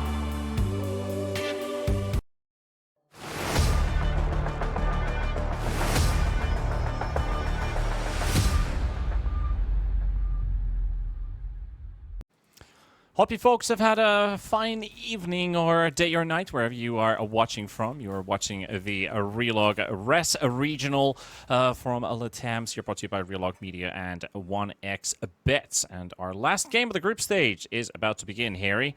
But before we start talking about our matchup here, I do want to remind all of you folks to stay tuned for the future stuff that Relog is going to be bringing up. Of course, we have a big LAN event coming up with our invitees. Of course, one European tournament before that, starting probably after the TI has finished. You know, bit of a player break, probably a lot of players, and us included, going to be watching some of those games, maybe on locale, maybe from our home sofas. So make sure you follow Relog Media here on social media, Relog Media on Twitter or X, and of course here on Twitch to make sure whenever this channel is going live, there's going to be some Dota going down. So make sure you hit that follow button. But Harry, let's talk about this matchup here. Kali versus Gods of Hell.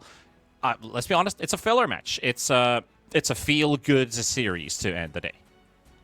It feels so bad when you say filler, right? I remember watching Naruto, man, and fillers were so bad.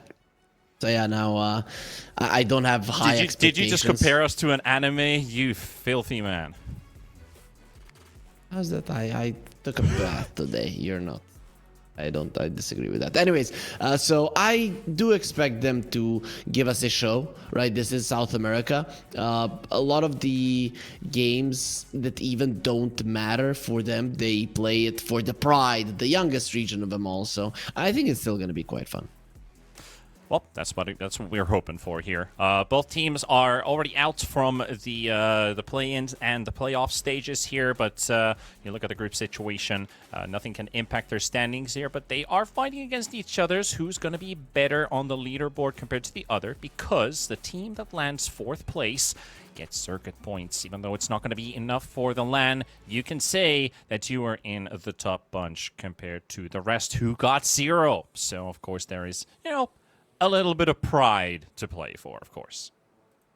Yeah, for sure. Who did Kali get the game off of Universitario, obviously, and Gods of Hell, they beat them 2-0. So this is gonna be this is the closest series of the day. We've had two, I don't want to say stomps, but very straightforward series with a clear favorite. This one, it's different. It is gonna be close. Yeah, it's going to be a lot more even compared to the previous series of today. Maybe there was a slight shift that Universitario could be able to get maybe a game off of Waska. That was game 1. But in the first series as well, felt like, well, Lava's not up to par versus Fusion. Here, though, like you said, I agree. It's going to be the closest matchup of the day, but really it just is down to how do these two teams take this series? Is it going to be treated as a scrim? Most likely. But scrims are taken seriously because they are official games, and it doesn't get more official right now than playing a tournament game against each other. So experience is accumulated, of course. Look at the roster here from Gods of Hell. Benjimon is probably the only more notable name out of this team, so a perfect training ground for the rest of the bunch. Yeah, you mentioned it that there are a lot of swap rounds between teams, between players and stuff like that. I would like if these teams are planning to stay together, maybe even into the next year.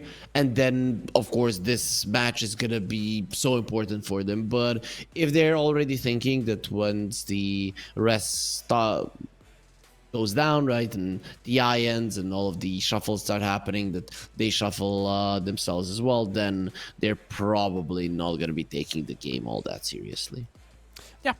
I do want to bring up at least, the Peruvian Madara, not the Greek version Madara, played in the offlane THZJM. Wow, that is a very difficult name to pronounce. But at least Feeling and Madara, Feeling, do you remember he did play NADPC in Division 2, if I remember correct. So you got to play teams like, Fart Studios with like BSJ, I Annihilate Monkeys Forever, Newsham.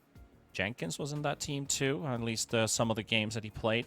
But that, he has been playing against some pretty solid NA stacks. So I think Feeling also has a bit of experience under his belt. But then you look at the Kali roster, which is also a lone who has also played the NADPC.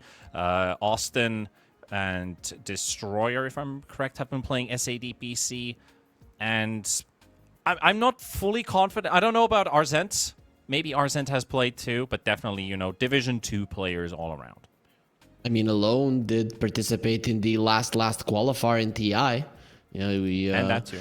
We shouldn't forget about that. He's probably the guy who with the most experience. I remember he was on the team with Davai Lama, and he was on a team with one Serbian player as well, Alexo or Alex, right now, who played a lot of Marcy back then. Yeah, I still remember there. But he seems like a shadow of himself from back then, because back then he came in as a stand-in for the team, and to be honest, it was such a big boost that I thought they might even make it to TI in the last chance qualifier, right? But now he's just not looking too good.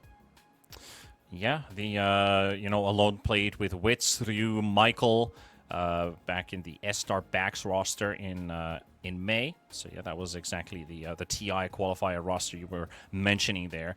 So let's see what this series brings along. Difficult to say what direction it's going to take until we see a draft, and the draft is live to start. First phase bans are kicking in as we speak. We are getting rid of most of the usual suspects. Do you think, based on today's games, there should be another hero into the first phase that has to absolutely be banned? Because I'm looking at Shadow Demon, and I think that hero just needs to stay away from these games. That hero is too good.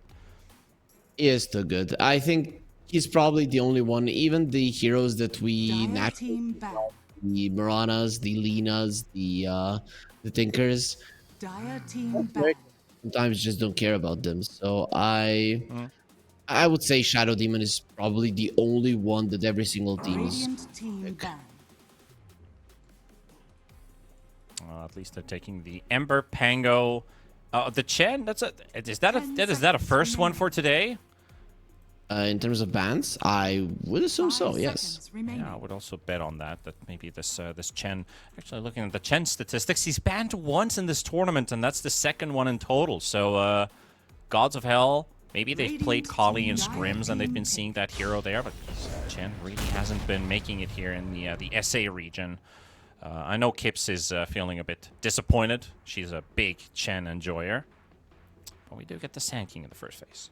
South America are not big on Chen anyways, even when he is in the meta, and currently he is not really in the meta. Some teams pull him out from time to time, maybe versus something like a Nature's Prophet. It also wasn't banned, so Nature's Prophet in the pool, Tinker in the pool, Shadow Demon in the pool.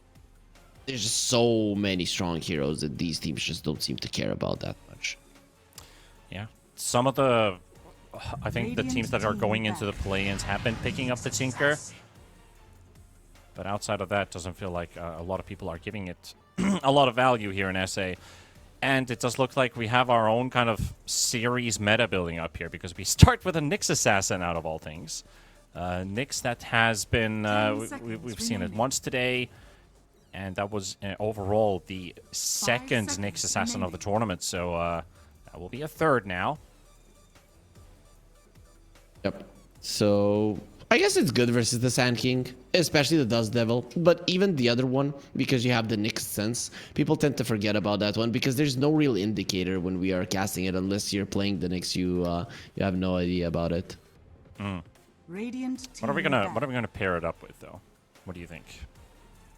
Well, it depends on where they wanna play it, right? But some Visage, Enigma, those types of heroes are actually quite nice. I don't know how much Gods of Hell would want to play something like a Viper. I'd like to see a Visage. That'd be quite cool. Quite a lot of burst between the two of them in the lane as well. 10 Yeah, seconds. Visage could be a fun one. I've I know you know I like Visage from time to time. I haven't really been playing the hero for quite some time now, but the Gleipnir being so strong in the meta, I think any hero that builds it is a reasonably good hero to be picked right now. Anyone who builds Gleipnir is good. It's just self-explanatory in itself. The item is just way out of its league compared to everything else. Ursa ban coming out. Gods of Hell, one more until they pair something up with this Nyx Assassin. Probably not your direct lane duo, but do you want a double support here versus the Sand King and then let Kali start building their roster? Remaining. You want to leave a support open for later? I mean, Nyx Assassin is usually a targeted 5 support. seconds remaining. Would you just pick an off lane, a mid? Yeah, I think you would ideally want to flex. Guess something like a Kunkka wouldn't be too bad. Kunkka, Tiny is still in the pool. Those are your more straightforward ones. Though, if you do pick the Tiny, you're hinting this Nyx Assassin is more your 5. I mean, no, not exactly. No, Tiny's banned, actually. What am I even talking about here? He's directly the first face ban. But yeah, the Kunkka probably would be a one that doesn't tell too much. And you're happy going up against like 60, 70, maybe even 80% of the current hero pool. Well, let's see what they've played, right? It's always better to go and see which heroes they want to go for. So Gods of Hells, What have you found? They played some Sand King, but of course that is on the other side. That is something that you would want to go for. Kunkka is in right up their alley, so I do think that could be a good one to go for. They've played some Bat Rider, right? And they've played it in the support role, so I guess that's off the menu. I'd say Kunkka might be the best way for them to continue this draft, not gonna lie. They spent almost all of their reserve time here with this Alina ban. Maybe they were thinking about picking it up, right? That could have been the case. Yeah, it's a presumption, but yes, it could be. 10 seconds remaining. We are getting in their heads, Panda, trying to understand how they think from the way that they're using their reserve time and just go for the Jakiro. With the Rubik being banned, it does make a lot of sense. Solid idea. Get your early points in Ice Path now. Can use it for some rotations, maybe some saving rotations. We don't really see Jakiro being the hero that TP's in, which I think feels a bit odd because I feel like he's the perfect defensive hero, but it does really come down to one team wants to play aggressive. They want to make a play in mids, overpower with their supports, but then they see a Jakiro and they avoid that whole sequence from happening because they know that there might be an Ice Path leveled up, which is once again where you're long-range stuns that could allow you to turn things around. So it feels like in today's Dota, there are not a lot of Jakiros rotating defensively.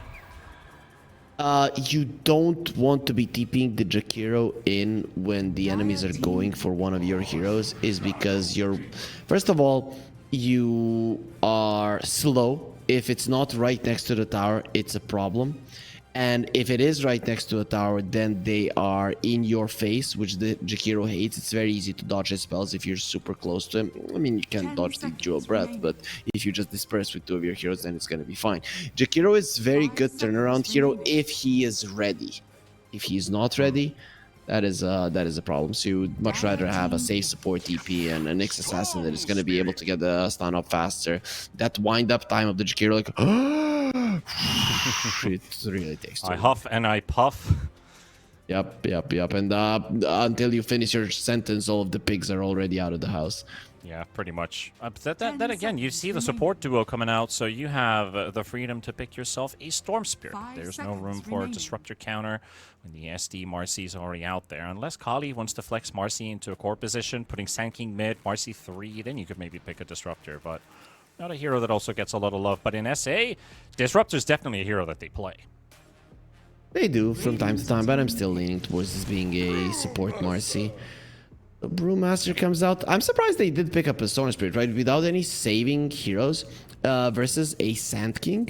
That can be a problem because Blink, Burrow Strike is a very easy way to catch a Storm Spirit. Even without the Blink, if you have all of your auras, you protect your teammates, the Storm jumps in, you pop the pipe, he cannot kill anybody. He is way too deep, you get the Burrow Strike and he dies. So I'm surprised God's Hell went for him. Storm Spirit has been a hero people have been staying away from, and rightfully so, just doesn't feel too good at the moment. Yeah, Storm was good 2 days ago. yeah, when not everybody was buying all of the pipes and all of the aura items, and he could actually kill somebody. Now it's just impossible. Yeah. I mean, people were buying them, but it was just that his you know how his ulti worked. Oh, you mean why he had a 12% increase in win rate in 1 day? Yeah, that was 40% less mana on the ulti. He was good for 1 day, but let's see if he can pull it off here. We also have a DK. Sorry about that. DK coming up here. So that could actually be your carry here. I think DK is happy playing against Brew in the lane. He's okay versus the Storm but I think you either way want the Fire Dragon. I've seen Fire Dragons in the mid lane as well. In Europe, it's pretty much the only one that people play, but in South America, people tend to go for the Corrosive Dragon from time to time still.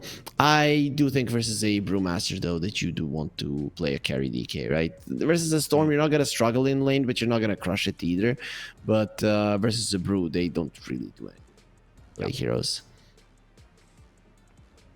Right, well, Morphling Troll getting banned out too. 5 seconds. Radiant team banned. They're afraid of carries. The Ursa's banned. The Troll is banned. They're looking for. Are they looking for a Naga here? For Gods of Hell? 10 seconds remaining. No, I don't think so. I think they're just afraid of these very strong heroes who, with the Aegis, gets to your tower and there's nothing you can do about it. Right? Plus, these heroes are Troll good in the lane versus the Brewmaster and Gyro good in every part of the game versus him. It's just targeted to protect your Brew, I think. Yeah, maybe maybe the Alchemist is also another that comes to mind that Gods of Hell might be looking for. You can think about Rises. Maybe he does bring up one of those two. Sven is also a hero that I do think from time to time, especially as a carry. But they banned the Monkey King instead. Kali, what do you want to bring here? What is good here? BKB carrier for sure. I'd still pick up a mid laner right now if I was them. Speaking of BKB carriers, I could see a Primal Beast coming out. It's decent-ish versus Storm even being a melee hero, but again, what do Kali play? They go for the Wind Ranger. That's gonna be the carry, so I think you send the Dragonite to the mid lane. That is what it seems, at least, unless you're fine with playing a mid lane Wind Ranger. And laning stage-wise, you might be better off that way. Yeah, you get a bit of a early game power too now, because if you did put the DK into the carry position, do you feel like Gods of Hell has a stronger window before they get to activate their lineup? So Wind Ranger does even things up a bit here, but Gods of Hell, not a lot of time to think here. A Luna, I think. There goes Sven. You called it. All right, so Just need to see what Kali decide to roll themselves here. Rises with the brew. Is that Snoofy or Snuffy? Snuffy. I'm gonna call him Snuffy, right? And there were a couple of games that he played in Ursa. Just went well with the name. Yeah, Fuzzy Wuzzy Snuffy, yeah. Goes in very nicely. They're still So making a decision. Yeah, I mean, the Shadow Demon probably Destroyer was like, yeah, I'm in the toilet, just wait a bit. But DK, Wind Ranger? Come on, do it. They can't even make a decision.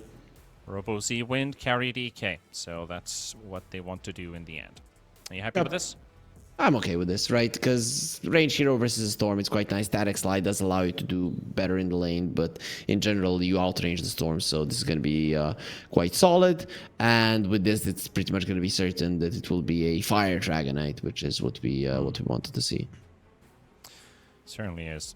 One thing about the cosmetics game here, Sven's sword, it's not exactly very sharp. Yeah, but it's strong, man. Like you know that there were times in the Middle Ages that knights with their big claymores, two-handed swords, that they weren't really all that sharp, and you didn't need them to be. If you punch somebody with that in the fight, they fall down, just get trampled by a horse. So that's good enough. Yeah. I guess there's a point to that. You know, he does have the strength to back up the bluntness of the sword. So. There is that. You're going to see that cosmetic in a bit. So we are loading into the game as we currently speak. Kali, your Gods of Hell for game 1, Harry. I'm going to go with... I'm going to say Kali. I think Storm just doesn't contribute much to the damage department. And if you get the right ore items on RZT, it's going to be fine. Sven needs way too many items to counter both the Dragonite and the Wind Ranger. So yeah, I'm going to be going with Kali. Plus, you have a Shadow Demon. This hero doesn't lose. I want to go with Gods of Hell just because there's a Nyx Storm. I feel like these guys are going to snowball the hell out of this game. And then you have Sven carry that probably is like... It's a very safe hero to have. Yep. So, not I'm putting my I'm not saying I'm putting my money, but I'm putting my faith in this Storm Spirit Nyx Assassin to work out this game. Sure. But our sponsors, though, they are on the side of Kali. We do believe in them. I think Kali coming into the tournament were looked at as a team that should do better than what their current results are showing. Shaky at best. Yep. This is not the Kali that we expected. Definitely hasn't been the run that they were looking for in this particular tournament run, but they get to play one more series here. Of course, the victor of this series also gets those circuit points we talked about. They'll have a higher position compared to the other. I don't think. Yep. I mean, actually, I don't think you can surpass Kali. Kali did have points from earlier on, right? Yeah, I was thinking you were talking just about this match. But yeah, if the regional Dota 2 series does continue maybe in the next year, our admins are probably going to be looking at the teams that did have have more points to invite them. Yep, to invite them again. Yeah, they don't they don't take weak teams here. And it's a certainty. But hey, hope you guys have been enjoying our casting here today with Harry Freak.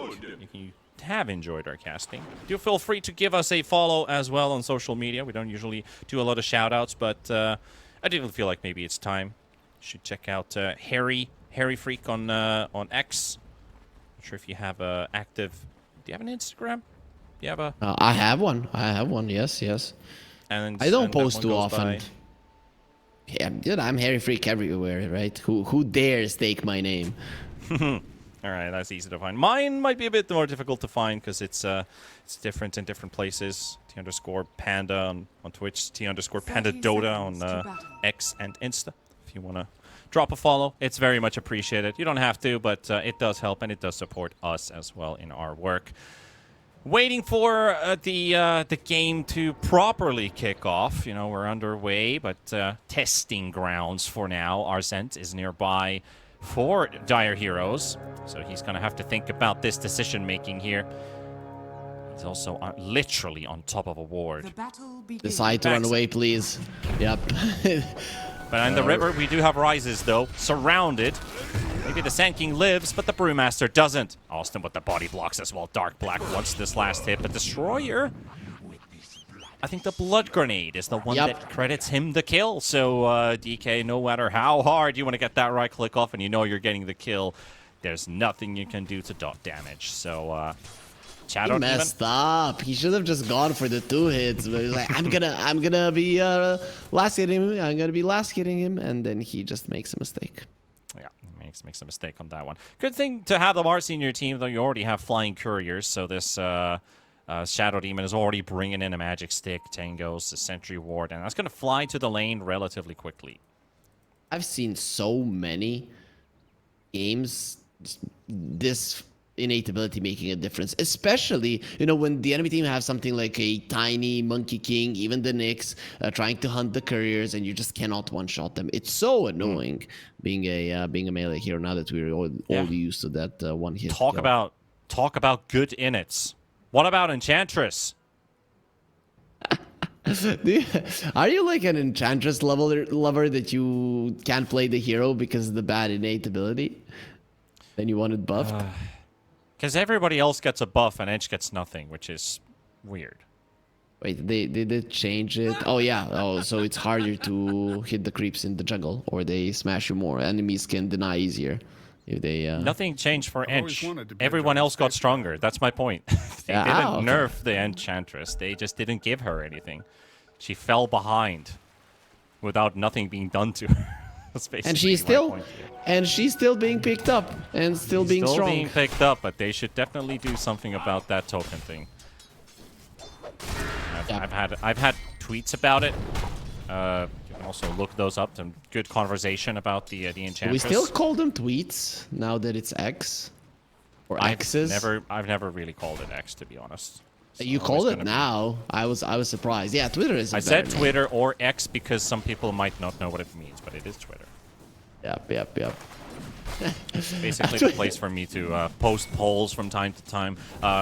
Maybe even some relog tournament-wise stuff coming up in the when we get closer to the main event. Some discussion about it. Also, upcoming TI, which is going to be on everybody's minds. Of course, it's not as hype as a relog tournament, TI's, slightly maybe fallen from the eyes of people.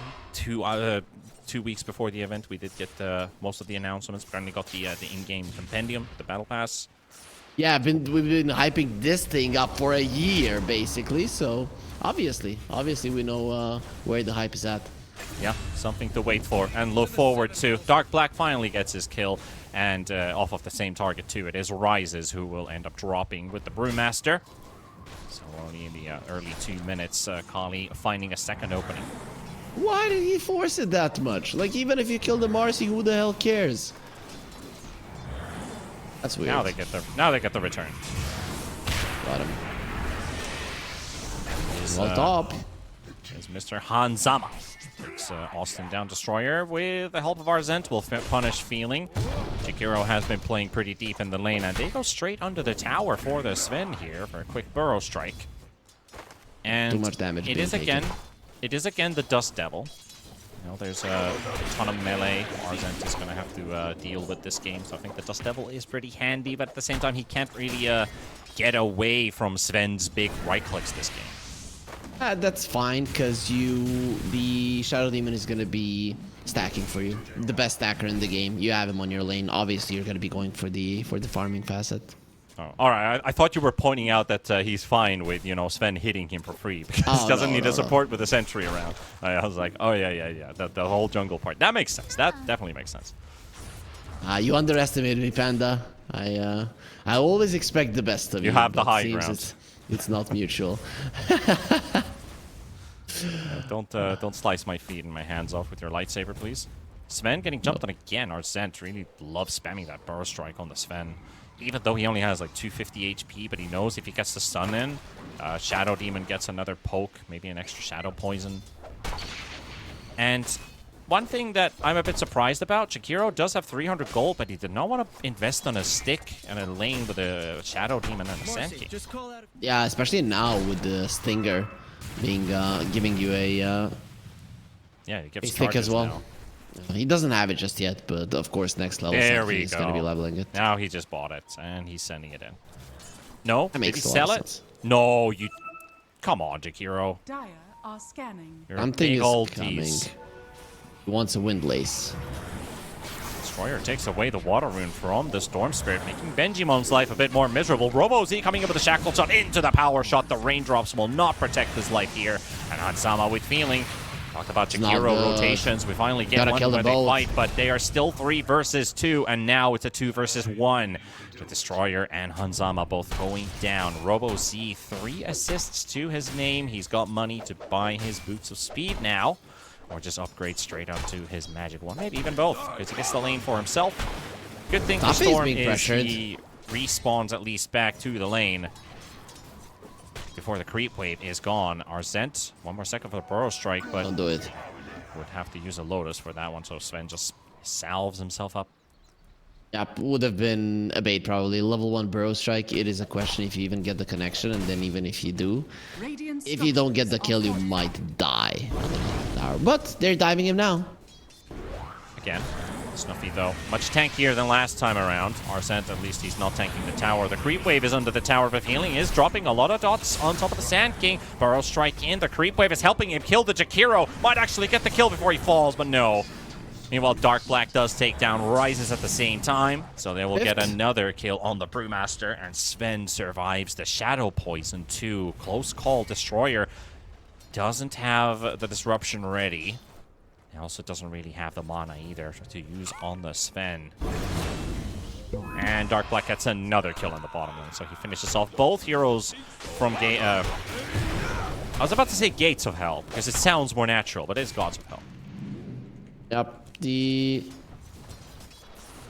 thing is, this Dragonite is getting too much, right? It's already a hero that farms with incredible speeds, and you are just allowing him to get kill after kill with a pretty much impeccable laning stage. He might die now, though.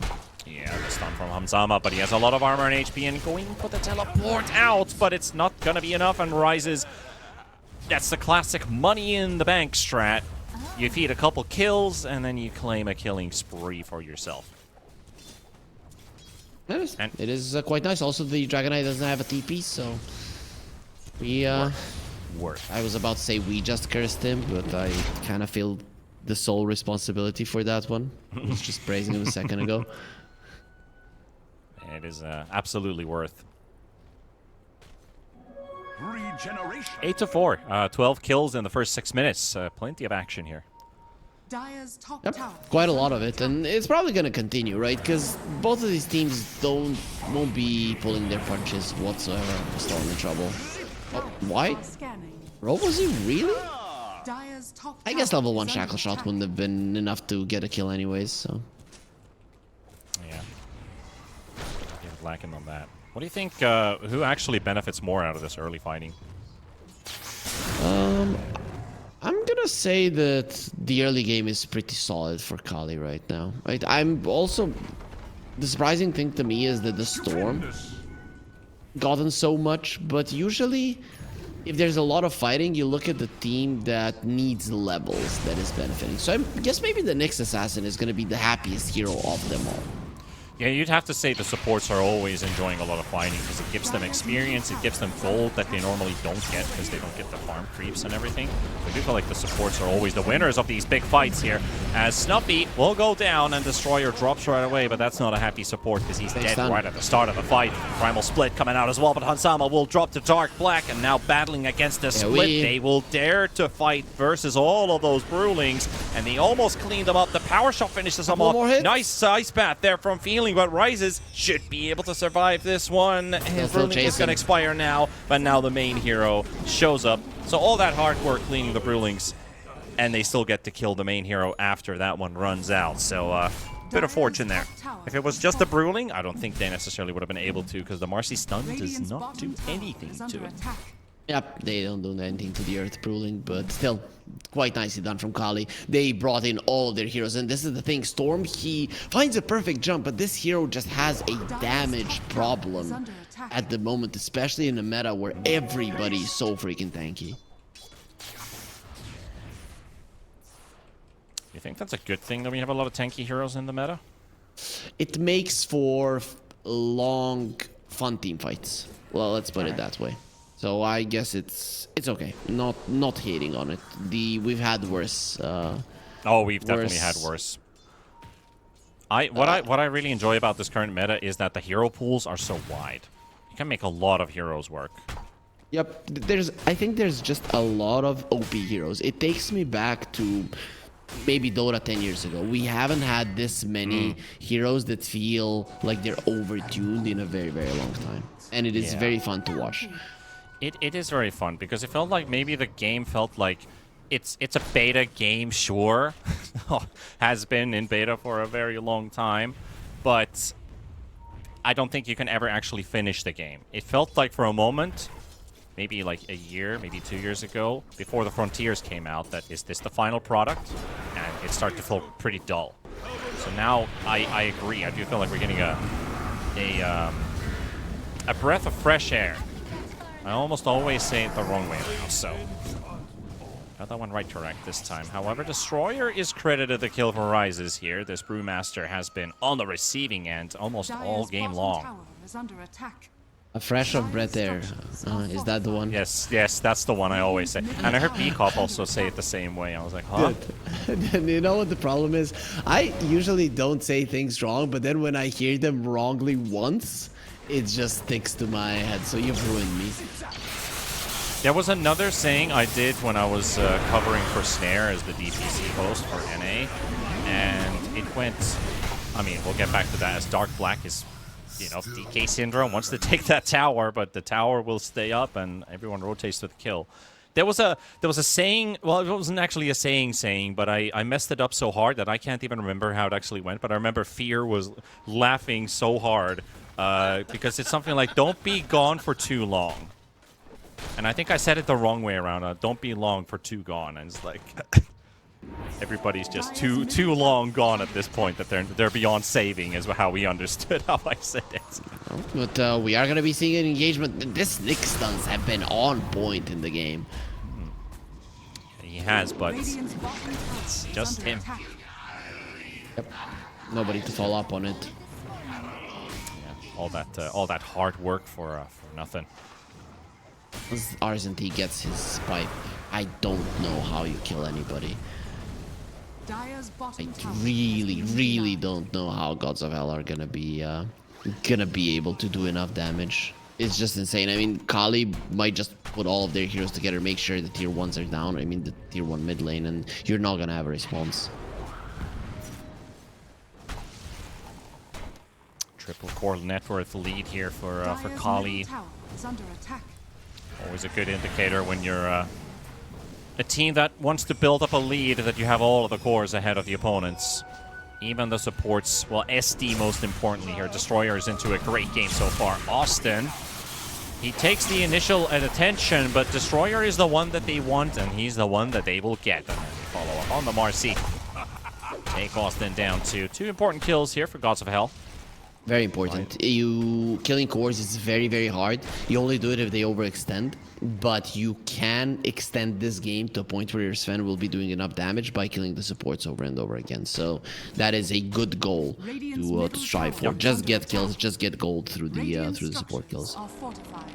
Yeah, something to aim for. Yep. Always kill these supports and build some bank. You know, get some dosh. While you're but you still need to open up the map somewhat, right? Killing them at the middle of the map is only going to happen so many times, right? At some point, that's going to stop. At some point, the turnarounds are going to be much easier for the other side. So this bottom tier 1, it needs to drop, especially when you have a Nyx. When you have an invis-based hero on your side, you need to open up the map, because even with the map being so vast, just with 2-3 sentries, with all the towers being up, are they going to be able to know where the Nyx is going to be going?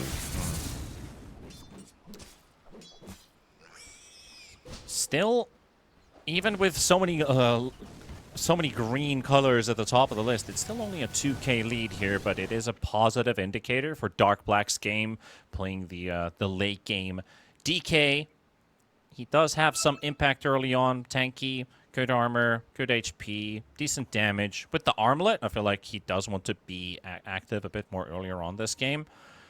But there are tons of items that make this DK, you could say, unstoppable, but it will take a pretty long time until you get to that point.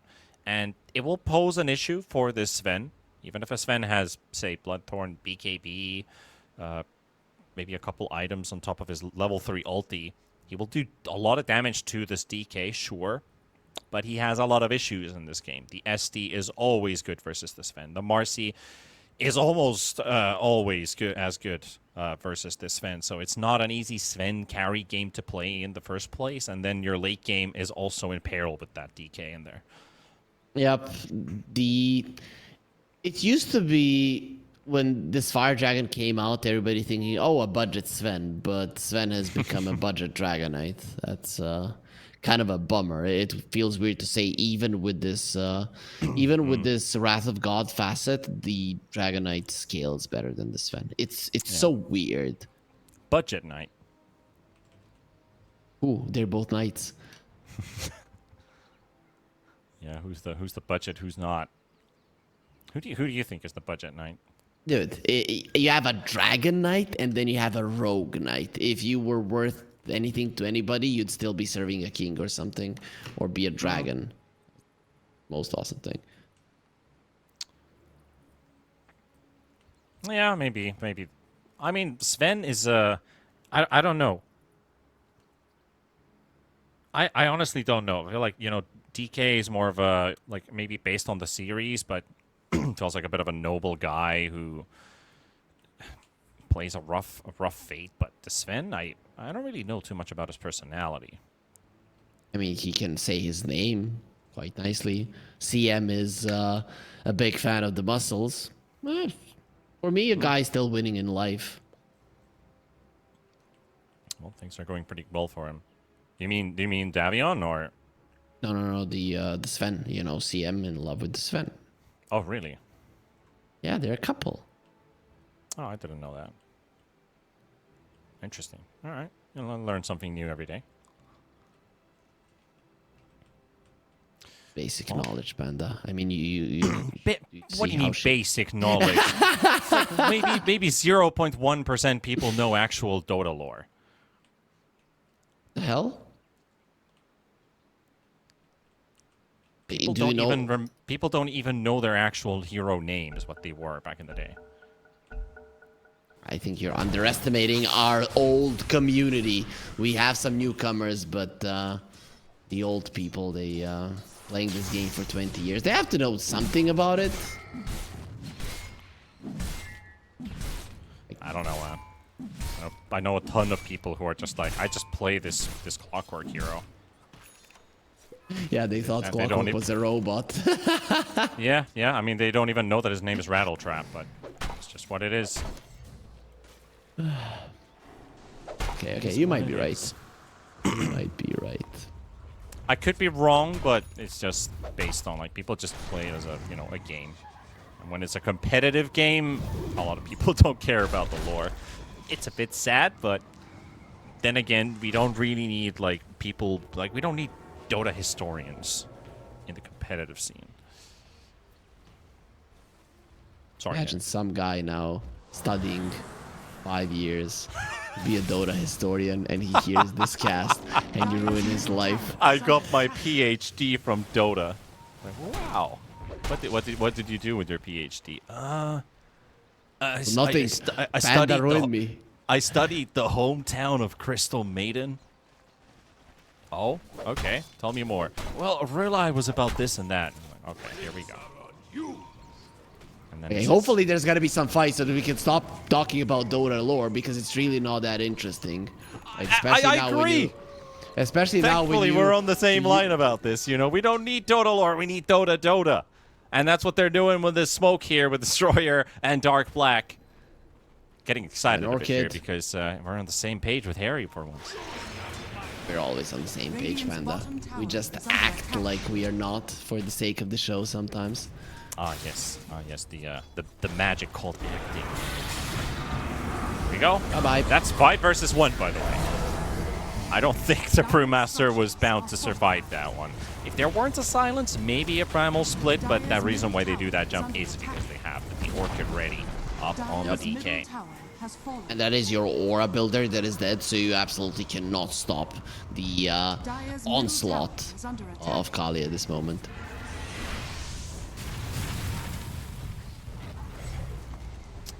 $14 kills and counting. What the Still hell a are these kill- two wards? Why do they have two wards next to each other? The two Radiant wards? The two dire wards. Two Dire wards. Look at him, the Look at one the- that he's on top of them on the Dragonite, and they've been placed at the same Oh, time. these ones. Feeling? Are you feeling okay? Yep. They are. Yeah, they're just right. Maybe he tried to put a sentry down. I don't know, but still, 2 ops wards and a sentry. Phil Spitz scuffed for me. Hanzama on the hunt. He spots Dark, but he gets found by a sentry. Glimmer. Big Glimmer. I know what actually caught the Nyx Assassin there, because there is no sentry down on the ground. And now the Nyx Assassin is gone. Rises will die during the split to Austin's Unleash. They know that Jakiro is done for, and Dark Black just hammers away big right clicks from this DK. Gods of Hell backing away. What spot? Oh, it's that sentry. Yeah, that was one. That one, which shows over here, catches a glimpse of the Nyx Assassin in the triangle. Yep, and not only that, but I really like how Destroyer responded. Yep, they saw him, they got silenced. Now you get the slow with the Demonic Purge, and you are far enough away so that the Nyx Sense doesn't see you in the Glimmer. It's just a perfect play coming out from the Shadow Demon. The second that he saw, he knew that he needed to do slow and get away from this Nyx Assassin or he dies. Yeah, great reactions coming out from Destroyer. Enables them to turn around, and now the Nyx Assassin's dead again.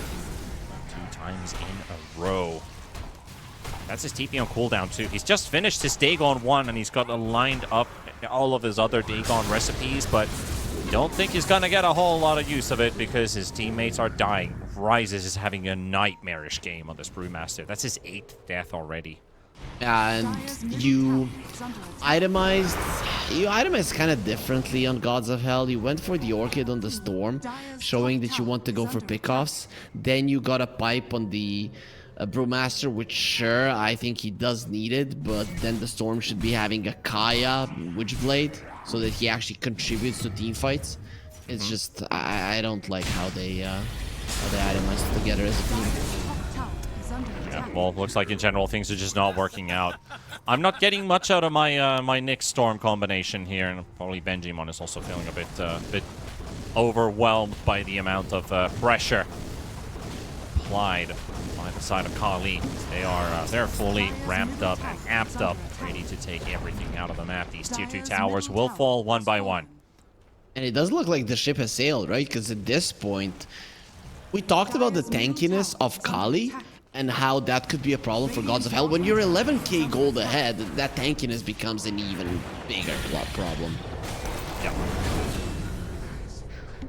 When one team is doing all the killing and you're not doing any on your own, this is starting to look like I don't know. I don't want to admit it, or I don't want to say it out loud, but I do feel like this game's starting to feel a bit over. There's no pressure coming outside from the Gods of Hell, except for that one smoke, which also backfired. I think that just knocked the wind out of them. Yeah, that was the main one, right? That was the one that should have changed the game, with them revealing all of their big items, and you just don't do anything with it. Well, something used to be there. And they knew that this was an attempted I really bait. like this. I really like this. They needed something of an opening, and this might just be it. Vision. Go for the quick smoke with a 4v5. They know where RZT is. If They know where the wind is as well. RoboZ just power shot the wave, shows herself. The chase is on. Ice Path not gonna fly out. RoboZ pops his AD already, and Nyx Assassin spotted by the creep wave.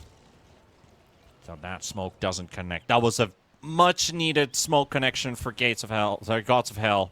My God, I will never get this teammate right. But they don't even get that. They don't even get that one good follow-up. And it's very weird that they have like a Goku Black, if you know who that is. They have his image as the logo. I don't know what the hell he has to do with hell, but sure. Curious about that one.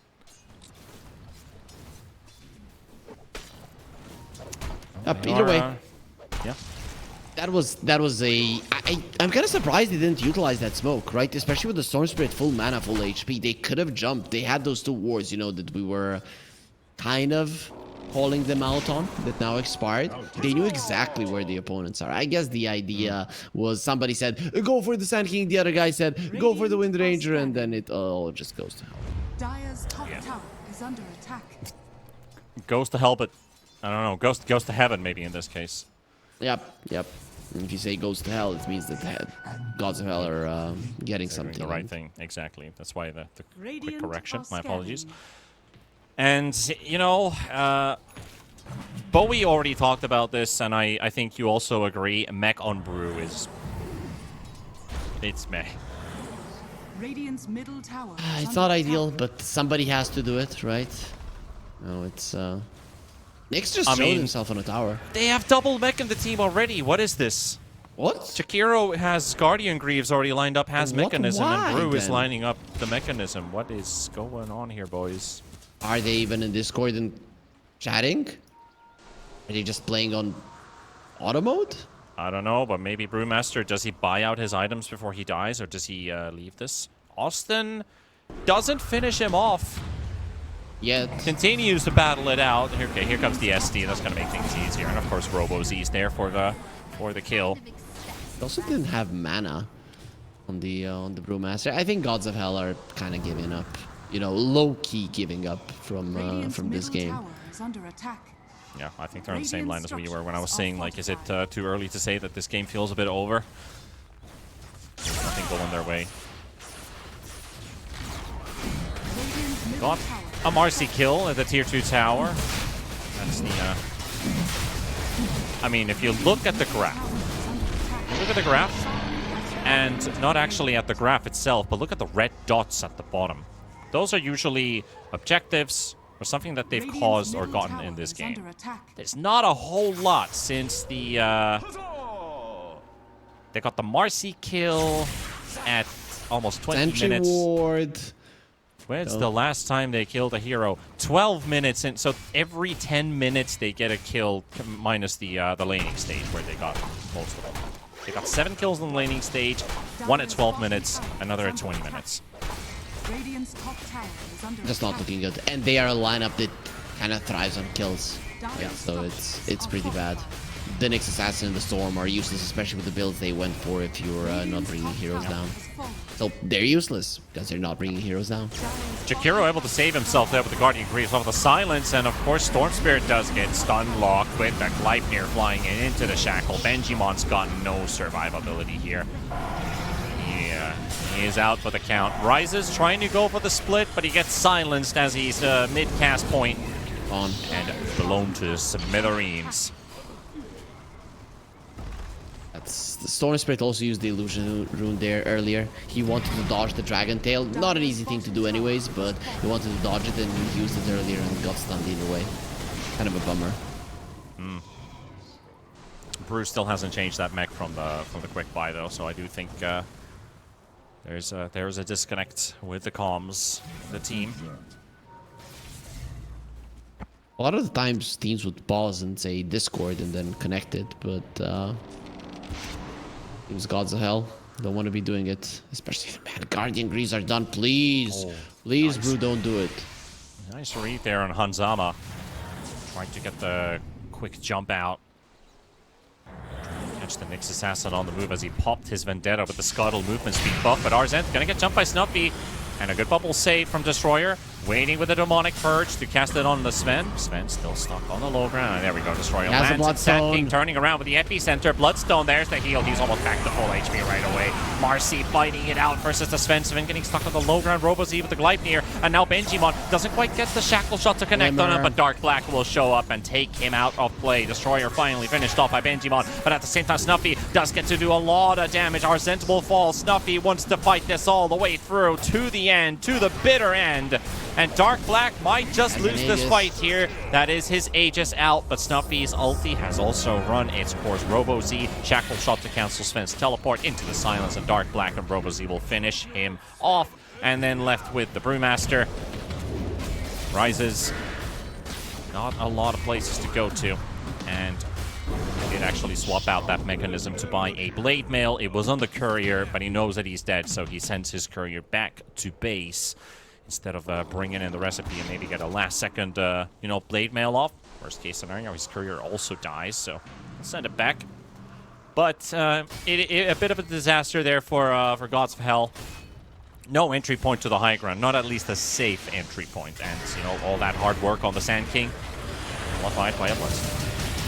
And they're not done. Storm back to the world of the living, and he instantly dies afterwards. Doesn't get the Mind Flare off.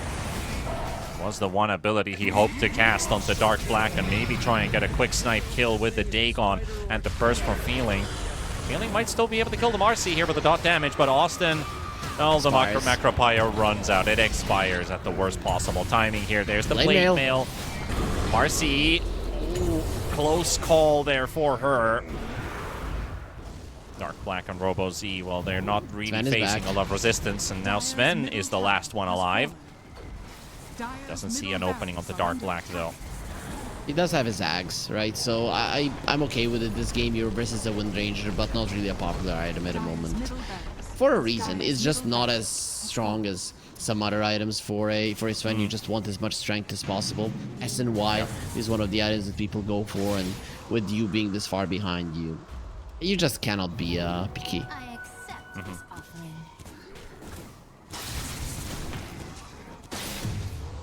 What is this DP from Sven? How much more can the gods take? Radiant's bottom tower is under attack. As I said, people in South America very rarely GG out until the last possible moment, so I think they're going to be taking a beating, maybe 2-3 more fights. Bottom tower is under attack. Yeah, might just be. A Lincoln Sphere on the wind. That's big, right? Because you are versus a Sven with an Aghanim Scepter. That's the only thing that you're afraid of to go down. Unless you kill yourself on a Blade Mail and you make a mistake, but that's probably not going to happen. He has a BKB as well to protect himself. Nyx has been able to get a level 3 Dagon up. So they definitely have the burst if they just find the right target to use it on. Fortunate for them, Kali's lineup is really tanky. There's not exactly a squishy hero in this lineup. Even a Shadow Demon, if he is Glimmer caped, feels like an almost impossible target to kill. Yeah, pretty much. Can they catch the Brew? I think they might have seen him. Austin is running full speed ahead. Got the scan off. Yeah, he's going for the Wisdom. He's going to make it first. You're going to punch him in the face? Last time he did a pretty good job just, hammering that Brewmaster. Here comes Arzent. Marcy recognizes, runs straight back in. Blade Mail, they're just going to wait for that one to run out. Tries to split, and he will get the split off, but this is just a split to run away. They're alone, the two of them. TPs are coming. You stayed here too long. Dagon, Mind Flare. It's enough to take down Austin. And as you said, they are split, but at the same time, they're ratting the base at the same time. So even if they kill the Sand King here, it takes a while. But they're through the tier 3 tower and into the melee racks with the focus fire from Robo-Z. And the melee racks are gone. So at the same time, you got 2 kills, but you're losing buildings. Go like maniacs with this smoke. Storm is low on mana. Okay, then he stops. And you really cannot without him. Without him, you do not have the right catch. Unfortunate. Those 2 kills are nice, but considering that you lose another lane racks is a problem. I'm surprised that Kali went so aggressive with the 2 of them. I think at this point, you probably don't feel fear that there's any chances of you actually losing the game. Yeah, you can either opt to take a chill or wait for big item. Show up. Marcy BKB is definitely one of those big items that you can still get here. DK 25. So pretty handy to have. That Daedalus on DK though, that will seal the game if he gets it. If he even needs it, right? You might end this beforehand, because Gods of Hell, they cannot sit in their base and wait. They have to make a move. You can definitely end the game before, but I feel like if he finishes Daedalus, there's no coming back anymore. That's that's almost like typing GG in chat. Snuffy though, 80 rune. Spot the Sand King. Sand King. It's running out. That Amplify is running out. He needs to get in there quickly. Dark Black takes down Hanzama. Snuffy will find a kill with it with his quick jump in. Has his ulti ready. No split. He's lost Marises though. Snuffy will try to take this fight here, but missing on Austin. Does get the kill on the Marcy. Tries to TP away. And 100 HP remains, but he dies to the Orchid because his BKB runs out. Oh my god, like today's BKB it feels so useless in so many situations, like X marks, glimpses. This case on Orchids, because he's not really silenced during the BKB, but if the Orchid expires after his BKB, he's still dead. He does have a buyback, no ulti, no BKB, however, so these two heroes are just untouchable. And I'm still surprised that nobody's calling GG. Like, what are you hoping for if you're Gods of Hell? Mega Creeps is now on the list here as DK finishes off the range racks. But they are only two, so they can't end the game. But Gods of Hell, they wanna see it through. Oh, he went for the armor and the HP regen, so it is a 63 armor Dragonite. I thought he was gonna go for the AoE Dragon Tail. The but AoE, yeah, I was thinking about it too. He wants to stand his ground versus the Sven and not take any damage. That's kind of how it's going to look. Hey, where'd it go? All right, well, there's that. 63 armor, 79% physical damage reduction. That is, Sven is only doing 20%. Yep, so it's like hitting an Ursa with an ulti. Yeah. So let's say his God Strength is tripling his right-click damage from 175, so he's doing something 600, 700, 800 damage, something like that. He only does 20% of that, so still 200 per right-click, maybe less. Maybe crit with that. Okay, awesome. So you need to hit this Dragonite only 20 times. Yeah. Easy. Disregarding his region, right? Yep, very easy. And he needs to hit you 3 times. Through your war cry. Yeah. He went with the God Strength slow resistance. What? Is that because of the demonic purge? Slow resistance. Yeah. Doesn't that always bring you to 100%? Okay, it is actually 100% as a number, so that number can be decreased. There are some slows on the enemy side, though. Like, it's not just that. There's the dispose, which is 50% for 3 seconds. There's the power shot, 5% for 4 seconds. The Gale Force doesn't impact you, though, because that's not movement speed. Yep, they're just pushing you, being annoying.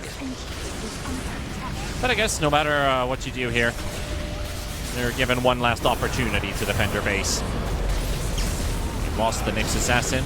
They've lost the Brewmaster. They're dropping low on the supports here for Kali. They might be able to get Destroyer, and Gmon finishes them off, but Austin and the boys, they do the cleaning up. And there falls your Ancient as well. Dark Black instantly decides to leave the game as the Ancient has fallen. But hey, that was long delayed, but Kali still takes the win in the end. Yeah, I mean, probably even 20 minutes ago, it looked to be pretty settled. You were the one that called it out without calling it out, not really being sure if you should, but yeah, it was pretty obvious. I think after that Nyx Assassin rotation not working out, where they had the sentry, the one that we couldn't spot at them immediately, I think that's where the game pretty much. And then maybe there was one chance of Gods of Hell with their smoke running towards the Sand King and the Wind Ranger there in the mid lane. And the second that didn't connect, I think that was their last shot at making a big impact in this game. Yeah. I don't know what you're going to be doing different into game 2. Probably just try to establish the game the same way you did this game 1, and just hope that you don't. Maybe this game was that it just literally fell to a mistake. Even in other esports titles, sometimes you make the right call, but something intervened that wasn't supposed to happen. It could be a mistake on your own end. It could be something unexpected your opponent actually did instead of you. So. Maybe you go again with the same draft and try to execute it the same way. Who knows? But Harry, let's take a final break and be back for game 2. See what we're gonna get to finish the group stage. 1xBet and Eva Alfie present betting on all esports events on the website and in the 1xBet app. 1xBet. Play with Eva. The new 1xBet energy drink. So you don't have to limit yourself tonight with only one victory. You can bet on any game at 1xBet betting company. Dota 2, KS2, League of Legends, and many others. Big wins, fast payouts, reliable bookmaker. The new breakthrough and innovative phone with 1xBet app. With 1xBet app, you can register and start betting in just one click.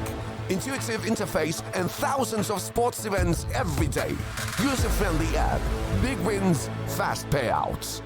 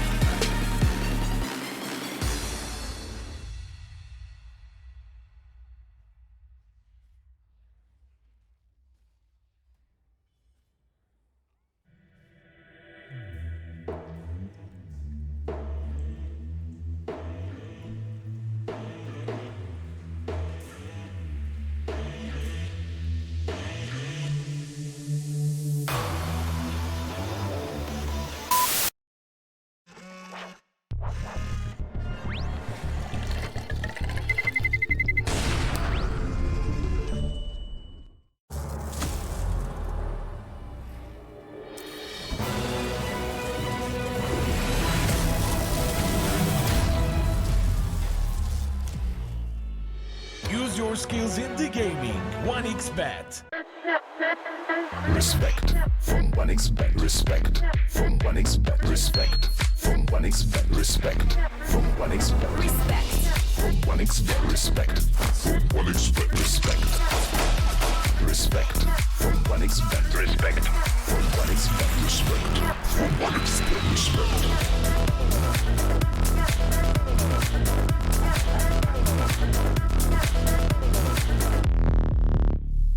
Hello, son. Hi, Mom. Pretty girl. This is Eva. Nice to meet you. Thank you very much. Your dad's just making his favorite dinner. It's duck. Come on inside.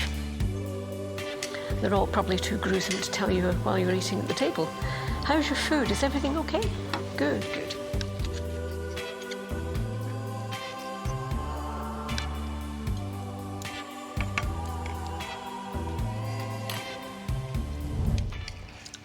You seem to know each other. Yeah.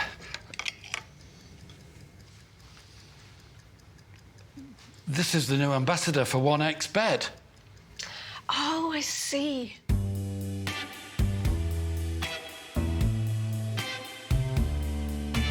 Everyone felt good when Eva Elfie became the new ambassador of 1xBet.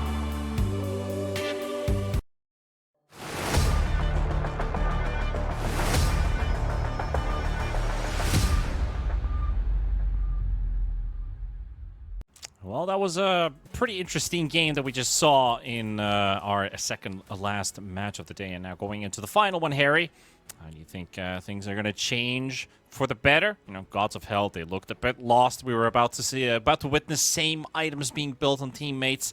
Their game plan falling apart after. I mean, you could like you were right. That one single moment next to the Radiant 2-2 tower changed everything. So I think at that point it still could have been a game to play for, maybe even an even game here and there. Probably a one you might end up losing, but still look a bit more competitive. But from that moment onward, it was mayhem.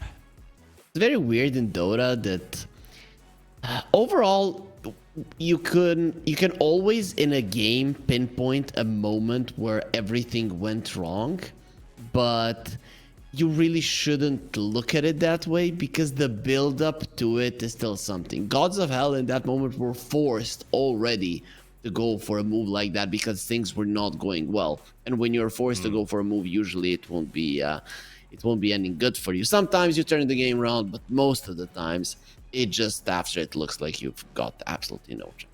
Yes, that was the case in the previous game. Yeah, that was indeed the case there. Then again, when you look at, you have to look forward. One more step, one more game. Is there a way to relax going into the final game? I think they maybe felt a bit stressed on the other side. I don't know why they would feel stressed, but they did look. Maybe we're just reading it wrong. Maybe they're just so loose that they don't care, right? And then they're just letting it all go and picking whatever they feel like playing. Maybe that was the case, but yeah, and maybe it did look like they were not at 100%. I would. So still, coming into the tournament, man, I still expected so much more from Kali. Gods of Hell are kind of in a position where I expected them to be. So in my mind, Kali are still the favorites. They're definitely not as big of a favorite that we saw in the first two series of the day, but they should be able to, on paper, beat Gods of Hell. Though they should have been able to beat Universitario and didn't make it happen, so it went 1-1. Yeah. Well, we're going to wait for the second game to kick off. We're still waiting in the lobby for our match to begin, so I guess you're just listening to us fill a bit more here. I mean, I guess we could talk about the incoming matches as well, maybe outside of this series a bit as well, paying attention a bit towards tomorrow and, maybe some playoff setups. But I do want to maybe touch upon maybe the difference between like some of these European teams coming up to that the final tournament for the rest series, which is going to close everything out for the qualification part. How much difference have you seen between these 4 SA tours compared to the 4 European tours? Is there something on your mind about the difference between the 2 regions?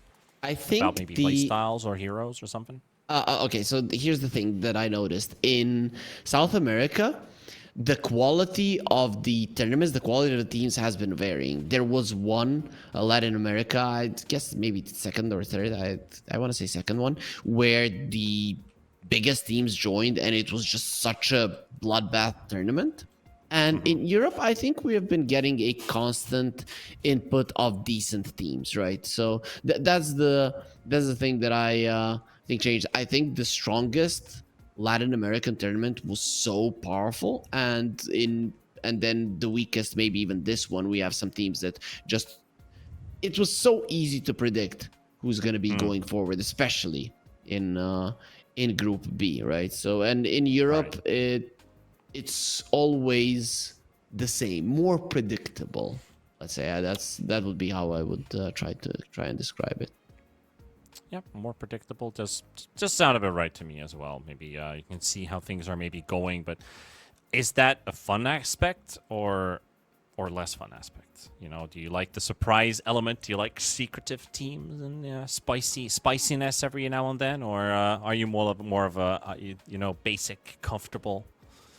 You know, the funny thing is I like them both, right? Because what we all like in our life is just for changes to happen from time to time, considering that we are going, right, Southeast Asia, Latin America, Europe, we do get to experience different things. So I like that we have different regions. Let's just put it that way. And which tournaments I've been enjoying more, Europe or Latin America, if that we can maybe take the question towards there.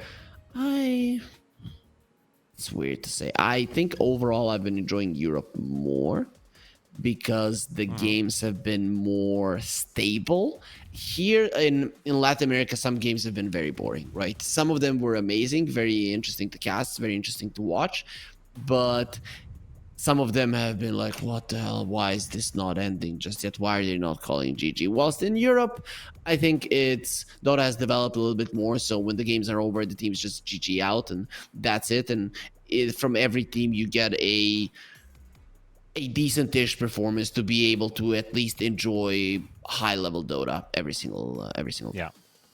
And yeah, I do think maybe with the whole trend sticking with some of those teams, calling games early, they also know how to just delete that game out of their minds and start looking forward to the next one, because the longer you are in that match trying to still make it work, I don't think it's going to do good on your mental side, because it is a very draining game to play competitively. So you've got to get your composure together for the next game, or the games that are still remaining, the ones that you can win, so you don't get stuck in just one match trying to hope something's going to happen when it's really just not doable at all. But we are attempting to load into the game now. Took a bit of a long wait until we got our match ready. So there it is. Harry throwing in some of that magic, conjuring some kind of spell as the final game of the day. The draft is ready to begin. Kali versus Gods of Hell. Tomorrow it is tiebreakers into play-ins, and then after that it is going to be playoffs, grand finals, player break, and into the European tournament we go. That's how it's gonna go. But when you mentioned getting a loss out of your head and just being able to transfer into the next game, obviously that does come with experience. We are pretty experienced Dota players. Panda, do you have any advice for me, for the viewers? Let's say you are losing a lot of Dota games. How do you get into the next one and be level-headed?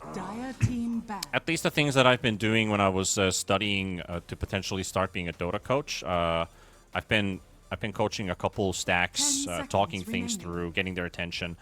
From a coach's perspective, I think it's the same for a player who takes that leadership position and says, we don't talk about the mistakes what we did this game.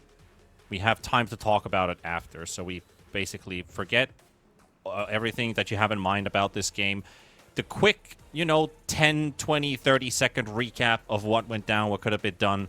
You don't think about that kind of stuff. You just say like, well, if only I had a blink, or if I only had this or that. But just get it out of your system quickly. Move on. You have another game to play. It's literally communication. It's verbally saying out loud. Let's talk about the next game. What can we do better? What can we do different? What are we wanting? Was there something we should go back to in the drafting stage? Talk about heroes, talk about bans. Was there something we felt like we missed upon? Did something surprise us? Or we talked about a hero, but we didn't ban it, and they picked it, and that screwed up our game. Should we change that into the second game? I have a more primal approach. More primal approach? Yeah, you pinch yourself or you hit yourself, and then you're like, okay, now I'm gonna go forward. And I was so happy because there was a tournament to watch Nouns in, and Copy, their mid laner, he was playing, he made a mistake, he just smacked himself on the forehead pretty hard. You could see it on the camera, and after that they won and he started playing better. So I've seen it firsthand. It works. Okay, I mean, if that works during the game, then sure. Everybody has their own way. Maybe he smacked himself hard enough that something clicked in his brain, like, oh, that's what I was supposed to do. Like a eureka moment. Yep. It is. That can work. That can work. For sure. I don't encourage to it because all these years I've been studying social services, and I got my bachelor's degree, and I've been doing a lot of like non-toxic projects and been helping improve esports in Finland from small aspects here and there. My whole thesis was about toxicity in Finnish esports and out of esports and casual gaming, most importantly. And anything that encourages into violence, I don't get into that kind of stuff. I don't think that's the way forward. But for someone, just don't inflict violence. It's not violence. It is tactically inflicted physical pain to get rid of the emotional pain. That could be the name of my thesis, right? Anyways, that sounds a bit like polarized depression to me, if you put it that way. Because some people, they do physical pain to get rid of the mental pain. That's some pretty grim stuff out there. That's why we go to the gym. That's why we go to the gym, and that's why we talk to therapists, and that's why we talk to professionals who help you forward with your problems in life. I'm caster, but I'm also a mental coach, so. Let's go. Okay, so we got a Tidehunter opener. Let's talk about this Tidehunter. What makes him first phase material? What are we gonna see here? I don't know. Why did you ask me? That's a hard question. A hard question. Come on, it's a hero that, we don't see too often in the meta. It's a final phase pick. If you're like, all right, there's a player for this hero, it's good. But why the Tidehunter? Why not something else? I think they just wanted to get a strong lane. This is probably something that they practice. The thing is that the Tidehunter just isn't that strong at the moment. And there's a lot of heroes, Ursa, Monkey King, that would just lane really well for him. Then the other approach is a melee hero plus a range carry, something like Sven, Lina, and stuff along those lines that the Tidehunter is just not going to lane well against. And heavy physical damage is currently the case. So your little bit of Kraken Shell damage reductions aren't really that big of a help at all.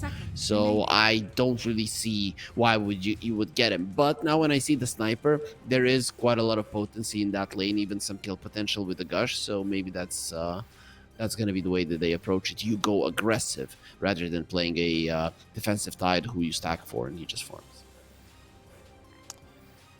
All right. I mean, I've seen some crit Tidehunters. I've seen some, mid Tidehunters from time to time. But if this is anything to do with mental resets, I think Rise is called for a basic offlaner. He's comfortable with a hero that doesn't have a lot of natural counters to the hero. I think you have to itemize versus Tidehunter.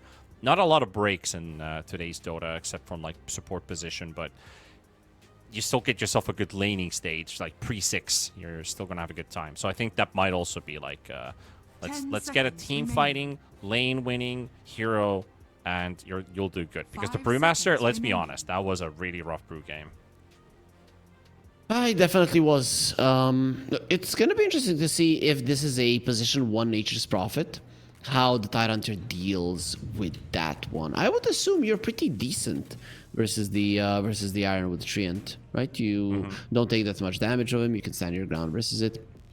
Would be cool to see. Maybe it is gonna be a 5 Nature's Prophet, so we anyways see them Maybe. laning that way, unless it's a mid lane Nature's Prophet, because I am pretty sure this is gonna be the double off lane from Kali. The Rubik Centaur one. The Rubik Centaur, yeah. Might be also looking Tidehunter Sniper here. Yep. That's a very strong lane. I wouldn't want to be a carry in that lane, not gonna lie. Yeah, Shrapnel and Gush. It's a ton of damage. Especially with the Shrapnel Facet. What was it called again? What was the Shrapnel Facet called again? Do you remember? No. That's probably even a harder question than the Tidehunter. No, it's something. It reminds me of Scatter Blast, but I know it's not a Scatter Blast. Obviously. Scatter Shots. Yeah. Okay. I was thinking about that. Like, wait, snap ability and a Sniper Facet. Wait a minute, it can't be the same. Yeah, Scatter Shot. Yep. You scatter your very strong shot. Makes sense. But he has a sniper. He doesn't have a shotgun. But I guess it's. Imagine if Sniper hauled this mortar around, you know, like this really long range like grenade launcher. It would be.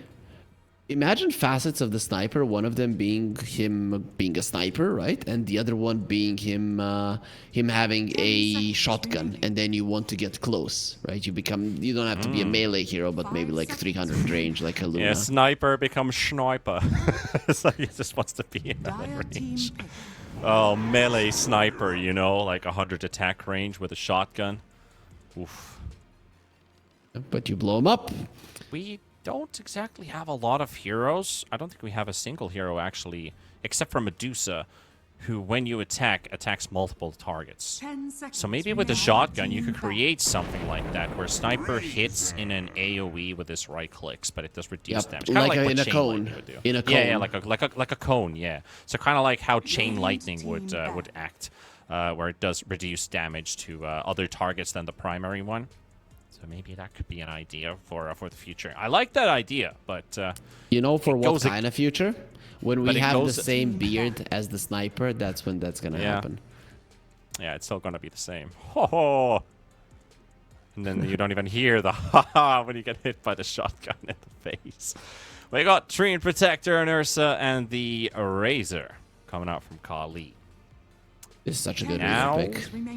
Now, do you play Razor mid and Furion carry? Do you swap them around or the other way around? How do you want to do this? Because you would say Razor's great versus Ursa in the lane especially, but you already got the Centaur for that job, so would you play Furion into Tide or Razor into Tide? Or maybe even both if it's a Furion 5, but if let's say both of them are cores, I'd play the Razor into the Tide. Right, it's just gonna be super hard for the Tidehunter to play in that lane. You always need to come close, and the Razor, he doesn't need to run you down. He just needs to take away enough damage so that he can deny everything from you, and that is gonna be hella annoying for the Tidehunter. Yeah, it's just a double slow lane though, so that they can get rid of the link pretty easily with the Scatter Shot, and the Gush. 5 seconds. But you're all right. The Razor can also zone himself out, but that is true actually. The Furion is not necessarily your carry. I just stuck with the idea that you said Furion could be carry, which might just be the case. But they are banning Troll or banning Wind Ranger.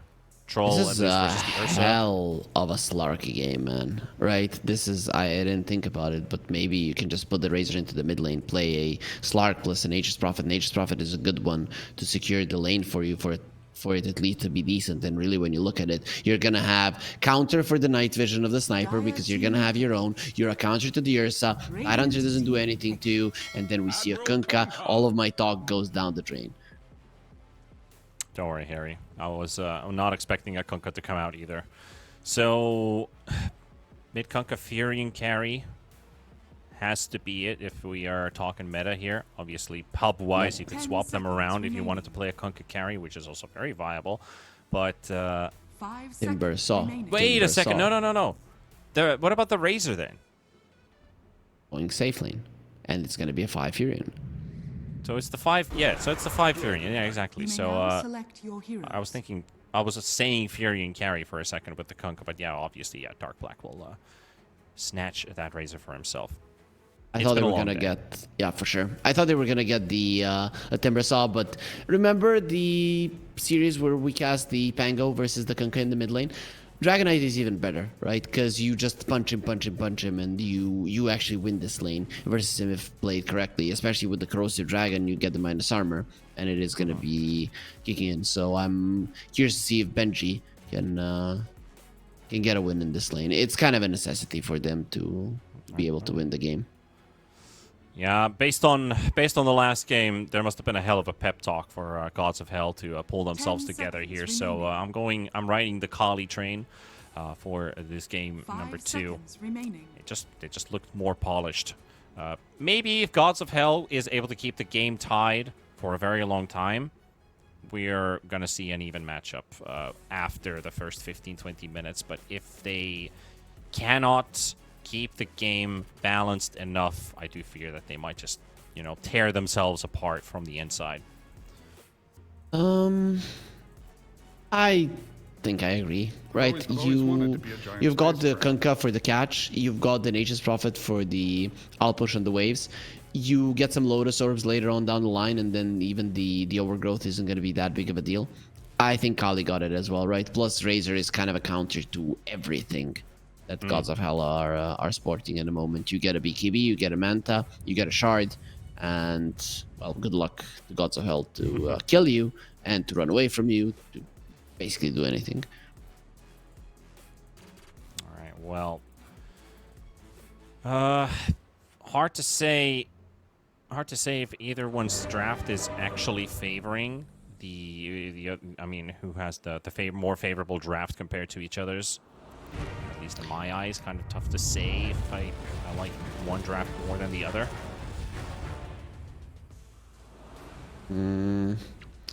Want me to help you? Want me to help you on that one? Here's the thing. Razor is just so good versus every hero of Gods of Hell, and then you have a Kunkka that is going to be making him even tankier. And the way that you deal with the Razor is that you don't have to burst him, but at least you start off the fight with him being low. With the Kunkka being in the play, that's not going to happen. With the Centaur being in play, that's not going to happen. So I would definitely be favoring the side of Kali once again. Also, they went for pretty much 3 very strong meta heroes, and then 4th the Rubik, who is also decent, whilst on the side of Gods of Hell, Sniper is in the meta, and then Ursa and the Dragonite kind of. Their other 2 heroes aren't really considered super strong at the moment, and for a good reason. Especially, I don't know how much this Treant is going to help the Ursa in the laning stage. I think the Rubik and the Centaur are going to have a hell of a time. 30 seconds to battle. Or a heaven of a time, as you... I remembered. Something that you don't easily forget. Just to, well, take another calm start here. I mean, I don't really... The battle begins. Maybe I like Gods of Hell. Maybe I like their level 1 a bit more, but there's also a bit of weaknesses here. Maybe with the, the DK doesn't exactly feel like a very powerful hero. He's got the Corrosive, which maybe amplifies their damage output a bit. But I guess it's literally because of the support sniper, I would say. And the Treant, why they would have really good level 1. But, yeah, they don't fight for it, though. I think if Gods of Hell are winning this game, it's coming from Benji, right? You need to do well versus the Kunkka, and you need to be able to take down those towers. It's not even that important about your Blink Dagger because you don't really have that much burst to capitalize on it. I'd even argue you might want to skip it in this game for the start, but he probably won't. But just make sure that those towers go down. It is going to be the mid lane and the movements of the Dragonite that make or break this game for Gods of Hell. Make or break. See if they can make that one reality happen. Break their opponents completely or not. A lot to do with the laning stage here for for Gods of Hell. I do wonder, is there a particular player that in either of these two teams you might want to see in, you know, future relog tournaments? Is there someone who has caught your attention? Benjimon, maybe? I think RZNT. I've been watching him. He's always looked consistent to me, which is not always the case with South American players. Usually consistent South American players, considering that the skill of theirs is very high, do tend to improve their career quite heavily. So yeah, let's go with him. All right. Fair assessment.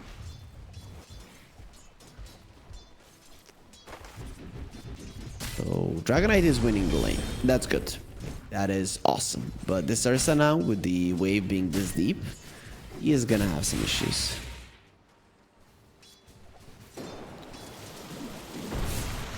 So the Tidehunter not racking up a whole lot of CS so far. We're slowly getting there. Will help with levels. So Kunkka did go for the high tide. Yeah, this is what we see from mid lane Kunkkas. I can't help but think that the other facet is just universally better. But every single time I see a mid lane Kunkka, they do want to reduce cooldown on the Tidebringer. Did you ever watch Digimon? Digimon. I watched Digimon when it came out the first time. Yeah, as a kid, right?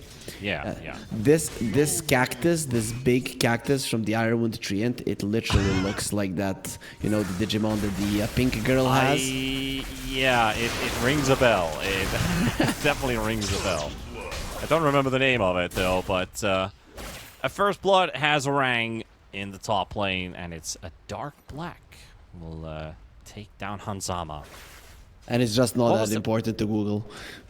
No, it's not, but do you remember the name of it? No, I only remember Greymon and Garurumon. Greymon, that's the one everyone knows, that one. And Garurumon, I know those two. Yeah. And Kabuterimon. Kabuterimon is the bug. I know that one as well. Yeah, the bug. Yeah, I mean, I started hating the series when I realized that all of them end in the word mon. I was like, that's not very original. They're Digimon. Yeah, but Pokemon, you know, at least they have unique names, you know. Somebody spent all that time thinking, and hey, maybe some guy was like, hey, mon, we got to put mon after every name. Yeah, could be the case. Okay. I get what you mean. I still don't know how you didn't realize it in episode 1, but sure. I mean, I was a kid just kind of figuring out what the hell's happening in this TV series. I mean, I did watch like maybe 4 episodes, and then it struck me. Okay. And I was like, there's something repetitive in this one. I just don't get it. Ursa, Centaur going down. I mean, the games have... this game has not been that much action-packed compared to the previous ones. Of course, it's starting to be now. Which is a lot better, but it is starting to feel like the tempo is finally ramping up. But it's ramping up in favor of Kali because they're starting to do really well in the side lanes. I would even say it's lucky for the Ursa that he managed to kill the Centaur first and then go down. Probably best case scenario. Maybe they can get feeling down as well in the bot lane. Well, Arzent doesn't want to stick around. Maybe they have their stuns and their lifts on cooldown. Also, Sniper dropped very low on HP. Furion wants this kill so bad. The Blood Grenade is not enough to finish him off. Would have needed 2 extra ticks to finish him off with the lucky 3 regen, but under the tower gets a bit of extra. Unreal that he decided to dive a tier 1 tower versus a Tide, right? The guy has minus armor. Don't do it. Too dangerous. Also, bottom lane, I really don't think they should ever focus on the Treant Protector. Just always use your spells on Ursa. There goes Rises. A lot of killing involving Rises, usually the on the receiving end. Unfortunate for him to suffer that fate. Dire's middle tower is But under mid lane kill, really big. The siege creep is alive. Benjimon, Mm-hmm. level 6. He is gonna be applying pressure to this tower. One could think it's probably dead. Dire's Loses the middle dragon tower form, but it's is still gonna under go attack. down. Huge. Oh, did I? Dire's middle tower has fallen. The last hit on it. Meanwhile, the boat flying in onto the sniper, Hanzama. Very squishy One more sniper. hit. Easy pick here for Robo-Z. Yeah, I'm surprised. No say. Snuffy was also dropping pretty low to Dire are Arzent. scanning. Yeah, so the Dragon Knight doesn't have a point in Dragon Tail. I was thinking Benjamin was gonna come over and maybe stun the Kunkka after the boat to save his buddy, Radiant's top but tower is under attack. you, without the Dragon Tail, you're just not capable of doing it.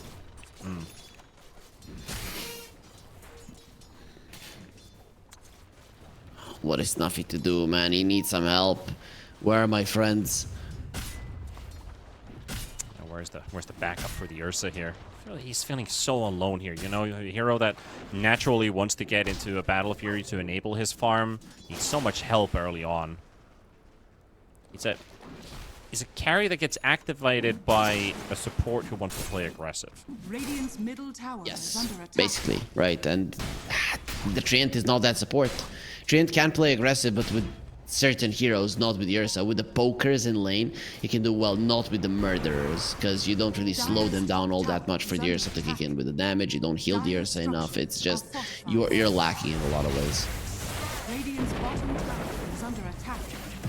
Dire's top tower Feels is like under the attack. Razor is also getting, I wouldn't say out of hand, but having that strong start for this Razor and for the Kunkka. They're really setting themselves a good start. Kali, 2k ahead. They will get the T1 in the top lane at least, bringing in the DK to help open up Radiant's the map a bottom bit tower more. has fallen. At least the Dragon Knight is having a good time. We talked about it. If you want your game to go well, he has to have a good time in the lane. He did manage to do it. 2 towers are already down. That is cool. The map is open. The only problem is he's going for a blink. I think this Dragon Knight should be a bit greedier in this game in particular. Just because I don't see how that blink dagger gives you any meaningful kills. Just play a bit more greedy. Play for the later portions of the game. And you should be better off than if you just try to do something with the blink and fail miserably. This will come in handy. Yeah, you don't want to gamble necessarily. Not sure if you want to play the high risk, high reward, or even, you know, high risk, low reward in some cases.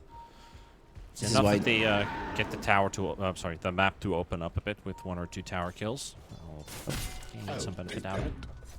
This is why the Treant is so bad, right? Sniper at least contributes something to the damage department. The Treant doesn't do anything. And then let's say you go for this blink on the Dragon Knight, which he will go for. You blink and you stun somebody. What's the follow-up? If the sniper isn't there to contribute to the damage, and if it's a little bit more of a tankier target, even with the sniper, that's not gonna happen. That's where I have a problem with it. The Tidehunter also isn't a big hero that's gonna be running around with you contribute to the damage department either.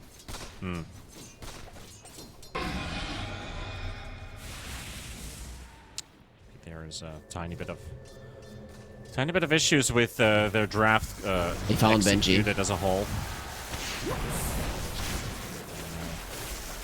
Benji Mon throw away as they can. No help coming out. Rises did have Ravage available, but just not enough damage to really save that DK from trouble. So that's his first death. And that comes before he finishes his blink, so that is going to get pushed back by a bit. Yep, and as it gets pushed back, everybody else is getting tankier. You might have had a chance of bringing down the Rubik and the Nature's Prophet. Nature's Prophet with the Pavis now will be a hard target. Rubik could still be a hero that you can kill, but still not an ideal target. Never going to be.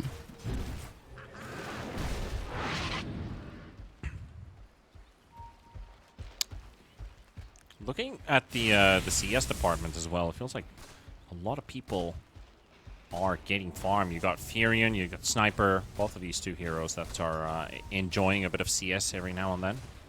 23 CS on the Nature's Prophet, 23 CS on the Rubik. So dead even between the two supports on Kali. Surprised Hanzama's only rocking 16 at the moment. I was suspecting maybe the sniper already at this point has a bit more. Radiant are scanning. Yeah, I would want He to. just doesn't really have the room to do it. I mean, you could just shrapnel push some of these waves out.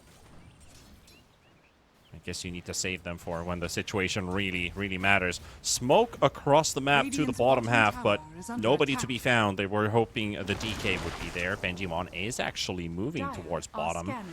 Maybe to cut the wave, but Austin just tanked half of his HP on the tower. He's half HP. Sniper TP's in. He could maybe kill Austin right away here.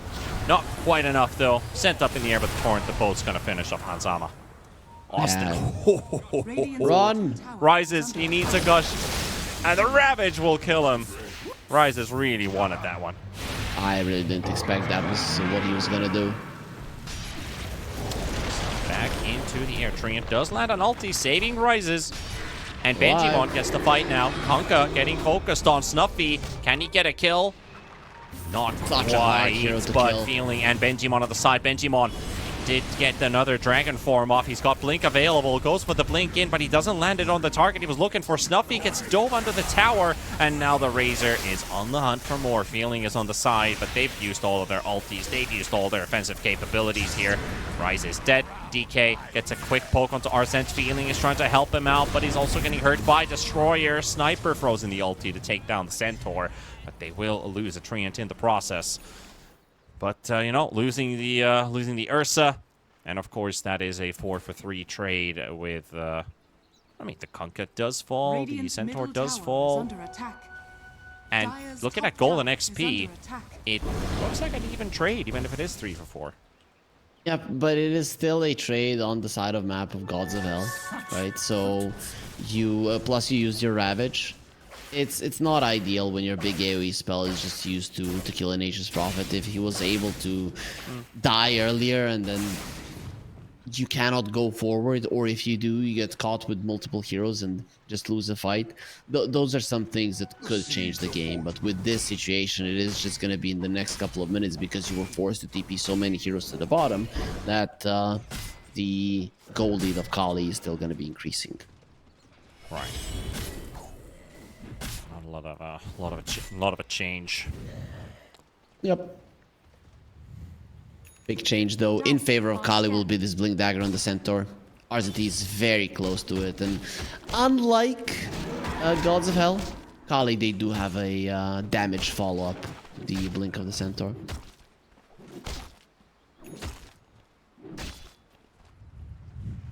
I do fear there might be a phase in this game where the Razor just takes away everything from the Ursa. Snuffy, who would like to burst down targets and build up damage. If the Razor decides to just focus the Ursa, then Snuffy's not in for a very fun time. At least you can shard Earth Shock to reduce the static link duration and drop that by actually a huge amount. But if that... Yeah, actually, it does just reduce the full damage that he takes because of the drain rate. If there wasn't a drain rate and it was instead just like you will lose this amount of damage in this time, it would actually buff the static link. Exactly, because you would get it super fast. If there was a shard on the Razor in the future for that, pretty spicy. But Austin, his ulti finishes off Hanzama. The mid tower goes down to him and his, I guess you could call this Greater Treant a bit of a pitbull. Arsene finds Benjimon. DK not in a happy place right now. Destroyer is destroying him with the stolen shrapnel. Gaining the benefits of that support snipers in it, or his facets even. And they ravaged as well just to try and keep them away, so they don't actually have a tool to fight back. Overgrowth is still there. To slow down Arsene's progress. Snuffy goes straight to the Centaur. And that is, actually, Hanzama gets this kill, so Snuffy still only has 1 kill to his name. He's still sitting at 6k net worth. At least you get some consolation prizes I want to say, but again, it's Kali that are going for the moves. They're the ones that are forcing things out. Even if you're getting kills, it's on your side of the map while you're being forced to use all of your big ultis defensively. It's just never going to be ideal. Plus, your Ursa isn't farming. He cannot... Okay, he finished the Battle Fury, so now it is going to be a bit faster, but Snuffy, with the way the game is going, he still needs to be joining fights, and that's not an ideal scenario for a Battle Fury Ursa. Not right now. No. It is a bit painful. Depending on whom, right? I'm sure Kali are happy. Kali is happy with how things are still progressing. They're controlling these fights. Benjimon trying to run away once again, but Rubik, as that brief fire just takes away all of the damage output that he deals. And they send in Rises. Tanky Tidehunter. Forcing two. To the high ground. Gets to the high ground. Dodges the stun from Arzent. All right. He's out. But Xmark, Torrent. Yeah, he's got the big got him. That's RoboZ. Yeah, this is taking so long, but they'll get it. Sniper's doing quite a lot of damage. If only they had Ravage now. And they... let's do that. Let's do that, Arzent. Stampede on top of him. That was a tough cookie to crack. Razor kills the... Or Turtle to crack. Or Watermelon. But yeah, I get it why they took so long to kill him. Because your main Tidehunter killer here is the Razor. And with these four, you don't really have the damage for that particular hero. So with the Razor being dead, the Tidehunter can be a bit more aggressive. And this is something that Gods of Hell need to understand. You know, this is why you don't give up in this game. You have some burst with the Ursa. If you can jump the Razor, kill him. The damage output of Kali, that constant output of damage, they're not going to have it.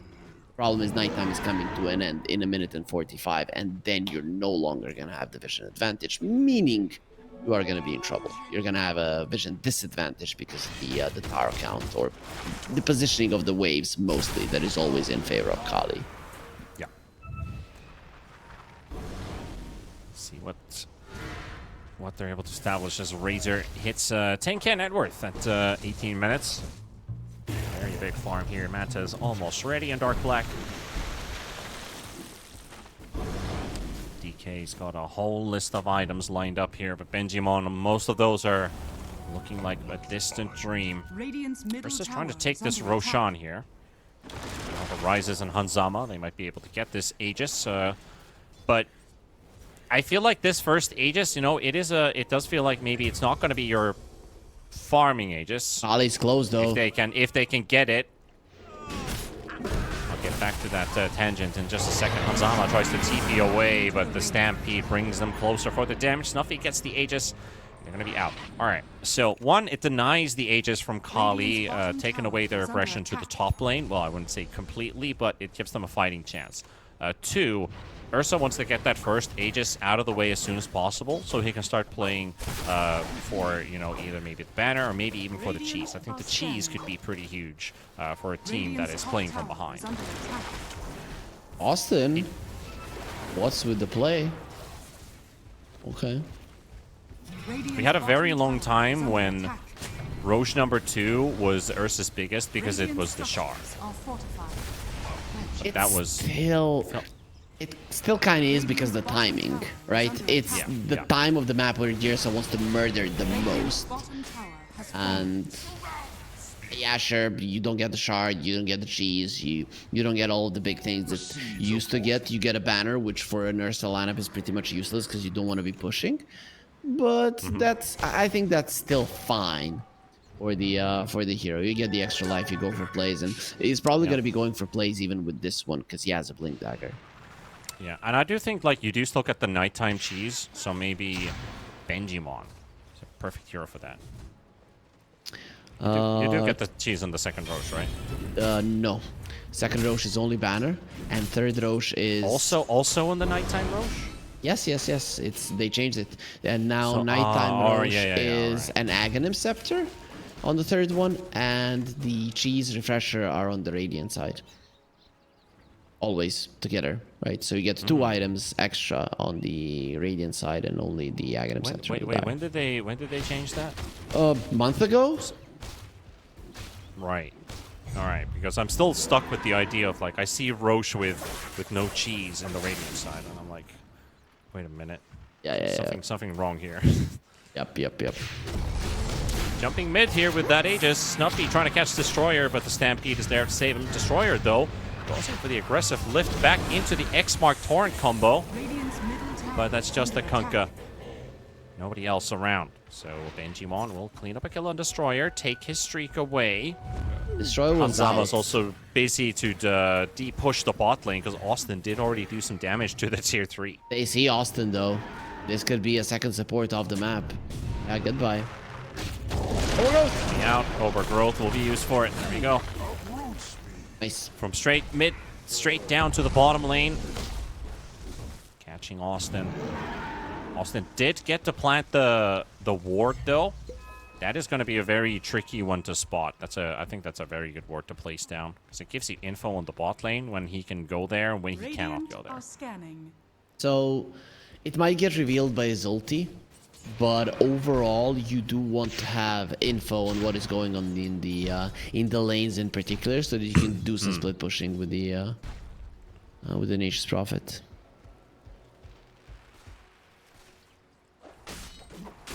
But also, you know, considering that Gods of Hell are just gonna be going for kills, you might want some relatively defensive wards on important areas to be able to get a fight. Because a big team fight, if the Ursa is just running in like a madman, is still a possibility for you, even versus the Overgrowth and the Savage. Yeah. You do have ways of playing this game, like different types of approaches on both ends. Just really want to Zerg at them if you don't want to. You can if you want to really benefit from that advantage that you have, especially when you take out those supports. They suddenly feel very vulnerable holding onto that Aegis. And of course, Benjimon, they're trying to keep the DK busy as well while they try to focus down the Ursa. There's the Ravage, but they get pushed in back with the tidal wave from the Kunkka. And yeah, Ursa negative damage basically at that point. So Razor hits like a truck. Benjimon BKB stuck in a Sprout. It is a sad fate. It is a sad fate for Benjimon, but what can you do? Rises will be the final one to drop. Kali will finish off the team wipe. That was against the Aegis, but they got to clean up the supports out of the way. The Overgrowth was, it just came off cooldown. So it was not even close to being ready, as it was used on the Train Protector earlier on. Sorry, the other Treant guy, the Nature's Prophet earlier on. The other Treant. The one that creates, he's literally the fodder.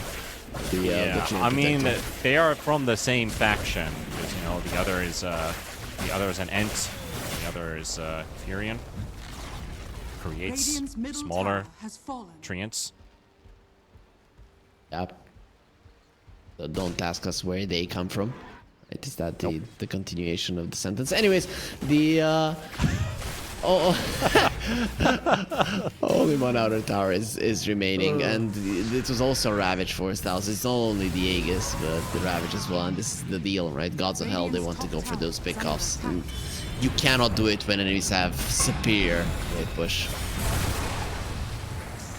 Also, good thing to know. Do you know you cannot use Concussive Grenade on the Sniper when you're rooted? Like, not even as a way to disarm somebody. It's just, you just cannot use the spell. It's so dumb. The Tidebringer? The Concussive Grenade. Oh, the Sniper's ability. Yeah, oh, yeah. All the, yeah, cannot be cast while rooted. Change it that it won't move you while you're rooted. Dude, I guess Spaghetti Code would have something to say about that, while Rises and Feeling just get ran over.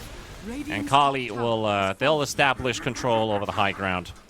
Snuffy is level 17, halfway to his final point of Enrage. An extra half a second duration. Increase the cooldown by 20 seconds, but it feels like he might not even get there. Tide does have Ravage available. once he respawns. Ali probably has been counting the clock as well. That should be a Ravage online. Of course, the Treant ulti was last seen such a long time ago. They gotta be careful for these ults. They are all pretty much stacked up right now. But there's no blink on the Treant. There's no blink on the Tidehunter either, so they will have time to react. Look, these dumb Treants, they push so fast. It's not even funny. You put the Solar Crest on them, and in just a couple of seconds, the Raxes are gone without any commitment. Yep. These Treants need to be worth more money. I think that's one of the ways that you are going to be nerfing this. They're not even that expensive to give away to the opponents. Yeah. They are pretty expensive. I mean, not expensive, pretty strong to what they actually give as a bounty. Should they be given the Necronomicon treatment, where they're worth a ton of gold? Yep. That's the approach. Let's see if it works though. Didn't work for Necronomicon. They needed to remove it from the game. Yeah. Stampede used to catch the sniper, but they're gonna catch a whole lot more. Dark Black though gets jumped by Snuppy. He's got Benjimon in the link. Razor is dropping and dying. They will get the Razor. Benjimon will have to wait a little bit longer until he will get the damage off of his static link, but Snuffy, they got one good kill, but everybody else, you know, they sing the song once again, all my friends are dead. Now he's gonna join them. Yep. Spot rises as well with the Shivas in the tree line. Does bot back. Even Ultra Kill to Destroyer. Destroyer, come on. Come on, Rubik. Use the Fade Bolt. Steal a spell. Steal a spell. No, he's not interested in it. Already has 8-17. Benjimon is already straight to work. Fetch some bounties. We need buybacks. But not a whole lot of good will be established with that. Really? Just said the Tide bought back. No Ravage. They have Overgrowth, but they don't get their Ursa back. They don't have the Dragon Form either, so you're not going to be doing much to stop this push. It does look like it's going to be Mega Creeps. Well, with the Greater Treants, absolutely no way for you to slow this down.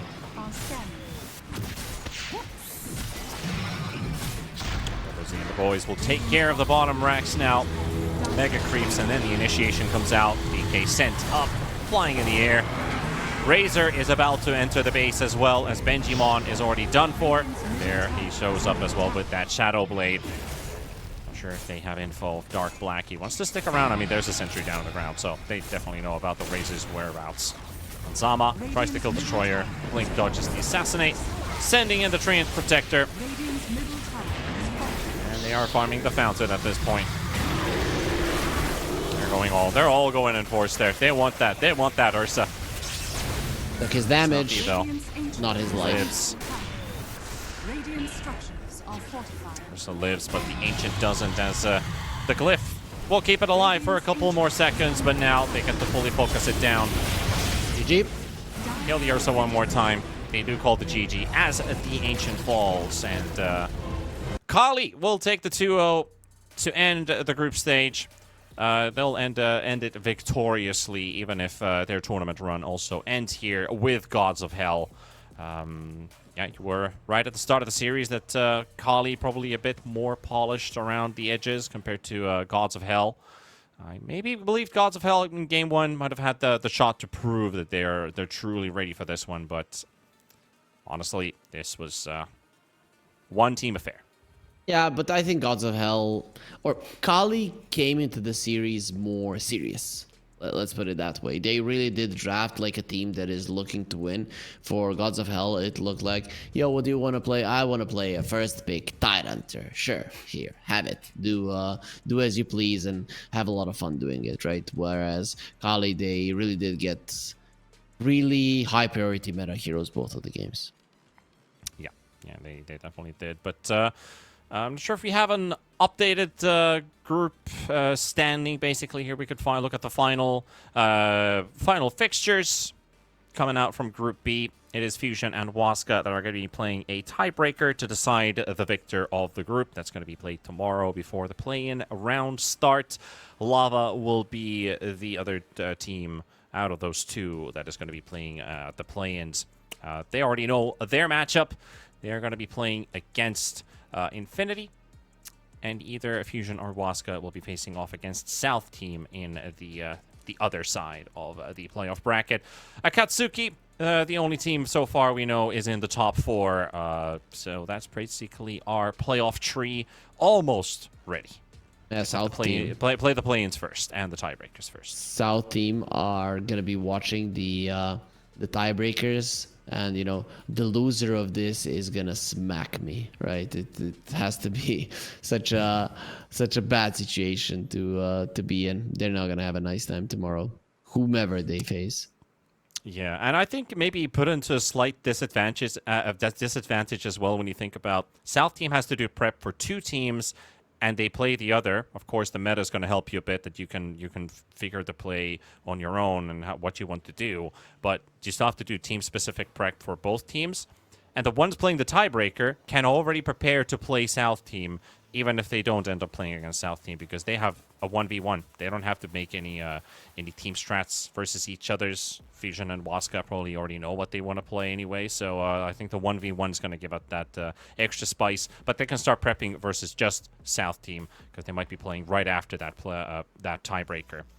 But, Harry, we're done for the group stage. Tomorrow is when the true action starts. The last playoff run with the play-ins and the playoffs for the LATAM Res Regional. So until then, I want to thank you all of you folks for watching today, listening to us, watching some great Dota games. This was T-Panda and Harry. We had a long night shift together here, but we are through the group stages now. So we'll see you guys tomorrow. Make sure you tune in. But until then, folks, take care of yourselves. Good night, and bye-bye. One chance. One dream. One match. One energy. One fight. One aim. One action. One hope. One expert.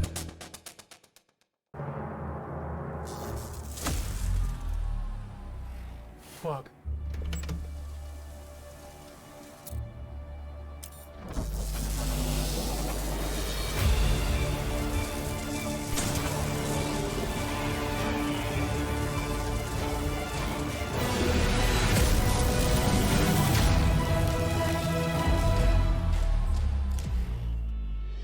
Use your skills in the gaming. 1xBet.